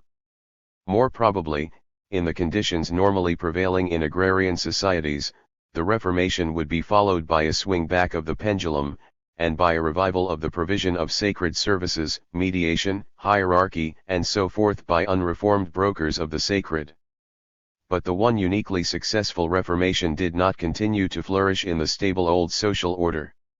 It was uniquely successful when compared with reformations which occurred elsewhere in other scriptural religions. It initiated, or confirmed and 113. Accompanied, radical and irreversible changes. The social order was transformed for good. The Reformation was not fully successful in the sense of conferring victory on its extreme wing. On the contrary, the defeat of the extremists converted them to toleration. If they could not impose the kingdom of God on society by force, they settled for withdrawal into the world of their sects, and preached pacificism and toleration. The fact that their defeat was not complete, reinforced by a precarious international balance of power, enabled them to secure the required toleration. David Hume was one of the first to reflect on the social and political implications of both traditional priesthood and zealous egalitarian scripturalism. He concluded, quite correctly as far as pre-modern conditions are concerned, that a specialized traditional clerisy is far less inimical to civil liberty than scripturalist enthusiasm. He recorded this conviction in his Natural History of Religion, Chapter 9. The tolerating spirit of idolaters, both in ancient and in modern times, is very obvious to anyone. The intolerance of most religions, which have maintained the unity of God, is as remarkable. But in his essay of Superstition and Enthusiasm, he reaches quite a different conclusion, and one compatible with more recent historical experience. Superstition is an enemy to civil liberty, and enthusiasm a friend to it. One by enthusiasm he meant puritanical Unitarian scripturalism, such as that of the nonconformists, and by superstition an indulgent pluralistic pantheon. How is the contradiction to be resolved? First, he says that Unitarians are enemies of liberty, and then he says that their zeal is a friend of it. A cogent argument makes Unitarian scripturalism anti-liberal in general, but a friend of liberty on one occasion. Hume notices this, but his attempt to deal with it is feeble. The real answer would seem to be that it is important for the zealous enthusiasts to be defeated but not crushed. Their defeat converts them to toleration, in any case consonant with the view that truth can only come from an inner light and not from external enforcement. The fact that their defeat is not total helps them secure toleration. A spiritual as well as political balance of power. 114. Helps maintain a situation in which central coercion is not exercised to the full. The societies in which this has occurred in due course demonstrated, by their own wealth and power, the astonishing economic and military advantages which can follow this compromise. The very societies which had eschewed the old obsession with exemplary display became the models and exemplars of the world. The less centralized British monarchy repeatedly defeated the more absolutist French one. But it was itself twice, in the course of 2 successive centuries, defeated by its own civil society, once in the home country, and once across the Atlantic. A strong civil society, conjoined with a relatively weak or at least non-dominant central state, constituted a unit more powerful than more thoroughly centralized polities. The Enlightenment pondered the lesson. So the societies in which a reformed compromise prevailed, or some of them, proceeded to flourish so much that, by the 18th century, they displayed enormous economic, military, and imperial vigor. They eventually came to be a model, a source of envy and puzzlement and emulation, for the societies which had followed a different and more customary path. The Enlightenment was not merely a secular prolongation and more thorough replay of the Reformation. In the end it also became an inquest by the unreformed on their own condition, in the light of the successes of the Reformed. The philosophes were the analysts of the underdevelopment of France. So perhaps one should distinguish between the Enlightenment of the Reformed themselves, which was a ratification and analysis of changes which had occurred, and the Enlightenment of the Unreformed, which consisted of an often angry insistence that changes should occur.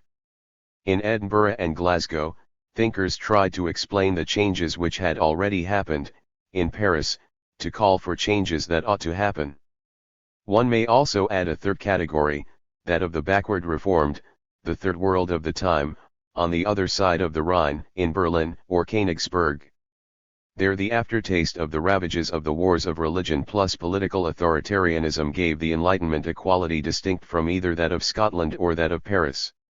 IJ 5. The differences between the two styles were due to persist right up to our time. Those who codified the enlightened intuitions did so either against the background of a pliable, elastic, self-modifying, and plural religious tradition, or in opposition to an organizationally and doctrinally full-blooded church.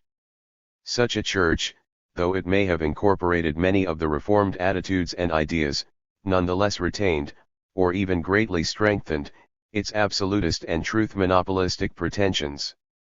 By contrast, the dominant ideological institution of the plural and developing society, interestingly, opposed enthusiasm rather more vigorously than it rejected disbelief. Hence it did not itself cling to doctrine with any excessive zeal. That would set a bad example, one emulating its own principal rivals, the nonconformists. It practiced monotheism with a human face. By the 19th century, this lack of zeal impelled some of its own spiritually more eager members to return to the more uncompromising and total clerical organization. The consequences of this general situation are obvious and well known. The British style of Enlightenment stresses empiricism and scepticism. Though it codified a severely this worldly criterion of social policy, utilitarianism, and the empiricist principles of cognition, it did not really attempt to formulate a complete counter-doctrine, a new secular or naturalistic credo. By contrast, the French or Romance style, whether in the form of the doctrine of the encyclopedists, in Comtean positivism, or in its prolonged later addiction to Marxism, is drawn precisely to some such counter-doctrine and counter-church. It is drawn to systems built of mundane, naturalistic, or historicist elements, but one, in its general architecture and spirit, mirroring all too faithfully that which it would repudiate and replace. The sovereignty of knowledge. The Enlightenment contains a number of themes. One of the most important, perhaps ultimately the most important, is the autonomy and sovereignty of knowledge. This philosophy was N6. To ratify the single-purpose vision of a unitary nature, orderly, and only knowable in an orderly manner. This is perhaps the most important corollary of the division of labor, and of instrumental rationality which is linked to it. Knowledge is to serve its own purposes only, and be constrained by no other considerations. In world construction, the principles of cognition become sovereign. These principles insist that explanation be symmetrical and quite free of any discrimination between the sacred and the profane. The elements of which the world is made up are, all of them, equal, and so are all investigators. The idea of autonomous cognition was articulated initially, in the most forcible manner, by the 17th-century philosopher René Descartes. With Descartes, this knowledge-centeredness appears only in the formulation of his problem, and not at all in his solution. His solution returns to the vision of an absolute and authoritative world, whose basic structure is indivisible and linked to the ultimate authority presiding over it. Reality then dictates the legitimate forms of knowledge, rather than vice versa. As a problem and a solution, the great inversion only appears in the 18th century, above all in those two great culminating points of the Enlightenment, David Hume and Immanuel Kant. Modern society is the only society ever to live by, through, and for, sustained, continuous, cognitive and economic growth. Its conception of the universe and of history, its moral and political and economic theory and practice, are all profoundly and inevitably colored by this. It is entirely fitting and natural that such a society should begin by placing knowledge at the very center of its philosophy, and making it sovereign. What may be called the Cartesian tradition consists of doing precisely this. Initially it was knowledge as such that was stressed, and growth was a bit incidental. It was admittedly assumed that sound knowledge would also grow perpetually. It was only later that growth as such, no longer primarily or exclusively cognitive growth, became the central idea. First it was the theory of knowledge which dominated, the philosophy of progress came later. 117. All this constitutes one of the great and profound revolutions in the intellectual history of mankind. One could initially divide all philosophies into two great species, Platonic and Cartesian, although a third species also makes its appearance in the 19th century. The difference between them is fundamental. Platonism is the supreme expression of agro-literate man, of a society endowed with a large and steady food supply, capable of sustaining a minority elite endowed with a high culture, and also endowed with writing and hence the capacity to codify, formalize, and preserve its ethos and cognitive capital. It is stable, and aspires to stability, and it is liable to consider radical change pathological. It recognizes and endorses the joint roles of the transcendent and of coercion in securing stability for society. The community is divided into the wise, the aggressive, and the hard-working. Cartesianism, by contrast, appears at the point of transition from such a social order to modernity, when the wise cease to constitute a caste. Whether it will also continue to characterize and dominate us is another question. One enormous difference, perhaps the most fundamental, between the two styles of philosophizing is this: Platonism sees knowledge as an event in the world. The world, its permanent and sacred structure and its inherent values, validate knowledge. Although Platonism tries to establish the ultimate social authority of knowers, the authority of their special cognitive virtuosity follows from the ultimate nature of the world, assumed to be stable and definitively, finally, revealed to man. Cartesianism by contrast sees the world as an event within knowledge. Knowledge validates the world, and is independent of it. in a society which in the last analysis is built on and wholly dependent on the growth of knowledge, knowledge is not treated as sacred, and also confers no social authority. The difference could hardly be more profound, and its implications are boundless.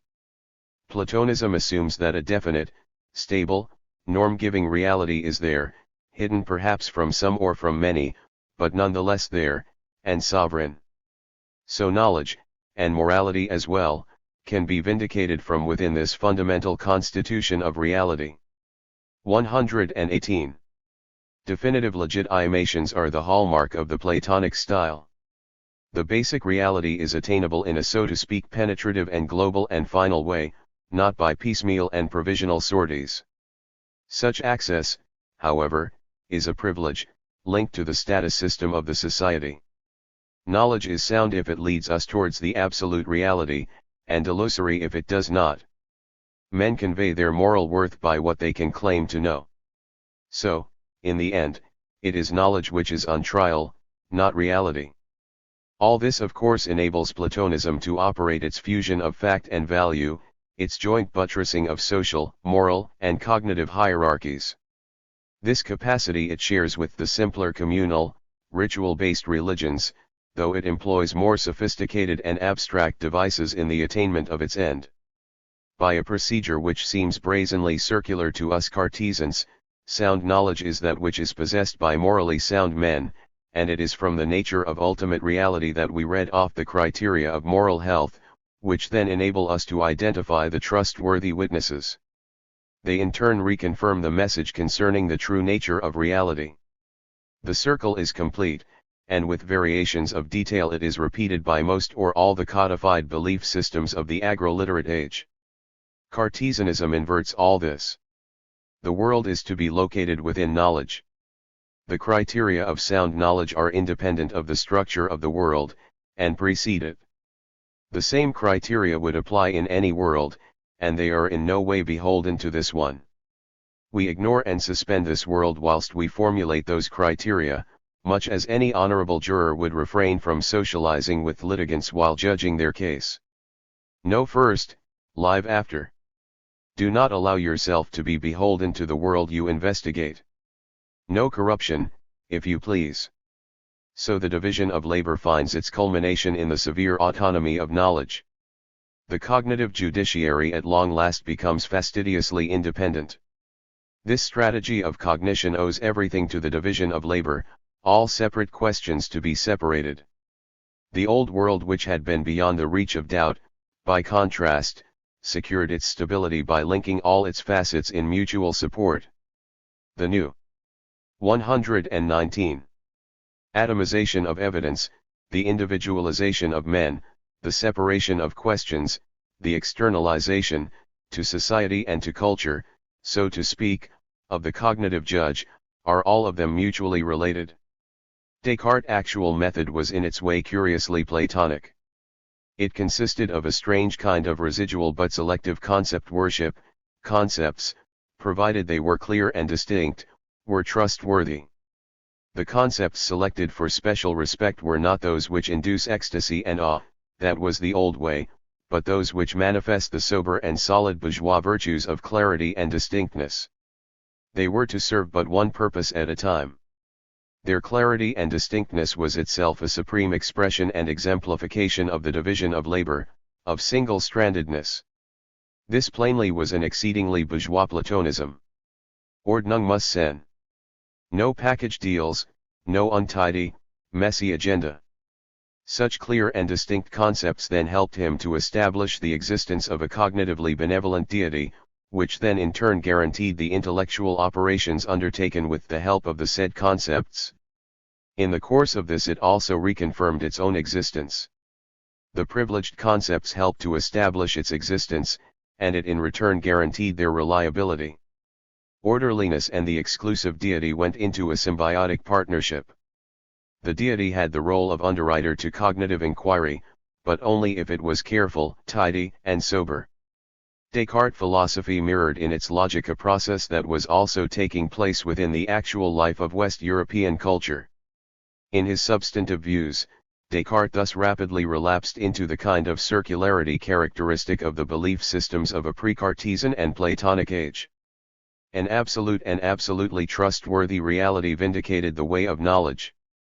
So he refrained from being circular and reality invoking only in his initial moves, which squarely and unambiguously placed all reality claims before the bar of knowledge, where knowledge itself was to govern by laws of its own. Those laws were not in any way to be derived from the alleged deeper layers of the reality to be judged. It was those initial, opening moves which really counted. 120. There is another great difference between the Platonic and the Cartesian visions, over and above the contrast between reality-centeredness and knowledge-centeredness. Cartesianism is individualistic, and hence implicitly egalitarian. The principles of cognition, which sit in judgment on reality, are located in individuals, not in collectivities. Implicitly and explicitly, Platonism makes man, cognitively and otherwise, into a social animal, who cannot operate on his own. The key unit is not the individual, who is essentially incomplete. Society, not the individual, is the effective cognizing unit. The basic world explorative strategy works in terms of the contrast between good and bad men. It is the goodness of good men which alone allows them to know truly, and they are required, as guides for the others. The complementarity and interdependence of men is specially deep and pervasive in Platonic visions. In Plato's own works, the social and cognitive stratification, and its normative authority, are of course very firmly worked out. Of the great literate civilizations, Hinduism is the one closest to the Platonic blueprint, and I have always suspected that there is a historic link between the two, though evidence is lacking. Cartesianism, by contrast, stands for a kind of Robinson Crusoe stance in the field of cognition. A Hindu Crusoe would be a contradiction. He would be destined for perpetual pollution. If a priest, then his isolation and forced self-sufficiency would oblige him to perform demeaning and polluting acts. If not a priest, he would be doomed through his inability to perform the obligatory rituals. The crucial fact is that a society emerged in which single individuals could apparently carry the entire culture within themselves, unaided, and if need be reproduce it single-handedly on their island. This is intimately linked to the emergence of a society in which knowledge was autonomous, a judge but not the judged. The predicament of the hapless Robinson Chatterjee only symbolizes the permanent cognitive condition of agro-literate humanity.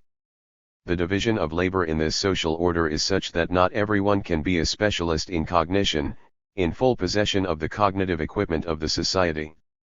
Only a minority can aspire to this, and it and the rest of society are in a complementary and mutually dependent relationship. To this feature complements the other traits of this kind of system, its stability, pejoratively, stagnation, its authoritarianism. Absolute reality trumps criteria of cognition. Cognition is not allowed to be autonomous, and its cosiness, fact and value dovetail. Reality confirms and sustains social and moral hierarchy. Life is meaningful. The new cognitive style implies a double declaration of independence, both of the self and of nature.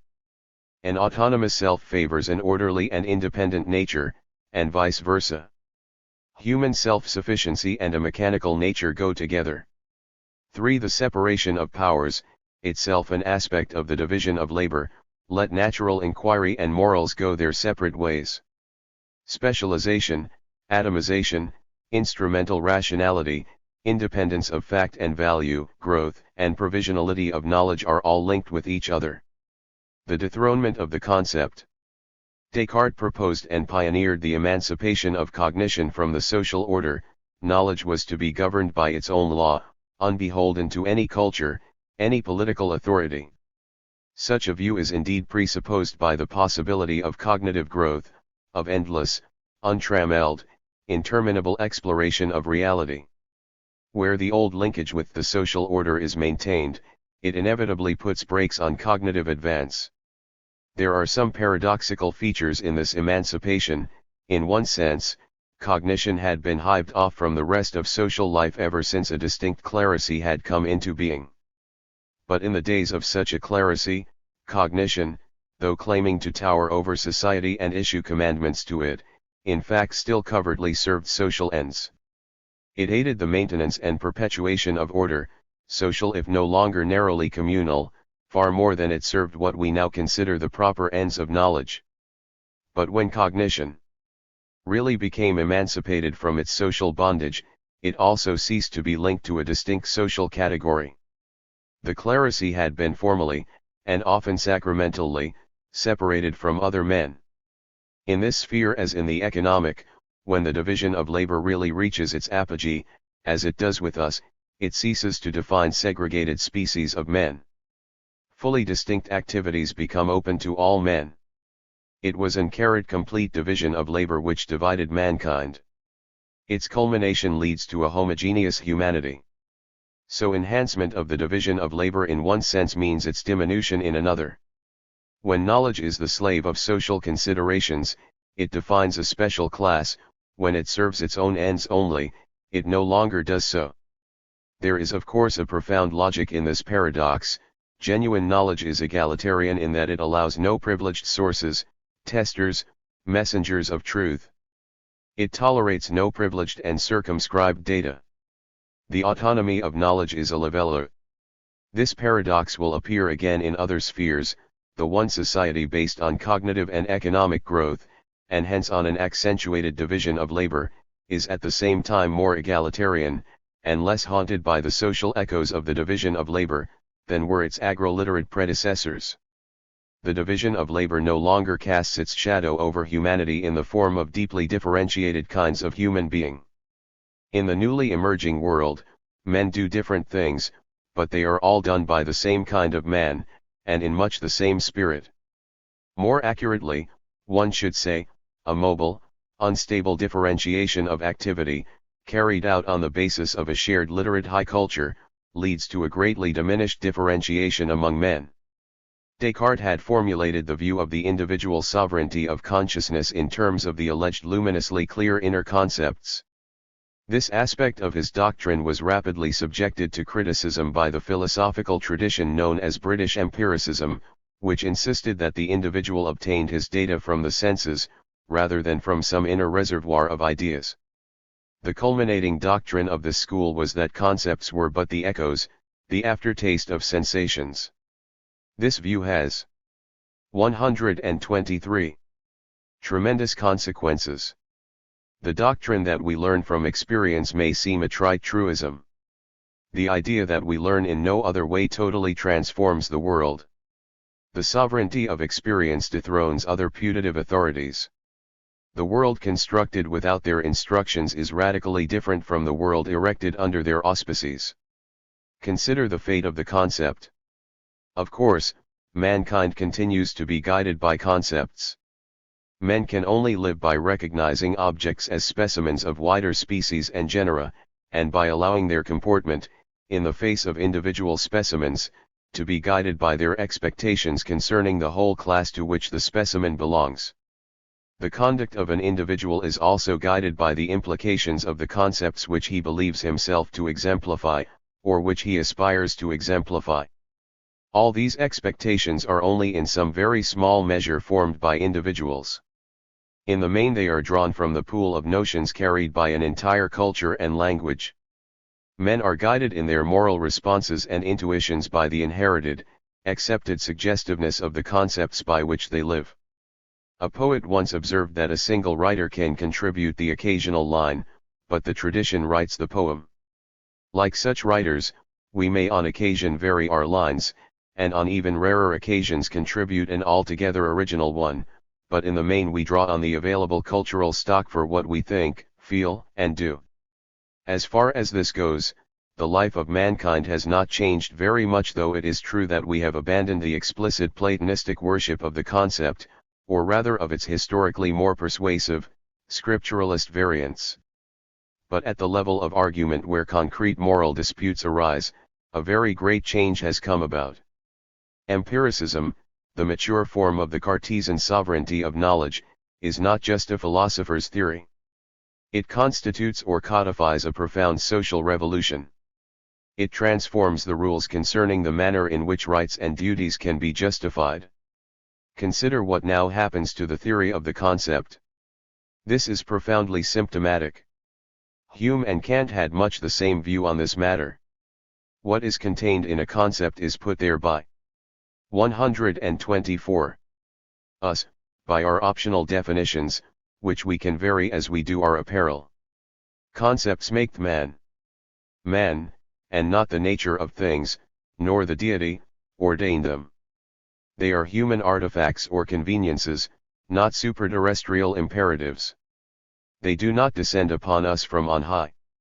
We replace them at will, and in the light of their effectiveness, they are our tools, not our masters. They are subject to cost-effectiveness assessment. We can no longer be humbly guided by them, let alone deify them, or be commanded or overawed by them. Man is no longer socialized by rituals highlighting some concepts and endowing them with a special aura. He is trained by sustained orderly education, instilling moderate respect for all concepts, provided they work tolerably. He is taught to distrust disorderly concepts, which fail to be linked to conditions of employment in a tidy or reliable manner. We can reformulate concepts to suit our convenience. We revise them just as we revise techniques. Neither concepts nor techniques are prescribed by our caste or station, and our caste and station are not prescribed either. An overtly pragmatic system of concepts mirrors an avowedly pragmatic and variable system of roles. This condition is reflected in the philosophical theory of the exhaustive distinction between analytic and synthetic judgments. The terminology is Kant's, but the idea is also present in Hume. When we say something, we may simply extract the content we already put into the subject of the sentence, by definition, possibly tacit. In such a case what we say has no authority greater than the good sense, or otherwise, of our initial and alterable conventions, which happen to cluster together a set of traits in the definition of a given term. Alternatively, however, what we say about the subject of our sentence is not already contained in it, and the attribution is synthetic. In that case, what we assert can only be justified by the empirical, external facts of the case. To give a hackneyed example, when I say that bachelors are unmarried, I am merely explicating the conventional content of the term bachelor, bestowed upon it by the tacit consensus of the users of the English language. If, however, I say that bachelors are unhappy, I affirm something that can only 12 to 5 be substantiated by a suitable investigation into the emotional state of mind of unmarried men. All this may look like a bit of technical philosophic scholasticism. But it is more than that. What hinges on all this is something of shattering importance for the life of mankind. It determines the manner in which disputes about how we are to live, how we are to think, how we are to run and organize our society, can be settled. What it all amounts to is this: cognitive claims can be settled in two ways, and two ways only. They can be settled by our decisions and convenience, and they can be settled by empirical fact, independent both of our will and of our social order. Tertium non datur. The secularization of the world can hardly go any further. All this is contained in a seemingly dry, pedantic, scholastic theory of judgment. Thus only two kinds of basic legitimation of knowledge are possible, and one of them inheres in us, and the other, in nature. Our convenience, or blind nature, are the only two authorities which can validate our cognitive claims. This theory reflects a culture which no longer accepts its own concepts as ordained from on high, but which chooses its own, and endows them with only a conditional authority. Neither ritual inculcation nor Platonic meta-theory sanctifies concepts any longer. Our convenience, and not any transcendent imperative, is our master.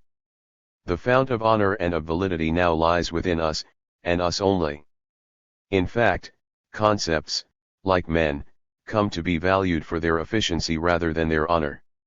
External nature and the social order are now mutually independent, and neither can impose itself on the other. The independence and externality of natural truth is the complement of the human foundation of all authority. It is true that Kant, and on this point he differed from Hume, recognized some further forms of necessity or conceptual compulsion. These, on his view, underwrote our mathematics, some of our physics, and all of our morals. But the mechanisms or guarantee of this necessity, once again, did not stem from the nature of things, it stemmed from the structure of our minds 9-6. And or the preconditions of our systematization, the unification of our perceptions into one coherent picture. That we must so unify nature he took for granted, that early man had failed to do so eluded his somewhat ethnocentric attention. Authority was within us, or it was merely factual and contingent, the nature of things had become morally mute. By way of example, consider Hume's best-known doctrine, his view of causation. In simplest term, Hume contended that there was no inner necessity in things, manifesting itself as causal regularity, anything could cause anything, and only experience could tell us what connections were in fact to be found in nature. This is, in effect, a denial of the doctrine of an essential natural order. It constitutes a charter, not merely for free cognitive enterprise, but also for free economic enterprise, for the untrammeled combination of factors of production. The rules of such a style of production were being explored at the very same time by Hume's good friend Adam Smith. The notion that anything can cause anything, as opposed to the existence of connections mirroring a natural and moral order of things, corresponds to the idea that, in production, any combination of factors is right and proper, if, but only if, found to be effective. This is in marked contrast to the old way of going about things, which allowed productive activities to be governed by hallowed traditional procedures, embedded in a settled division of labor. The most important difference between the world we have left behind and the world we now inhabit, the world explored by Durkheim and the world analyzed by Weber, is the status of concepts in either. In the first of these worlds, concepts were sacralized, and some were sacralized much more than others. They were markers of thought and conduct, and the markers were hallowed by ritual. In the New World, concepts, like men, were leveled out, none were hallowed, all were treated instrumentally, all were expendable and replaceable. This does not mean, however, that the New World was less orderly than the Old, quite the contrary. What was hallowed and sacralized in the New World was the formal order of thought, the requirement that all like cases be treated alike, all issues separated, all referential. 127. Claims subjected to exterior arbitration, all explanations fitted into an orderly whole as far as possible. If social and intellectual order was maintained in the Old World by deeply entrenched concept sentinels, in the New World it is maintained by devotion to second-order, symmetrical procedures. Durkheim had laid bare the basic mechanics of the first procedure, and Weber had analyzed the way in which the New World differed from the Old, and put forward a hypothesis about how the miraculous change had come about. Durkheim explained why all men were rational, and Weber, why some were more rational than others. Concept implementing and instrumental cultures.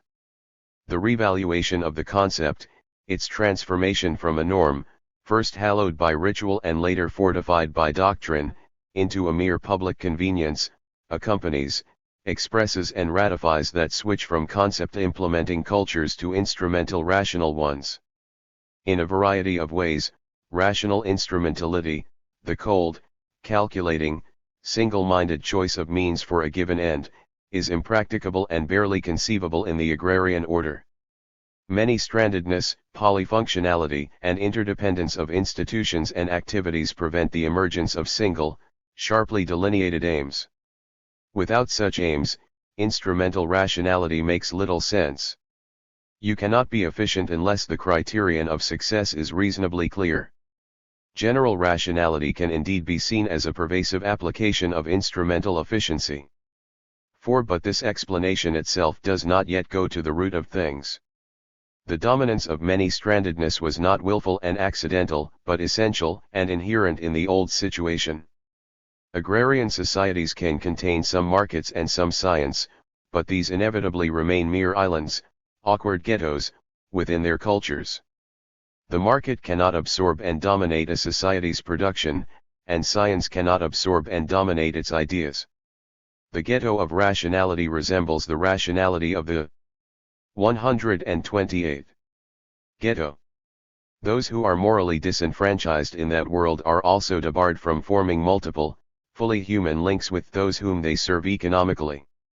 In the stigma-induced insulation of a single functional relationship, they can be expected to do one thing only. Their usefulness and survival depends on doing it well. They are not allowed to offer anything else. In this way, as Werner Sombart claimed, the ghetto may be the source of instrumental rationality. 5. A society with a small surplus cannot possibly become a generalized market society. By contrast, in the developed modern world, endowed with an enormous surplus, the individual hands over his labor and buys virtually all he needs with his wages. In the physical sense, there generally isn't anything to hand over, the individual simply takes part in a very complex activity. With his remuneration, he draws from the market what he needs for survival, when he needs it. An analogous procedure in agrarian society would be absurd and disastrous. If the agricultural producer handed over his entire output and then relied on purchasing what he needs, the first fluctuation in prices, occasioned, let us say, by shortages in a neighboring area, would leave him starving. In consequence, a very large part of production is stored for safety. Agrarian society is, in effect, a collection of protected storage units. With a small surplus, production retains much of that absolute, yes-no, non-negotiable quality which we now associate with coercion and total conflict. There is not much leeway for seeking small advantage, and seeking a refined, sophisticated equilibrium of satisfactions or interests. Either one has enough, or one perishes. In such a context, there is no autonomous economy, only a binding set of simultaneously economic and political coercive institutions. The crucial division of labor, the insulation of spheres of activity, which eventually engenders affluence, cannot emerge unless there is already some measure of plenty available. Here as elsewhere, there is a chicken and egg impasse. What is stored needs to be protected if the storage is to be effective. Agrarian societies' storage systems vary, the crucial unit. 129. Can be the individual farmhouse fort, coexisting on terms of equality with others, or the baronial keep, or the collective storehouse of the tribal segment, which still functioned within living memory in the Irgurm or Agadir of the peasant cousin republics of the Atlas Mountains. The Nuragi of Sardinia, surviving from the first millennium BC thanks to their sturdy stone construction, must presumably have had the same function. The storage and protection system can be based on a set of individual houses, surrounded by a city wall, and protected by and exploited from a citadel, or again, it may be based on a centrally controlled silo. Whatever the particular form it takes, one thing is always true: the preservation of this political social infrastructure, from either external aggression or internal disruption, is at least as important as any augmentation of output. Generally speaking, it is much more important. In other words, there is no question of productive strategy being dominated by a single and primarily economic criterion. Rationality and experimentation based on insulated aims are excluded. The preservation of the system and its internal order is the first consideration. This calls, not for the pursuit of isolated and economic goals, but for the satisfaction of a complex and intertwined set of social requirements. This diffuse need is dominated by the socio-political considerations concerning the maintenance of the social order, and the protection and security it affords. So multi-strandedness, the impossibility of insulating and pursuing a pure and economic end, is built into the system. It is its essential precondition, not an accidental imperfection or retardation. A complex and precarious order is to be preserved, and this is hardly compatible with ruthlessly innovative pursuit of sharply isolated ends within it. Chayanov's celebrated studies of the attitudes of Russian peasants to production is a good example. 6. What defines the market is not that people exchange things; they can do this on very unmarket-like, ritual occasions, but that they do so in the spirit of maximizing economic advantage, and, above all, that they do it with an almost total disregard of other considerations. A man selling stocks or shares generally has no 130. Idea of the identity of the purchaser. What defines a market society is of course not the presence, but the predominance, of such relations. One, but only one, precondition of the emergence of such instrumental rationality is indeed the availability of a large and expanding surplus, which creates a situation in which there is no longer the need for storing and protecting the major part of what is produced. The expanding surplus does, of course, depend on sustained innovation. This, if it is indeed to be persistent and continuous, depends not on any one discovery or even set of discoveries, but rather on a sense of the intelligibility and manipulability of nature. In other words, it calls for a secular, unified, single conceptual currency vision of nature. So, the instrumental spirit in the economy, which, jointly with politically independent producers, helps set up the market, is paralleled by the unified and instrumental attitude to nature. The fusion of data and explanation into a single ideal currency, subordinated to the single aims of explanation and prediction, is essential. The two are parallel, and mutually constitute each other's condition. Commercialization of a city, or of a linked system of cities, or, on one occasion, of a favorably placed island, was possible even with a relatively low level of cognitive expansion, but the general expansion of the market, culminating in its domination of entire societies, and the international system of societies, required perpetual and tremendous cognitive and technological expansion. 7. The orientation towards the market of a society possessed of but a small surplus would lead to an intolerably precarious situation. Such a society would be even more perilously poised at the edge of famine than most agrarian societies in fact were. Cognitive growth alone made it truly possible to follow through with the pervasive domination of a society by the market. This constitutes the element of partial truth in the Marxist doctrine that the growth of the forces of production engendered the radical social transformation. What is true is that without the expansion of knowledge and technology, the augmentation of productivity could not have occurred. But Marxism is in error, and strangely teleological in its explanation, when it goes further. 131. And claims that this increased effectiveness potential of tools somehow dragged a new social organization into being, as a new task imposed, by whom or what, on humanity. No social order ever perishes before all the productive forces for which there is room in it have developed.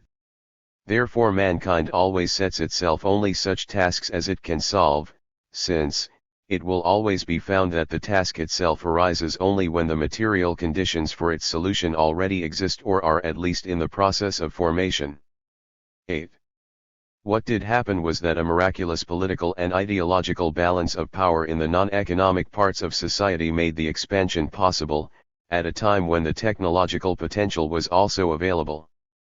Just as miraculously, the impulse to make use of the uniquely favorable concatenation of cognitive, ideological, and political circumstances was also present in some at least of the producers.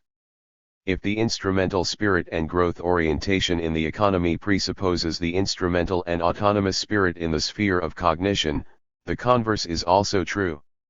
It is hard to imagine perpetual and radical cognitive transformations occurring in a society in which the old alliance of coercive and clerical elements continues to prevail. They would suppress and smother it. They might do so from a valid if semi-conscious perception of their own interests, or from a sincere devotion to whatever orthodoxy their society happened to uphold. The most advanced society of the Middle Ages, the Chinese Empire, behaved somewhat in this manner. 9. Only an individualist and instrumentalist society, committed to toleration as part of its internal compromise, can provide the required milieu. It is then able to carry on with its favored productive activity. It can then constitute the matrix within which perpetual cognitive growth becomes firmly established and institutionalized. The single purpose, instrumental attitude towards a unified and as it were levelled out nature, paradoxical though this may seem, has an elective affinity with the Protestant autonomy of the self. Superficially, one might be tempted by the contrary argument, the modern attitude to nature and natural inquiry places. 132. The sovereignty in matters cognitive squarely, unambiguously outside, the facts, the data, and they alone, can decide an issue. Man would seem to be devalued by this diminished control over natural fact. But the theory of knowledge which accompanies and codifies cognitive growth seems individualist, and hence strangely subjectivist. It is the individual's private data which are ultimately sovereign. Truth would seem to be private. But the cutting edge of this argument is that it deprives the inherited, habitual custom-born cultural vision of its erstwhile authority. It liberates nature, or rather it liberates inquiry into nature. Individual cognitive sovereignty goes with the autonomy of nature. The end of holistic and social knowledge frees both the individual and nature. The basic contrast is between a concept implementing society, whose concepts, inevitably endowed with contested and ambiguous edges, are systematically implemented, form a system within which both men and nature have their prescribed places, and are sanctified by ritual and doctrine, and a society in which concepts are at least tacitly desacralized, where their application is in some measure based on single, isolated criteria, and within which isolated men face an orderly, mechanical nature. The enlightened solution and its problems. It would be an exaggeration to credit the Enlightenment, which codified the new vision, with a single and wholly coherent, consistent, and fully worked out doctrine. Intellectual history does not possess that degree of neatness. Nevertheless, the Enlightenment is endowed with a considerable measure of coherence. Its themes liberalism, rationalism, naturalism, empiricism, materialism are conspicuous and fairly pervasive, even if its various themes are not always consistent. Perhaps one should distinguish between vulgar enlightenment, and the higher enlightenment. Vulgar enlightenment was articulated and disseminated by men who were far from vulgar. 133. Socially or culturally, by the philosophies of the elegant salons of pre-revolutionary Paris. They wrote with brilliance and wit, sometimes with depth, and their widely accessible literary productions are plausibly credited with the transformation of the moral and intellectual climate, and with having made possible the proclamation of a new social order in the French Revolution, thereby turning a fronde into a profound transformation, a revolt into a revolution. They enthroned reason and nature. This pair of deities are highly complementary and indeed mutually interdependent, though also in conflict. For some reason, only one of them was actually symbolized by a naked actress at a revolutionary ritual. Reason is a kind of generic faculty of cognitive discovery or validation, held to be at least potentially present in all men. But at least as a potentiality, it is present equally in all of us. Nature is the system of orderly reality, revealed unto us by reason. Nature, in turn, is meant to repay the compliment by assigning to reason, within its own system, the monopoly of legitimate cognition. Reason reveals nature, nature enthrones reason. A work in which this vision was systematized, more so than in any other, was Baron de Holbach's System of Nature, 1770. Given its brazenly subversive content, it first appeared anonymously, and was indeed condemned to be burnt by the public hangman. The Baron was rich as well as learned, and for a long time played the host, at regular Thursday dinners, to the French encyclopedists. The book in question was a kind of compendium of the new enlightened wisdom, and can be assumed to be, in content, a cooperative work. The extent to which the new vision was both the inversion in content and the perpetuation in style of the old, can be gauged by the remarkable hymn to nature with which it culminates. O nature, sovereign of all beings! And yet, her adorable daughters, virtue, reason, and truth, remain forever our only divinities. It is to you that belong the praises of the human race, to you appertains the homage of the earth.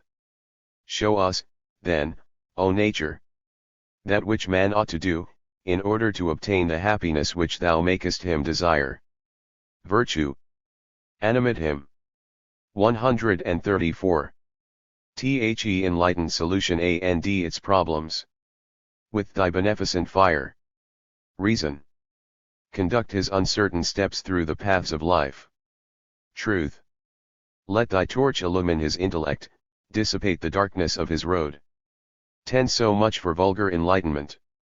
The higher enlightenment is constituted by those supreme thinkers of the 18th century who did more than merely codify the new vision.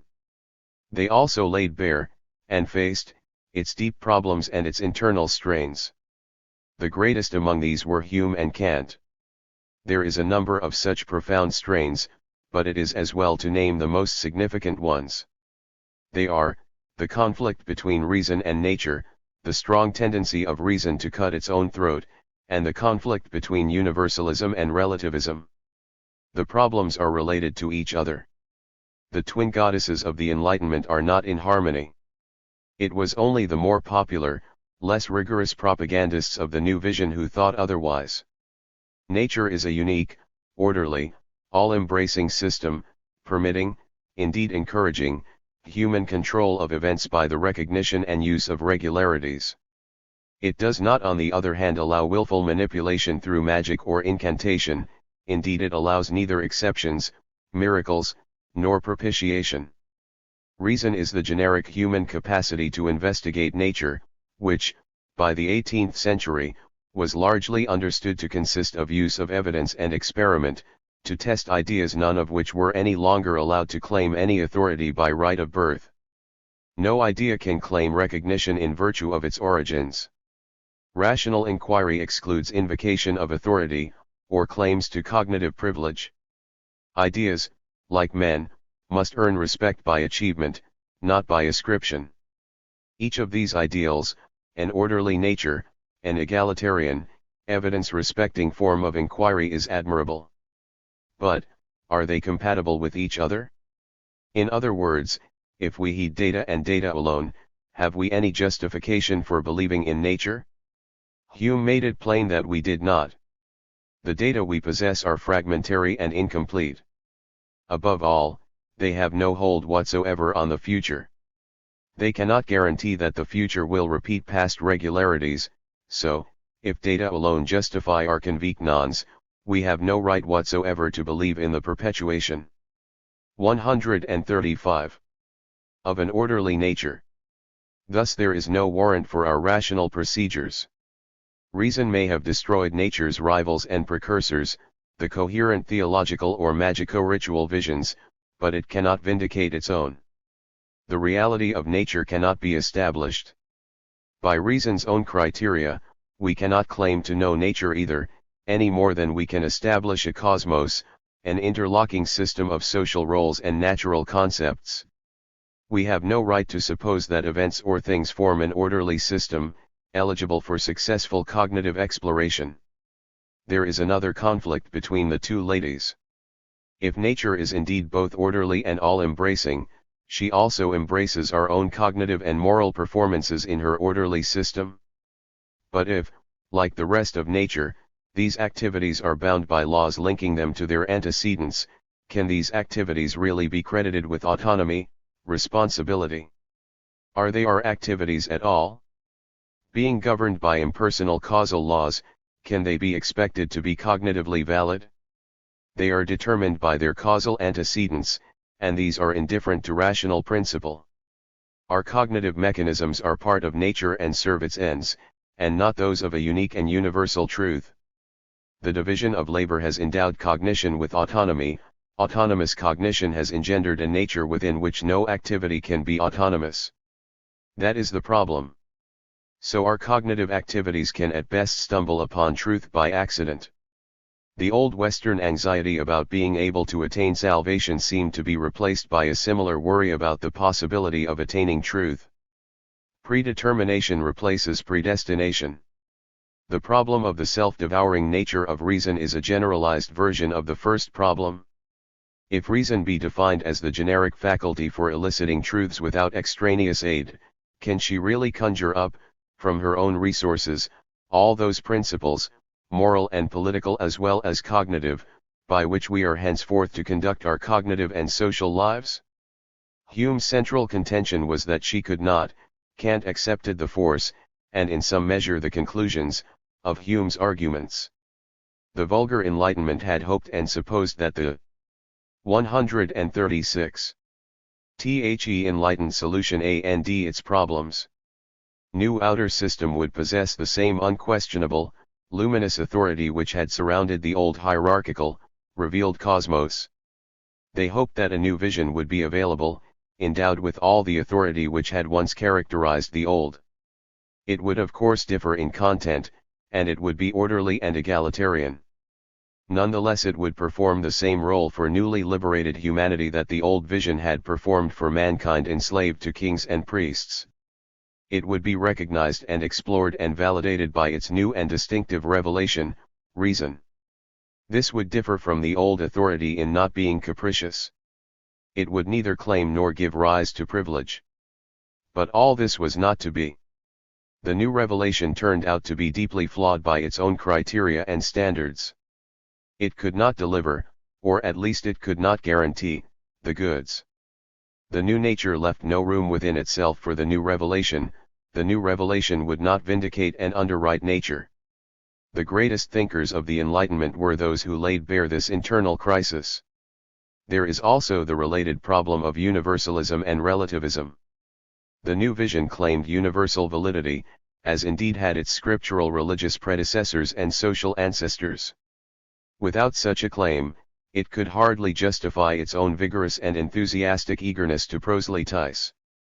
The encyclopedic propagandists of Paris knew full well, and with a touch of bitterness and fear, that what seemed self-evident to them had little plausibility, or even intelligibility, for the vulgar, for the masses. They wished to convert all men, but when they contemplated the task of persuading their humbler and less educated fellows, they found the task daunting and awesome. But they had cause to fear not only the credulity of the vulgar, but also the self-corroding critical spirit of their peers. Yet, at the same time as they attributed universal validity to the new conception of nature, that conception itself included, as an integral part of itself, a view of all knowledge as functional.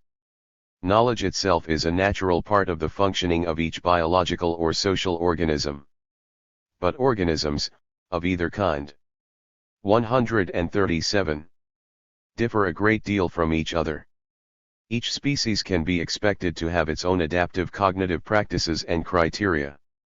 So, inside nature, one may logically expect cognitive diversity, a general relativism. Each organism or culture could be expected to have its own vision, functional and binding for it and it alone.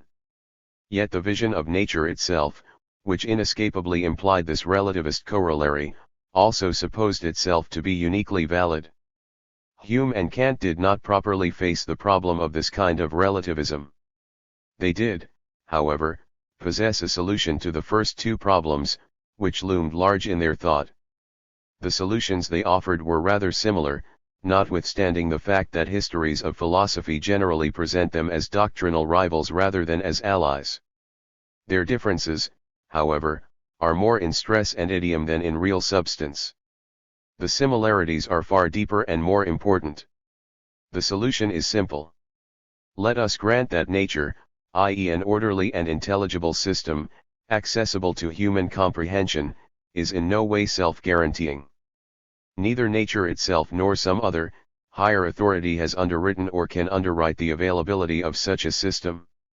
To require or expect such a guarantee is to suppose that there is some finally and definitively knowable basic reality, which can prescribe in advance of the event what may be discovered by cognitive exploration. To say this is to deny the autonomy of knowledge, and make it subject to a kind of precognitive fundamental or entrenched constitution of the nature of things. Inquiry cannot be both free and guaranteed, reliably underwritten, though many philosophers seem to wish it to be both. In a world ruled by the sovereignty of knowledge, we no longer look to such higher authority, for how could we know of its existence and its legitimate authority? No matter, Hume and Kant argued, we ourselves, our own minds, function in such a way as to ensure that our knowledge at any rate is of this kind. The warranty is to be found within ourselves, in the constitution of our own minds. When they spoke of our minds, Hume and Kant meant humanity at large. There is, admittedly, a considerable difference. 138. The enlightened solution and its problems. In tone between the two thinkers. Hume speaks as if it just so happens that our mind habitually picks out regularities and expects them to persist. It is this psychological regularity of ours which has as its consequence that we see all nature as composed of regularities. A contingent regularity in one small part of nature, our own mental habits, is in a way echoed, multiplied 1,000-fold, in nature as a whole. Hume can offer no guarantee that our minds must continue to operate in that fashion. He simply finds that, happily and providentially, they do so. Kant by contrast uses an idiom which, if taken literally, inspires much more confidence. Our minds not only have, but are bound to have, a certain kind of structure. This then inevitably guarantees that what we know will have the orderly form which we call nature. The difference between them is less important than their shared attribution, to our minds, of that which other, less perceptive thinkers continued to attribute to the external nature of things. Hume and Kant shared the same error, the supposition that all minds were indeed alike. They did not see the mind they described as the culmination of a unique historical development. They perceptively described their own minds, the new emergent intellectual style, and attributed it to all of mankind. Hence they did not, at any rate directly and in the main strand of their work, confront the problem of relativism. They could not do so, because the main solution of their central problem denied the fact of relativism, even if they noticed it in other contexts. It was left to the 19th century to try to cope with this problem. Hume and Kant had codified the general procedures, not of the human mind, as they supposed, but of one kind of human mind, a mind which sees all data as articulated in one single currency, all facts as equal in kind, eligible for symmetrical explanation, with the explanations ideally constituting or at least aspiring to a single system with a unique apex. In this book, we have tried to put forward a schematic account of its historic emergence. It is an important corollary of the vision of such a mind that the facts are not merely equal, but also morally colorless, values, moral rules, whatever source they may have. 139. Cannot be underwritten by the unique orderly external system of objects. It was natural for Hume and Kant to solve this problem in a style similar to their vindication of nature. The rules of morality also had their basis in the very constitution of the human mind. But, in fact, the human mind in general does not resemble the enlightened mind, which is a distinctive and most unusual historic product. The generic model of primitive mentality we have put forward earlier proposes a multiplicity of subsystems, each of them morally saturated, and each linked to its social context by its own rules. Once the Hume/Kant error concerning the alleged universality of the enlightened mind is recognized as such, and it did not take long for it to become conspicuous, the question arose, given that the new vision is a vision and not the vision, why should it be preferred? And indeed, should it be preferred at all? What, if anything, makes it binding? The age of progress, or Operation Bootstrap. Human diversity could be, and was, invoked as a solution as well as a problem. This solution became the most prominent and characteristic philosophy of the 19th century, the faith in progress. A society had now emerged which, for the very first time in history, was based on sustained, perpetual cognitive and economic growth. Looking backwards, this society thought it could discern a similar continued trend of improvement, culminating in itself. A trend which in the past had sometimes been too small to be perceptible, and was sometimes interrupted by regressions, was now visible and conspicuous, and came to be seen plainly and unmistakably. Looking forward, some thinkers felt justified in expecting that this sustained improvement would continue. The perpetual amelioration was not confined, in the estimation of some, to the spheres of cognition and production. Morals and 140. The Age of Progress, or Operation Bootstrap. politics, and all aspects of life, would share in this upward sweep. This conferred a new meaning on life. It constituted a new theodicy, a justification of all tribulations that mankind endured. Bliss in an earthly future, not in the beyond, compensated for the injustices and tribulations of life. A new theodicy was born. This vision of progress solved the problem of relativism, which the simpler form of the Enlightenment could not handle. The idea of progress does not contest the fact of radical diversity of outlook and spirit amongst different cultures and periods. On the contrary, it requires such diversity and glories in it. It treats it as a starting point. There is indeed diversity, but it is not random or chaotic diversity. The diversity in belief, values, organization, or whatever, is arranged along a grand series. The later members of the series constitute a completion, superior continuation, consummation, of the earlier ones. Moreover, by and large, this serial arrangement by merit also corresponds to the temporal series, revealed by recorded history. Western thought was now ready for a deification of history. History was supposed to reveal, not a random succession of diversity, but a series of continuous and endogenous improvements. History, or even the universe itself, was assumed to resemble a bourgeois life. This was, after all, a bourgeois age. The middle class believes in perpetual education and self-improvement, and history was declared to be the education of the human race, a phrase dating back to the 18th century. A bourgeois life is, above all else, a career. It is justified primarily or exclusively in the progression in achievement, rank, reputation and wealth. It now transpired that the universe did the same, the world itself was upwardly mobile.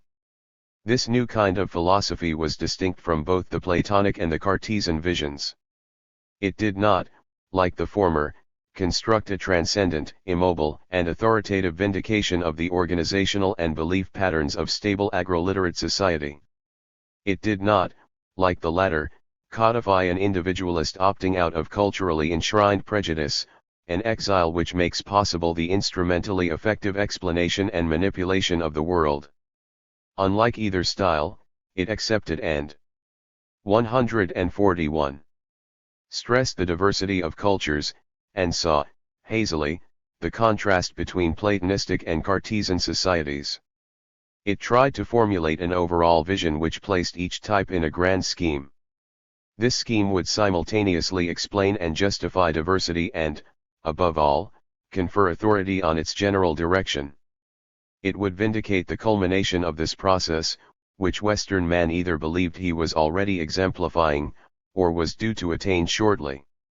The philosophy of progress was formulated under two successive and separate impacts, that of history, and that of biology. The two could also be combined. The perception that history seemed to have an overall upward pattern initially inspired a general theory of progress. Later, the Darwinian news from biology, to the effect that this upward motion was something true of all life and not only history, generalized and confirmed the lesson. If this upward surge was the central fact of life, it lent itself admirably to satisfying, in a new and acceptably secular manner, the need which had previously been catered for in large portions of humanity by the great generic salvation faiths. This was the need for a solution to the problem of evil, the reconciliation of man to his world. The world, it seemed, no longer needed an extraneous savior, redeemer, and guarantor. It constituted, provided, and guaranteed its own salvation. It was saved by processes drawn from within itself and by criteria emanating from and validated by itself. The religion of progress does indeed provide a superb solution of the problem of evil. Evil is overcome in the end by a basic principle operating within the world. But in the short run, evil also provides a kind of necessary spur or obstacle. Without it, the achievement of the later good condition would lose much of its flavor, and perhaps not occur at all. So it was a necessary and functional evil after all. Thus, by means of conceptual resources now drawn entirely from within the world, the old unification of fact and value was temporarily, though rather precariously, restored. The most important version of this kind of theory, in the worlds of both thought and of politics, turned out to be the Hegelo-Marxist one. 142. World history, it taught, had meaning, direction, and purpose. Change was not mere disruption. The old value/fact fusion would be maintained and completed, Hegel, or alternatively, though it had been spurious in the past, it would at long last be replaced by the genuine article, Marx. The coming condition of humanity would fuse them even more intimately. In its Marxist form, this vision was destined, of course, to become one of the major world religions. It blends a number of ideas. The most important of these are that the various social forms which mankind has known and is yet to know have a terminal point, which is also morally normative. The various preceding stages are determined primarily by their productive base, they correspond to its development, to its continuous augmentation throughout history, and the terminal stage will be free both of coercive institutions and of private property. Thus, in a curious way, a materialist typology of societies and theory of social dynamics were jointly used to formulate a political mechanism, which promised the end of both coercion and illusion. It was, of course, not the only theory of progress. In France and elsewhere, the Comtean tradition was also prominent. Darwinism inspired a whole new crop of theories, of which pragmatism was probably the most important. Pragmatism taught that the process of adaptation and elimination, which had begun in a nature red in tooth and claw, was, in principle, perpetuated by mankind in its later cognitive and ethical striving. No overarching unity was needed as a premise or guarantor or unificator, for these piecemeal adaptations were perfectly self-justifying, or were justified by their success. The pragmatist dismissal of unifiers, and the passionate commendation of petty adjustments, ironically itself became a great and exceedingly abstract unifier. It is probably the most important indigenous North American philosophy. The pragmatist vision of sustained and continuous progress was made possible by crediting, most implausibly, primitive man with fairly single-track cognitive activities. Tacitly it retrojected the modern division of labor. It was well suited to a culture endowed with little genuine recollection of an ancien regime, from which that division had been absent.